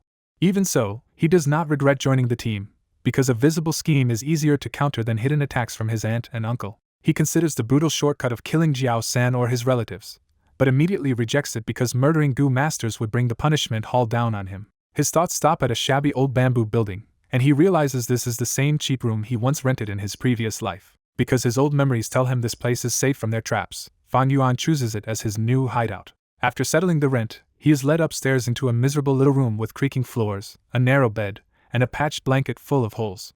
Instead of sleeping, Fan Yuan sits on the bed and starts forcing a breakthrough from rank 1 peak stage toward rank 2. Inside his aperture, black-green primeval essence slams into the white crystal walls again and again, carving out cracks but not enough to truly shatter them. When his primeval essence runs low, the damaged aperture starts healing by itself, wiping out the progress he just made. Back in the freezing dark room, Fan Yuan realizes the cleanest way past Jiao San's lock is to become rank 2 and use the right to abandon one mission a year. But his C-grade talent is only 44%, far short of the force usually needed to smash into rank 2, so the breakthrough is brutally hard. He opens the window to the moonlit snowfield, lets the freezing wind hit his face, and quietly decides this hardship is nothing. After a sleepless night, Fan Yuan spends hard-earned stones on survival gear, because if he is going to hide here for days, the room has to stop trying to freeze him to death. At the snowy north gate, Jiao San's group waits for the morning rendezvous and grows annoyed when the new recruit never shows. The team first grumbles that Fan Yuan is just an arrogant latecomer, but Jiao San's mood keeps sinking as the delay stretches on. After checking the other gates and finding nothing, Jiao San finally says the real danger out loud. Fan Yuan may have ditched them to force a rank 2 breakthrough on his own. He orders a full search of rental houses, because if Fan Yuan reaches rank 2, the whole plan to trap him on missions collapses. Meanwhile, back in his room, Fan Yuan counts his remaining primeval stones and sees the ugly truth that his cultivation and 7 Gu worms are draining him fast. He reviews the usual ways to break into rank 2, but talent-raising Gu, outside help, and another liquor worm level support are all unrealistic for him right now. So Fan Yuan picks the dumb but workable answer. Brute force the breakthrough with primeval stones while attacking the aperture without pause for 4 or 5 days. He starts again, this time controlling the assault carefully so the cracks grow a little faster than the aperture can heal while he keeps absorbing stones.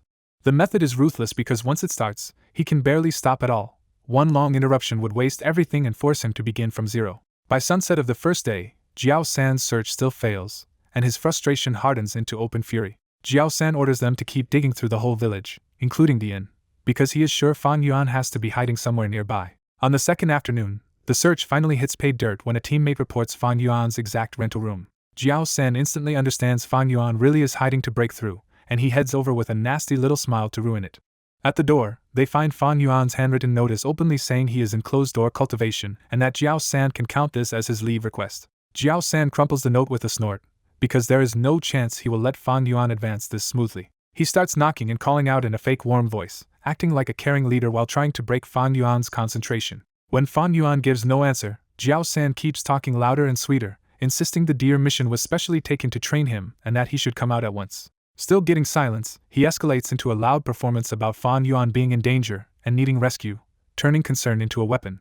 Kong Jing plays along on cue and urges them to break in to save their missing teammate. Jiao San shouts one last threat that they will force the door if Fan Yuan stays silent, and still no reply comes from inside. With Jiao San's signal, Kong Jing kicks the door in so hard it flies across the room and slams onto the bed. Jiao San bursts into Fan Yuan's room with a loud rescue act, only to freeze when he finds the place completely empty. The team stands there in awkward silence, realizing Jiao San's whole performance outside the door was for nobody.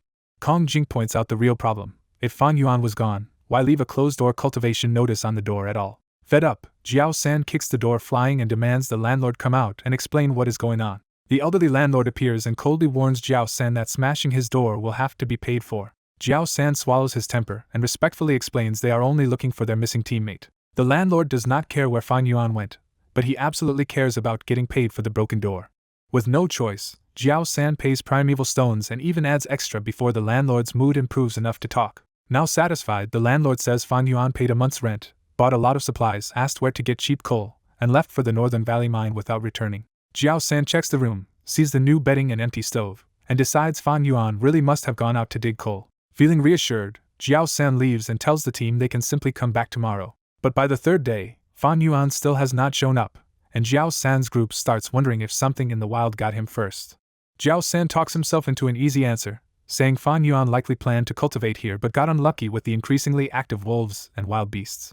Jiao San laughs that there is no need to rush their deer-catching mission if Fan Yuan might just die on his own in the wild. Far away on day 4, Fan Yuan is still grinding at his breakthrough as black-green waves slam again and again into the cracked wall of his aperture. For 3 days and 3 nights, Fan Yuan keeps grinding through the breakthrough, slowing the impacts and draining primeval stones so his sea does not run dry first. When only a little essence remains, the crystal wall finally reaches its limit and starts to break apart. The old wall shatters completely, and a brighter rank 2 light wall rises in its place while red steel primeval essence appears in the sea. Fan Yuan opens his eyes in relief because he has finally broken through to rank 2. The win comes at a cost, and a wave of nausea hits him as his overworked body nearly gives out. Still, he confirms his decoy at the rental house worked perfectly, so he only needs 1 night of sleep before returning to the village. He forces himself to pull the blanket over his body and falls asleep almost instantly. He does not wake until the next afternoon, his mind partly restored but his body still weak from the breakthrough. When Fan Yuan finally opens the door after 5 days, Jian He is there waiting and obviously relieved he did not die under his roof. Fan Yuan says nothing, and the winter light on his pale face quietly shows just how hard those 5 days were. The truth is that Fan Yuan planted the Cole story on purpose, left the village, and hid at Jian He's mountain hamlet so Jiao San would never think to search here. He chose Jian He's place over the secret cave because a discovered inheritance would be far more dangerous than trusting a man who also has secrets to protect. Jian He then senses Fan Yuan's aura properly, and is stunned that the boy really advanced to rank 2 in 1 attempt. That result shakes Jian He even more because he had privately looked down on Fan Yuan's chances from the start. Fan Yuan only calls it luck and calmly asks for a meal before heading back to the village. Now that Fan Yuan is rank 2, Jian He becomes much warmer and happily takes charge of feeding him. After a solid meal, Jian He personally walks Fan Yuan to the little village entrance and warns him that the wilds have become more dangerous lately. Snow starts falling, and Jian He urges Fan Yuan to stay 1 more night instead of risking the road. Fan Yuan refuses, says goodbye, and walks alone through the quiet snowfall toward Duyu village glowing in the winter sunset. On the way back, one hurried 5-man squad after another races past Fan Yuan toward the same crisis point. After seeing so many groups, Fan Yuan realizes something serious must be happening even if his old memories do not immediately give him the answer. He also considers that his rebirth may have changed events, so not every danger ahead has to match his previous life exactly. At the north gate, Fan Yuan runs into Qiqing, who is surprised he still has no idea what is going on. Qiqing explains that a small beast tide has formed near the village, and if nobody stops it now, it can swell into a much bigger disaster. That reminder helps Fan Yuan connect it to the coming wolf tide, where stronger wolf packs squeeze other beasts out until migration and chaos spread across the mountain. He quickly understands that leaving a small beast tide unchecked would still cost the village a lot of strength, and the thought sparks a hidden idea in him. Qiqing smugly adds that both halls have already ordered an urgent mobilization, so Fan Yuan has no excuse to stay behind. Then he takes the chance to mock Fan Yuan as a mere rank 1 newcomer and boasts that he himself is already rank 2. Fan Yuan answers lightly that he will just join Qiqing's squad for now and split back to his own team once they reach the front. Qiqing tries to reject him, but Fan Yuan cites the clan rule that any Gu master left behind must merge with the nearest team in battle. Before Qiqing can explode, Qishan finally steps in and settles it with 1 blunt order to move out, so the 6-man group sets off together, with Qiqing still throwing Fan Yuan a nasty warning to keep up. As they run, Qishan's team shows exactly why it is one of the strongest groups, moving with steady rhythm and discipline through the snow. Qiqing struggles to keep up and has to rely on his Gu, while Fan Yuan stays right behind the group with only slightly heavier breathing. At the mountain foot, Qishan halts the squad, and even he gives Fan Yuan a small look of approval for keeping pace. Knowing the danger only gets worse ahead, Qishan shifts Fan Yuan and Qiqing into the safer middle of the formation. That simple decision makes Fan Yuan judge Qishan more highly, because unlike Jiao San, this man actually protects weaker teammates. Night fully falls as the group enters the forest, slowing down into a careful formation under black clouds and dark snow. Fan Yuan notes the team around him clearly now, Qishan on his left, an old Gu master on his right, a blue-haired woman behind, and the scout Qishi leading from the front. Qishi activates his detection Gu, his tongue splitting into a bright red fork as he tastes the air for nearby heat. His first warning is only a few wild deer ahead, so Qishan orders the team to keep pressing straight through and scare them off. Next, Qishi senses a troop of turtleback apes, and this time Qishan immediately redirects the whole squad to avoid a messy fight. Watching that smooth coordination, Fan Yuan starts thinking that now he is rank 2, he also needs a proper reconnaissance Gu for survival in the wild. Then Qishi suddenly warns that a white tiger has already spotted them and is charging in fast. Qishan stays calm and gives 1 clean order to engage. The tiger leaps from the brush, but the old Gu master instantly spits a huge sticky white web that traps it mid-attack. Before the trapped beast can break free, Chishan steps in and crushes its head with a single gold-lit punch. The squad does not even stop to celebrate, and just runs straight over the corpse, showing how efficient this team really is. That quick kill makes Fan Yuan feel the gap clearly. Even at rank 2, he still only has rank 1 Gu, so his real combat power is nowhere near theirs yet. He also realizes his breakthrough drained most of his primeval stones, so refining new rank 2 Gu will not be easy anytime soon. Then Chi finally reports the thing Fan Yuan was looking for. He has found Jiao San's group ahead. While moving through the dark forest, Chi-Chi's scouting tongue picks up Jiao San's team fighting the Wild Boar King ahead. The name Wild Boar King instantly changes the mood, and Fan Yuan quietly notes that its tusks are exactly what he wants. Even though they dislike Jiao San, Chi-Shan decides to support fellow clansmen anyway, showing the clan bond comes before private grudges. From a distance, they finally see the battle. Jiao San's red lava python has wrapped the wounded Wild Boar King in a desperate struggle. Chi-Shan's side quickly realizes Jiao San only dared challenge it because the beast was already badly injured. Kong Jing rushes over and tries to send them away, clearly scared they will stay and split the rewards. Chi-Shan still gives aid, having his unnamed teammate cast a giant white web over the Boar King, then immediately leaves the kill to Jiao San's team. With the boar briefly trapped, Jiao San and his unnamed healer rush to patch the red lava python's cracked body. Then Jiao San spots Fan Yuan and lights up, because the extra muscle arrives exactly when he needs a disposable helper. Jiao San orders Fan Yuan to grab the Boar King's tusks and hold it still while they save the python, even though that job is dangerously exposed. Chi-Shan gives a simple order to go, then walks away without hesitation and leaves the reward behind. Once Chi-Shan is gone, Jiao San drops even the pretense of gratitude and orders Fan Yuan to hurry, promising future leniency if he performs well. Fan Yuan grabs both giant tusks and forces the Wild Boar King's struggle down, making himself look genuinely useful. Jiao San praises him out loud, but inside he is already planning to use this beast wave to cripple Fan Yuan's cultivation without directly killing him. To finish the Boar King, Jiao San sends Hua Xian in with her corrosion blood grass goo to attack it from the inside. Thin vine-like tendrils slide from Hua Xian's nails through the boar's mouth and down into its stomach while Fan Yuan watches with a hidden, dangerous smile.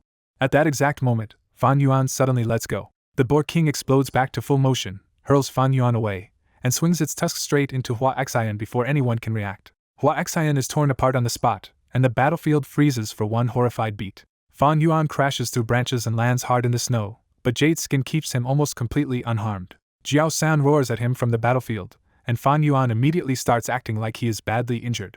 After checking that no other Gu masters seem to be watching, Fan Yuan limps back toward the fight looking battered, anxious, and innocent. By the time Fan Yuan reaches the edge again, the fight has become a frantic 4-against-1 clash around the half-mad Boar King. Kong Jing explodes at Fan Yuan for getting Hua Xian killed, and Fan Yuan meekly blames his own lack of strength. When the red lava python starts nearing its limit, Jiao San urgently orders Kong Jing to use the knife scale web. Kong Jing tells Fan Yuan to help drag the bladed steel web, but Fan Yuan keeps up the act and says his leg is too injured to run. Forced to do it alone, Kong Jing throws the knife scale web over the Boar King and finally pins it down again, though Jiao San winces at the damage to the hide. Just as the team relaxes, Fan Yuan cheerfully says he will help. Then his moonblade slices the web apart, and the Wild Boar King rips itself free all over again. Kong Jing is speechless, the last healer curses him outright, and Jiao San finally snaps that Fan Yuan is complete garbage as a teammate. Jiao San orders Fan Yuan to stay out of it, and, with the fight slipping away again, finally reaches for his real trump card. Poisonous yellow air pours from Jiao San's nostrils and swallows him and the Boar King inside a thick killing cloud. Outside the poison cloud, Fan Yuan shamelessly asks the last healer to treat his fake leg, and she furiously tells him to go die. For a moment Fan Yuan weighs whether to kill the whole weakened team, but the risk of being exposed for murdering clansmen is still too high. 5 minutes later the poison cloud clears, the Wild Boar King collapses dead, and Jiao San emerges pale and almost out of primeval essence. Jiao San orders everyone to butcher the corpse fast so they can retreat with whatever spoils they can still carry. Then pairs of blue eyes appear in the dark around them, and the first beast wave reveals a far worse threat than anyone expected, a lightning wolf pack. The whole team panics at once, because a pack of lightning wolves can run down even a beast king, let alone an exhausted squad. Jiao San drops all pretense of leadership and bolts first, with Kong Jing chasing after him in pure panic. Fan Yuan stays cold under pressure, realizes the runners are probably dead anyway, and chooses a smarter hiding place inside the butchered boar. He drops the panicking healer with one chop, then prepares to use her body and the boar carcass as his cover. Then Fan Yuan drags her into the Boar King's slit-open stomach and hides himself inside the corpse. The wolf pack descends, most of it racing after Jiao San and Kong Jing while the rest surrounds the dead boar to feed. Hidden inside the corpse, Fan Yuan listens to the wolves chewing closer and calmly calculates that this ugly choice still gives him the best odds.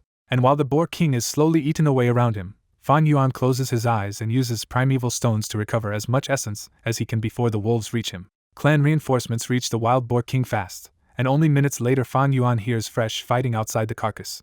As soon as the pressure outside eases, Fan Yuan shoves the unconscious woman out first and crawls from the boar's stomach covered head to toe in blood. The sight is grotesque enough to stun the nearby Gu masters, but Fan Yuan just stretches, breathes, and coldly studies the battlefield. He quickly sees the truth. These 5 lightning wolves are old, injured leftovers from the pack, driven out, and now causing this smaller beast horde. The wolves are already at a disadvantage because they gorged themselves, while the new Gu masters arrived with full primeval essence and fresh strength. Even so, the rescuers stop once their essence runs low, choosing caution over chasing deeper into danger. A healing Gu master examines the woman Fan Yuan shoved aside and realizes she is already dead. Fan Yuan understands what really killed her. The wolves' electric bite stopped her heart while she was unconscious. The healer loses his temper and blames Fan Yuan for hiding behind a woman instead of facing danger himself. Fan Yuan answers without a flicker of shame, saying they fought over the safe spot and he is glad he won. That answer enrages the healer so badly that he charges Fan Yuan and gets kicked flat in one blow. Fan Yuan coolly tells them to report him if they want, because under clan rules saving yourself in a forced situation is not a crime. As he walks away through the corpse-strewn path, Fan Yuan calmly reviews the law in his head and knows that part alone cannot convict him. What still worries him is one hidden risk. If anyone learned he knocked the woman unconscious first, that would count as harming a clansman. Then he finds Kong Jing's mangled corpse and Jiao San's nearly intact body beside the dead red lava python. At first Fan Yuan is pleased that every witness seems dead, which would leave him far fewer restraints. That relief vanishes when Jiao San's finger twitches and Fan Yuan realizes the sickly snake is somehow still alive. Fan Yuan immediately weighs killing him, but a wave of healing Gu masters is already rushing closer and there is no safe way to leave obvious traces. Instead of giving up, he gets an idea and kneels beside Jiao San like a grieving teammate. He strips off his own blood-soaked shirt and quietly presses it over Jiao San's nose and mouth to finish the job. When a medicine hall Gu master runs over to help, Fan Yuan snaps at him and fiercely guards the body for a few more precious moments. The healer mistakes that fury for grief and gently tells Fan Yuan to stay alive for the sake of the dead. The inspection produces a shocking contrast. Fan Yuan looks like a survivor from hell, yet he has not a single real injury on him. Once the shirt is lifted away, the healer confirms Jiao San is dead and suspects the missing Gu worms might have been taken. Fan Yuan meets that suspicion head-on, and the healer backs off after reminding him that stolen inheritance Gu would violate clan rules. Fan Yuan rises, fixes a look of pure grief on Jiao San's corpse, and turns the healer's words into his own cold creed. He quietly finishes the thought for himself. For the dead, he will live even better than before. 3 days later, Fan Yuan sits alone in the Internal Affairs Hall interrogation room under a pale winter sunbeam while 3 elders keep pressing him. He expected this from the start, because he is the only member of Jiao San's group who came back alive. When asked again, Fan Yuan repeats the same story and openly reveals that he already broke through to rank 2. The elders hear his account for the 5th time and still cannot find a hole big enough to use against him. One elder refuses to let it go, because the dead healing Gu master was her daughter, and she wants Fan Yuan nailed down for it. She attacks his earlier choices one by one, starting with why he cut the knife scale net during the Boar King fight. Fan Yuan answers that he wanted merit, made a bad move, and gives her nothing more than blunt facts. She pushes harder and directly asks whether he intentionally used the female teammate as a shield inside the boar. Fan Yuan dodges the trap neatly, saying they fought over the spot, she lost, and he only feels ashamed of the result. The questioning finally breaks against his careful wording, and the elders are forced to let the matter go for now. Behind that dead end sits a larger fear for the clan. This beast tide was harsher than usual, and the real wolf disaster is still a year away. Once the attack line fails, the elders shift to Fan Yuan's future and ask what he plans to do next. Fan Yuan answers openly that he wants to claim his family assets and continue his own branch's inheritance. The elders warn that lone cultivation is hard inside the clan system and tell him to either join another team or qualify as a team captain himself. Fan Yuan says he needs time, but inwardly he already rejects both choices because other people are just shackles around his secrets. After the interrogation, he immediately tries to file for the family inheritance mission, only to be told to come back in 3 days. He steps outside into a bleak winter afternoon, where the whole village feels muted under loss. On the road he runs into a rare sight. Mo Bei and Fan Jing are walking with Qi Qing and other youths for a memorial, with the usual academy rivalry muted by the deaths. They tell him Gu Eugene Zhu died in the beast tide and ask him to come honor a classmate they studied beside for a year. Fan Yuan remembers her as a hardworking girl from the academy, but the memory leaves him completely unmoved. He brushes them off flatly, saying death is normal and he has no time for the memorial. That answer turns the youths against him, and Qi Qing sneers out the ugly rumor that Fan Yuan survived by hiding in a boar and throwing a female teammate in front of danger. Even Fan Jing lowers his head in shame, unable to defend his own brother from the crowd's contempt. Fan Yuan walks on without the slightest ripple, because insults and praise are equally worthless to him.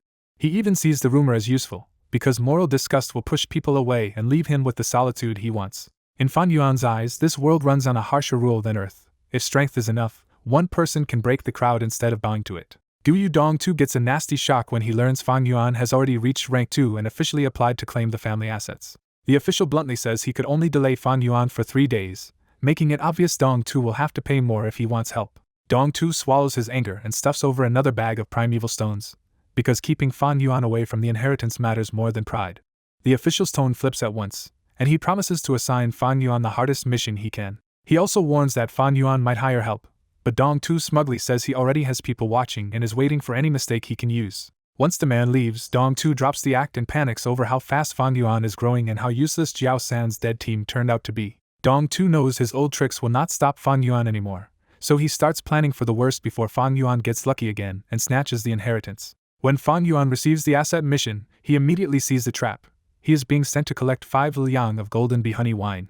The job is brutal because golden bees are fist-sized, heavily armed with stingers, and only the bigger hives even produce the honey wine he needs. Fan Yuan understands exactly what Dong Tu is doing, since this mission normally demands a defensive gu and Dong Tu thinks Fan Yuan does not have one. But Fan Yuan also knows his hidden inheritance gives him room to move in secret, which is exactly why his real hand is so hard for others to read. He decides the real answer is not the current Jade Skin Gu, but upgrading it into the rank 2 White Jade Gu so he can take the bee stings head on. At rank 2, Fan Yuan can finally handle stronger Gu, but aside from the Spring-Autumn Cicada, the worms he relies on are still mostly rank 1 and holding him back.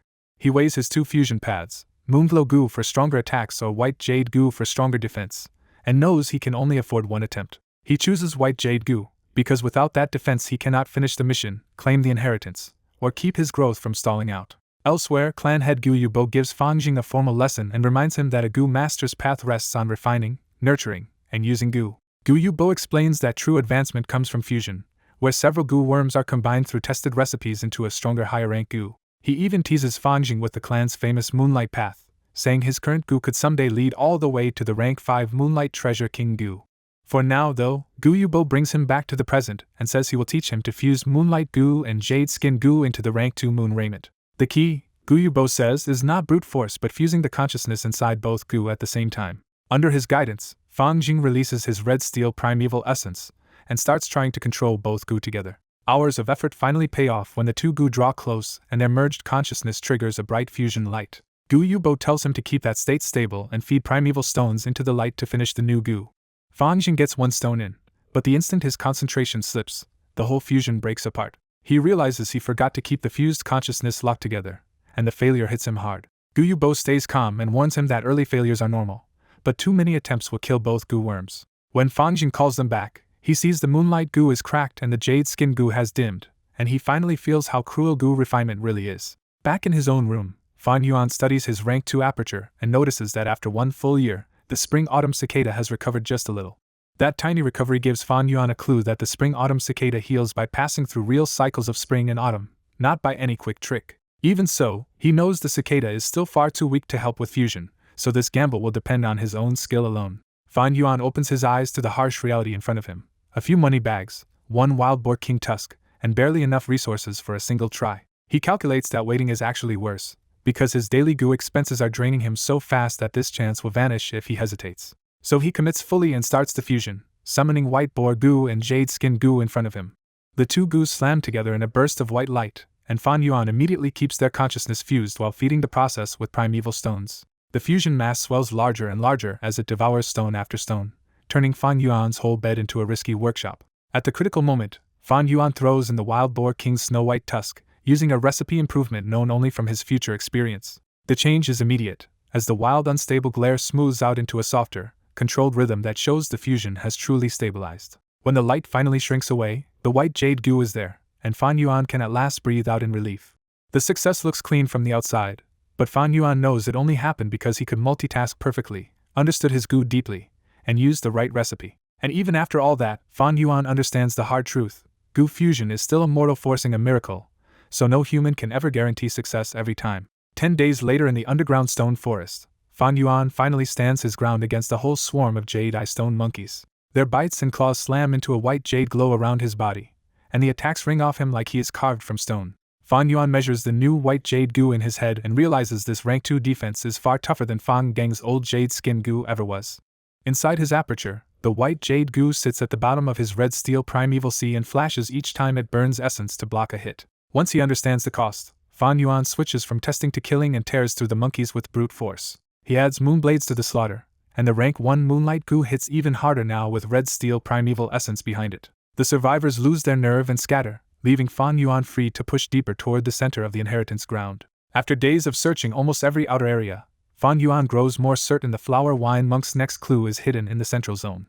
At the heart of the cavern he spots a giant central pillar, so huge that it dwarfs every other column around it. But the deeper territory is packed with bigger monkey groups, and one wrong step wakes a whole colony. When nearly 100 monkeys charge him, Fan Yuan does the smart thing and runs. He keeps retreating until the horde thins out, peeling the swarm down to a manageable group before turning back to fight. Fan Yuan repeats that Lurankill trick again and again until the road is covered with shattered monkey corpses.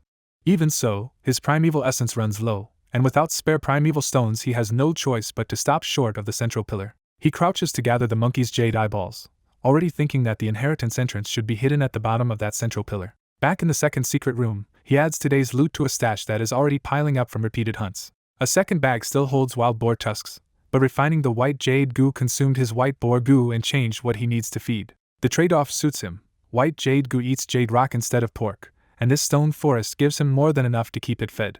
What he does not have is money, and with only 2.5 primeval stones left he decides it is time to cash in his family mission. He picks up the bullskin water sack of golden honey wine, the proof he needs to complete the mission. By sunset he slips out through the hidden crack and heads for the village, carefully taking detours so nobody traces the secret entrance. The cold wind feels like freedom, because now that he is rank 2 he can move around in daylight without the academy watching him. Still, going solo has a cost. After the beast-tide the teams have regrouped, and Fan Yuan knows no one wants him in their monthly mission parties.